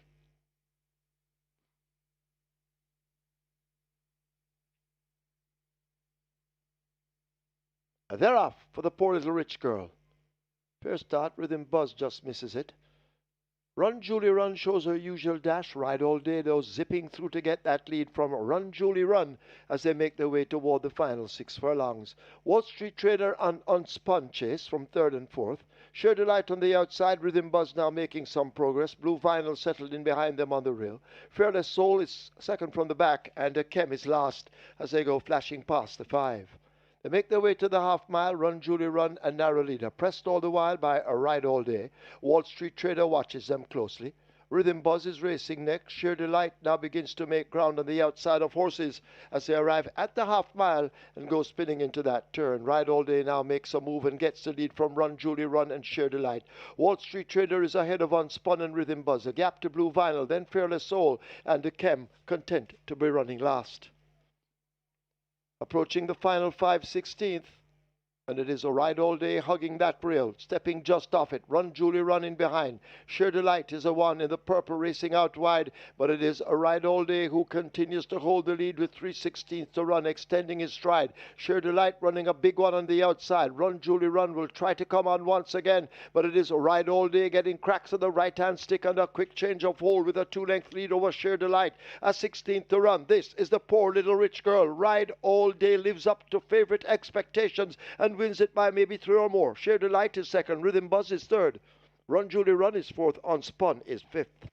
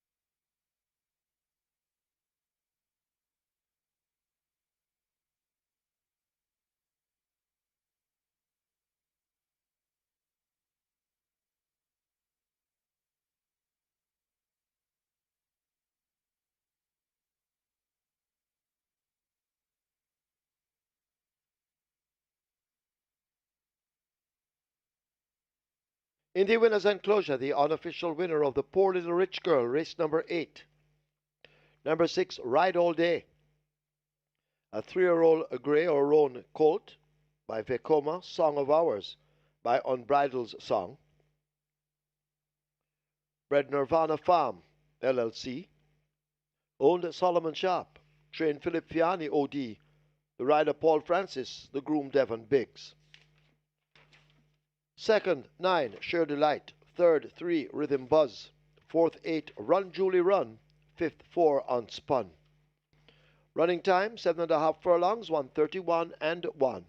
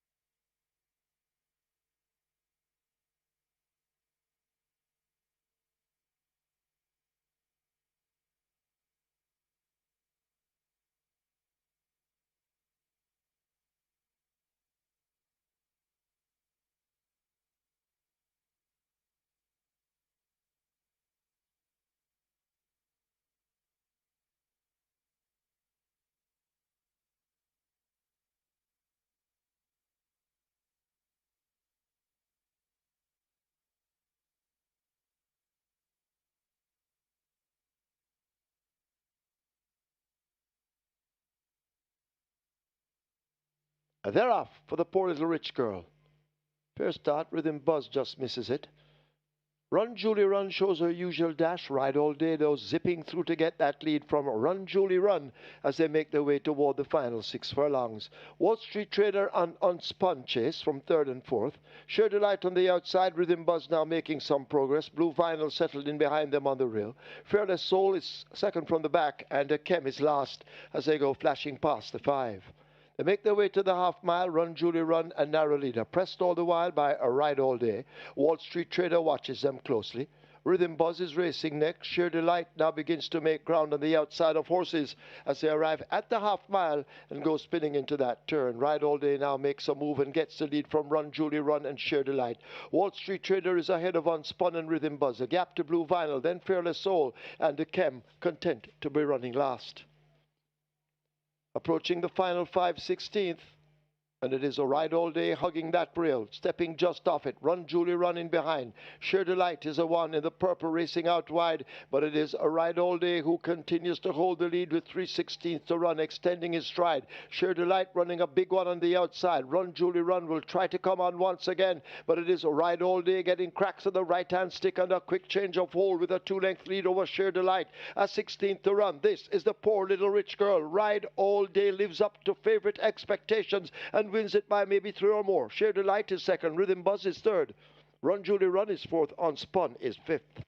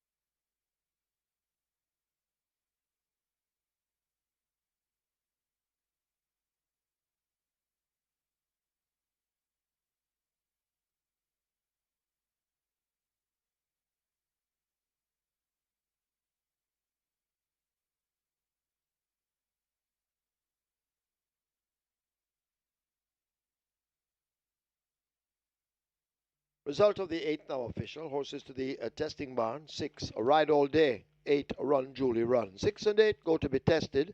Splits 24, 46-4, 111-2. They completed 7.5 furlongs in 131-1. The margins 3 1/4 by 4 3/4. Stand by for the presentation of the Poor Little Rich Girl.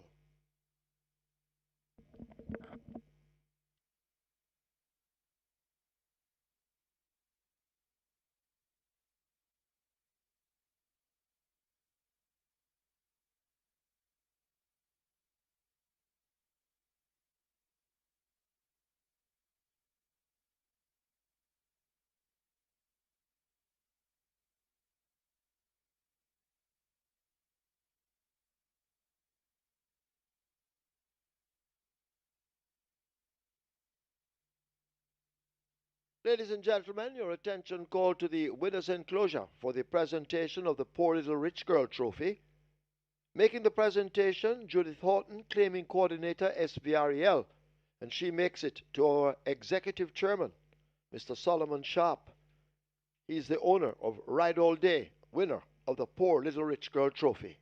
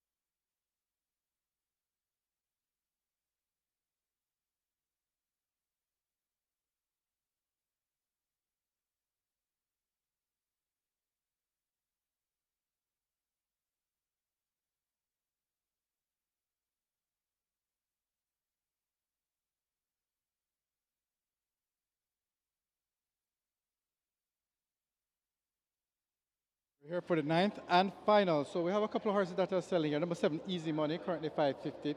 Then there's Sashon at 310 and Global Pursuit at $1.60, and Global Pursuit is the 3 to 5 favorite in the tote. However, best back runner at the fixed odds winner, those are selling good, but number 2, Family Feud, is also our biggest mover for this race, and the best back runner here opened at $8. Family Feud down to $3, very well back. Number 2, is 6-1 in tote, currently at $3 at the fixed odds winners. Absolutely hammered from $8 down to $3. That's number 2, Family Feud. That's their best back runner at their fixed odds windows for race number 9. Good luck.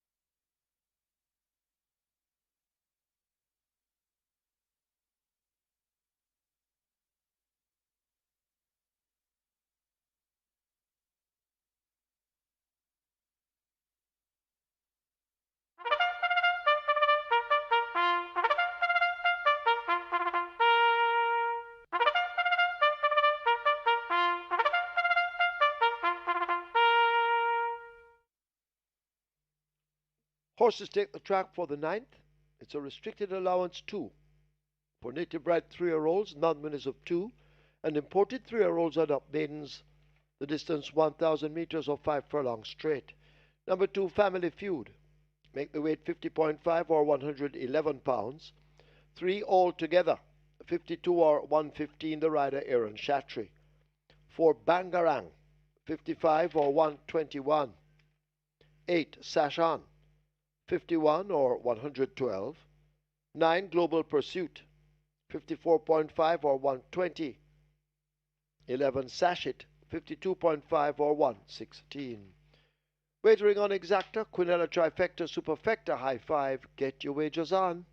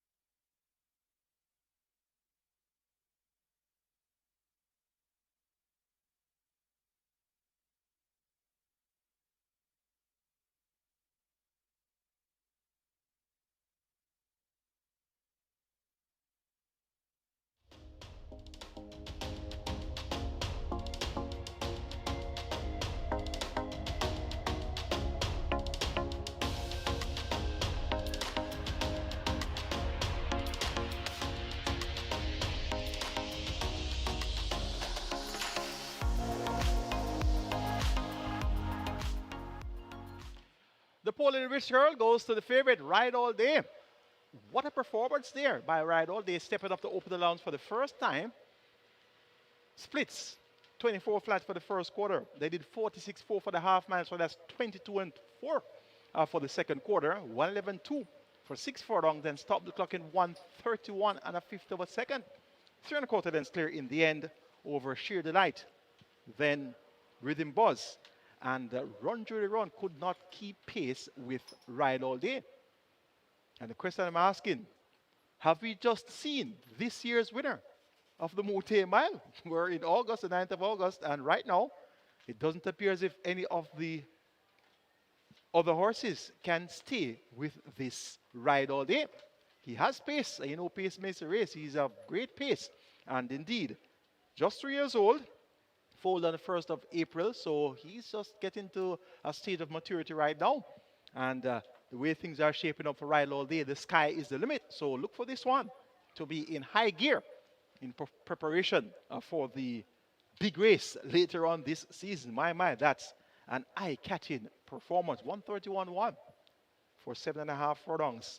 And the track record, 129.2, which was set all the way back in 1983 with a mere 98 pounds there by Skytrain. So this Ride All Day is one for the notebook. 816 live tickets are coming into the cash out leg of the Twilight Six with 5.68 million plus in that net pool. It's time for the ninth and final, the night pan. The Tigot handicap. Let's take a look. Restricted allowance two for native bred 3s, nuns of 2 and imported 3s and up maidens. They go 1,000 meters straight. Top choice goes to number 9. Global Pursuit came to the races with a big reputation. 1-5 on debut on the 14th of September 2024. Only able to muster third behind Burning Hedge and Danka, but lost no marks in defeat based on the accomplishments of Burning Hedge since. Runner-up in the Derby recently won the 1,000 Guineas, and of course Burning Hedge won the Jamaica 2-year stakes last year as well. So Global Pursuit really lost no marks in defeat there based on the accomplishments of Burning Hedge. Had a big break since the 14th of September last year to the 23rd of May, so clearly had setbacks since his debut. Returned in winning shape at 3-5, going 4-4 on straight. Made all the running to beat Bubbling Warrior. That one has come back to win since. Global Pursuit has worked well on the 26th of July. 4-4 on straight in 47-2 by a minute and a fifth of a second. And came back a week later on the 2nd of August, 46 flat by 59 flat over the straight. So worked sizzling that morning, and he's going to take some beating here. He's your 3-5 favorite. Number 8, Sash On, a Canadian filly, ran second on debut behind Rocket Fire Seb, another importee. Second by 2.5 lengths in 1:15.1. Good time. And the splits were good as well. 23-2 for the first quarter, 34-4 for the 3 furlong, 47-4 for the half mile. So coming down from 56 kilos to 51 kilos, that's 5 kilos lighter. And having first time Lasix administered today. Richie Shakes picks up the mount for trainer Rowan Crichton and owner Mr. JPS. Sash On should be the one to chase home Global Pursuit. Easy money number 5. One on debut going 5 round, beating Brahma Bull. Since then has found things quite challenging at nuns of 2. The Cardinals tries to Anthony Nunes, the team of the Oaks winner last week. That was Linguist, so look for easy money to return to useful form here. And number 6, counting down 9, 8, 7, and 6. Almastilist hasn't done much running as yet. This is another Canadian. We have 3 Canadians in the lineup, actually 4. 1, Hamilata, 6, Almastilist, 8, Sash On, and 11, Sash It. So Almastilist, 47 flat for 4 straight on the 30th of July. It could make your trifectas, superfectas, and high fives at the long odds here, 35-1. 9, 8, 7, 6 in the night pan. Global Pursuit to get the better of Sash On. Easy money. And Almastilist.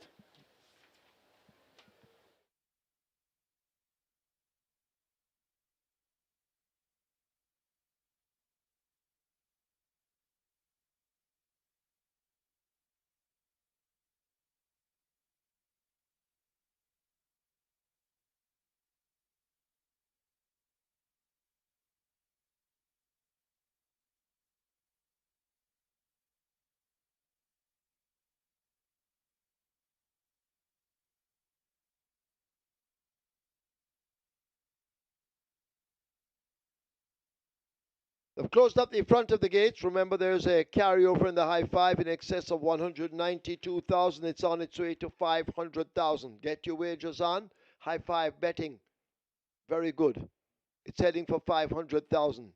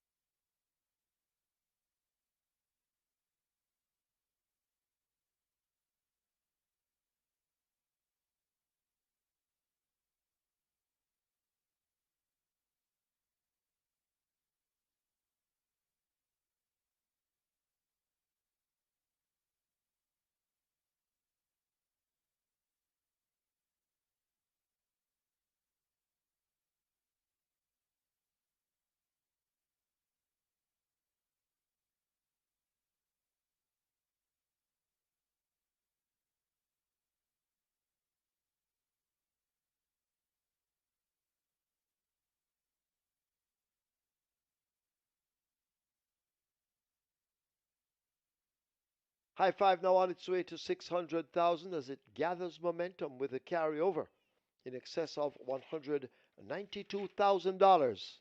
Hurry, place those wagers. They're getting ready to load.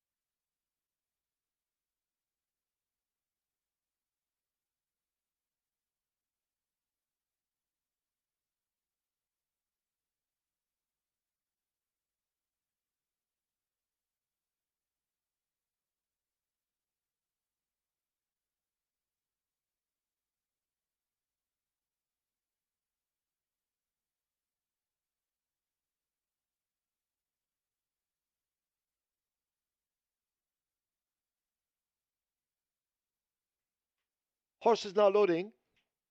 Tanika Wolf gets Hamilata in first. Family Feud joins at 2. This is the 9th and final. All together. Aaron Shatry riding. They're in at 3. Bangarang being led to 4.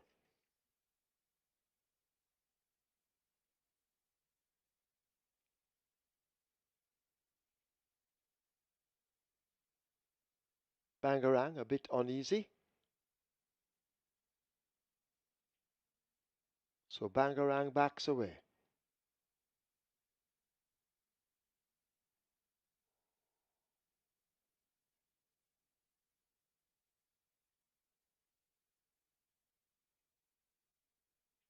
You need to hurry now and get those wagers in. Bangarang is in. Flag of Victory could be next at 5.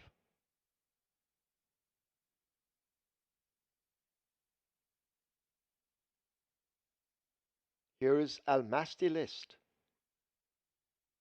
32 to 1 in the betting.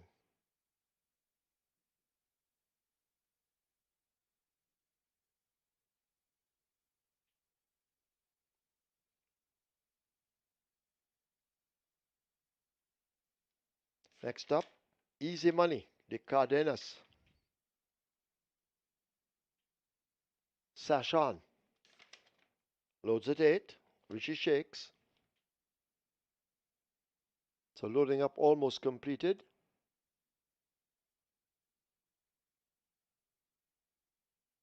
The favorite Global Pursuit. Robert Halladine, Jason DaCosta, Carlton Watson. In at 9. 2 to load. Sash it.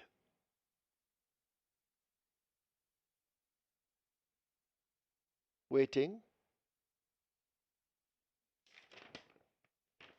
As Legal Fight. Riderless. They'll try to get into 10 with the front of the gate open.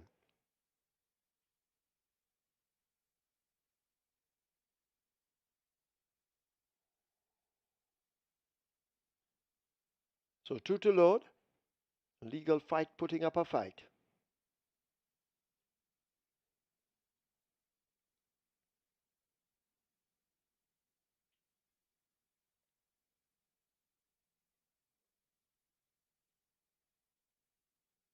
Legal Fight goes in.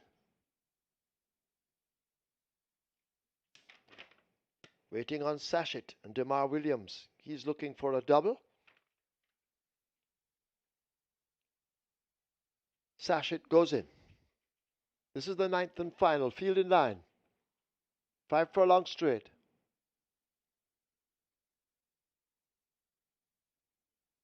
Starter now ready.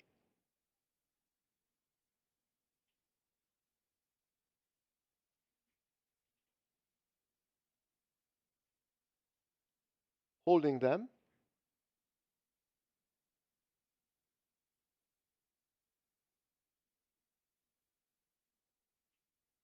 Could be Sachet giving the problem in 11.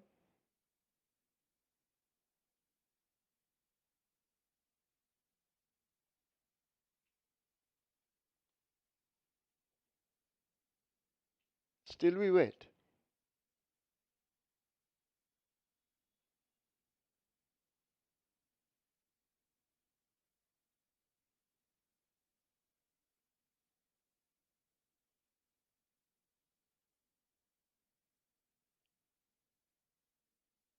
They're off for the 9th and final. Global Pursuit gets a great start. Rushes toward the center already. Legal Fight and Sachet race nearest to us, but Global Pursuit is traveling powerfully. Altogether, also showing some speed on the far side. That's a Family Feud. Hamilata nearer the far rail. Almasty List in behind them, but it is Global Pursuit, the one with that lead, continuing to tack toward the stand fence. Altogether in hot pursuit. Family Feud over on the far side. These are the three main contenders as they run inside the final quarter.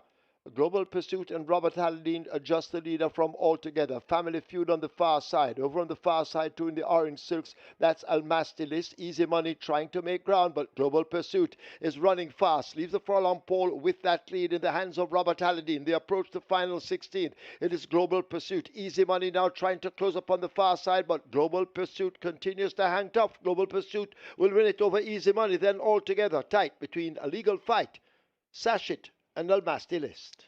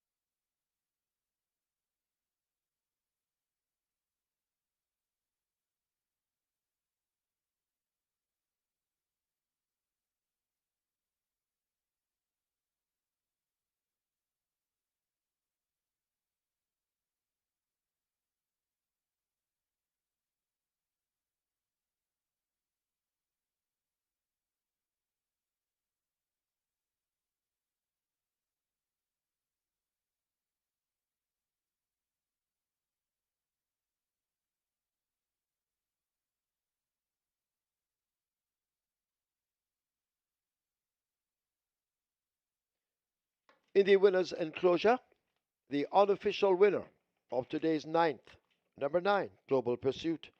A 3-year-old chestnut colt by Bold Conquest, American Invader by Biondetti, Bred Wyeth 1955 Limited, owned Carlton Watson. Trained Jason DaCosta, the rider, Robert Halladine, the groom Leon Walker. Second 7, Easy Money. Third 3 altogether. Fourth 10, Legal Fight. Fifth 11, Sachet. Running time 5 furlong straight, 101 and 3.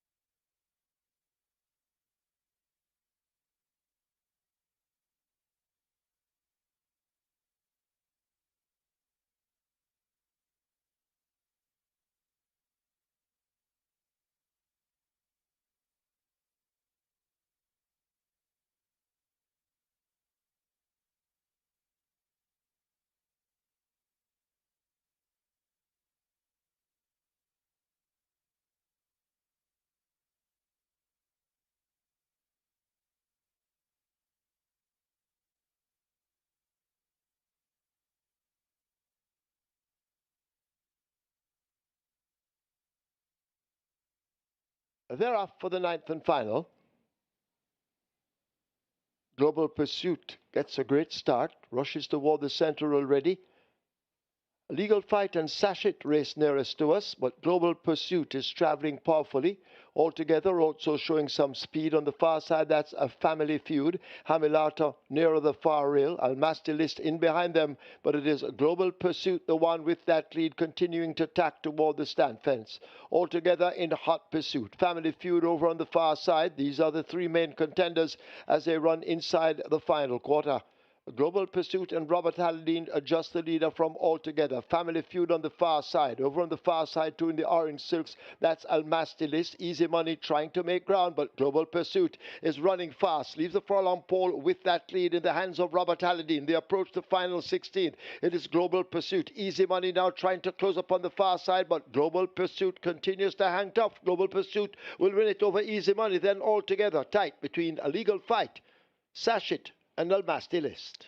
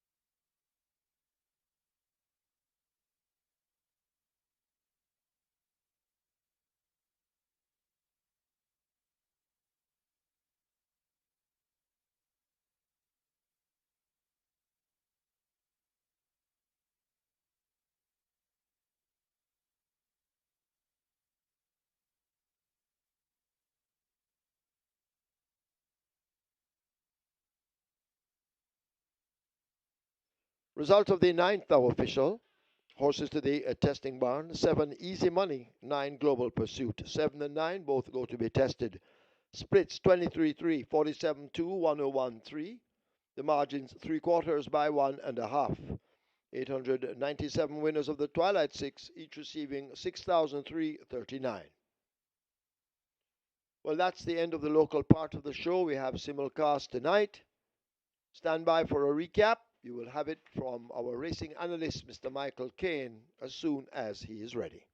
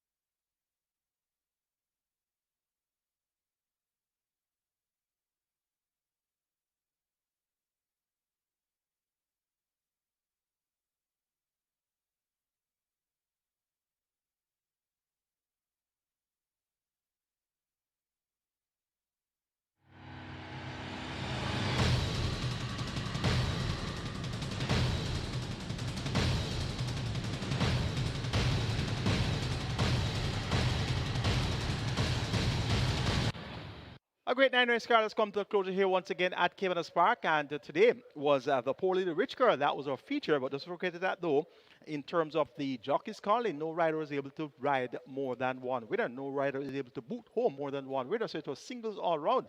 And of course, notably, Ryder Showman was not in action today, so maybe that's why no jockey was able to win more than one race, because you know it's a norm for Ryder Showman to take a double or a triple. So it was singles all round for our riders today. In terms of accomplishments, apprentice Jerome Stewart had his first career win. That was with a horse named Briscoe for trainer Andre Adams, who was saddled in his first winner at Caymanas Park for 2025. In terms of other achievements, trainer Joseph Thomas, he all day stepped up in class from open allowance for the first time. Paul Francis picked up the mount, and this one was expected to get the job done. Well fancied was Run Julie Run, always runs well on the big stage. She was a strong second favorite in Dawkins or Ian Passard, and also supported there was horse number 3, Rhythm Buzz, but all eyes were on Ride All Day in the Poor Little Rich Girl. Approaching the final 5/16th.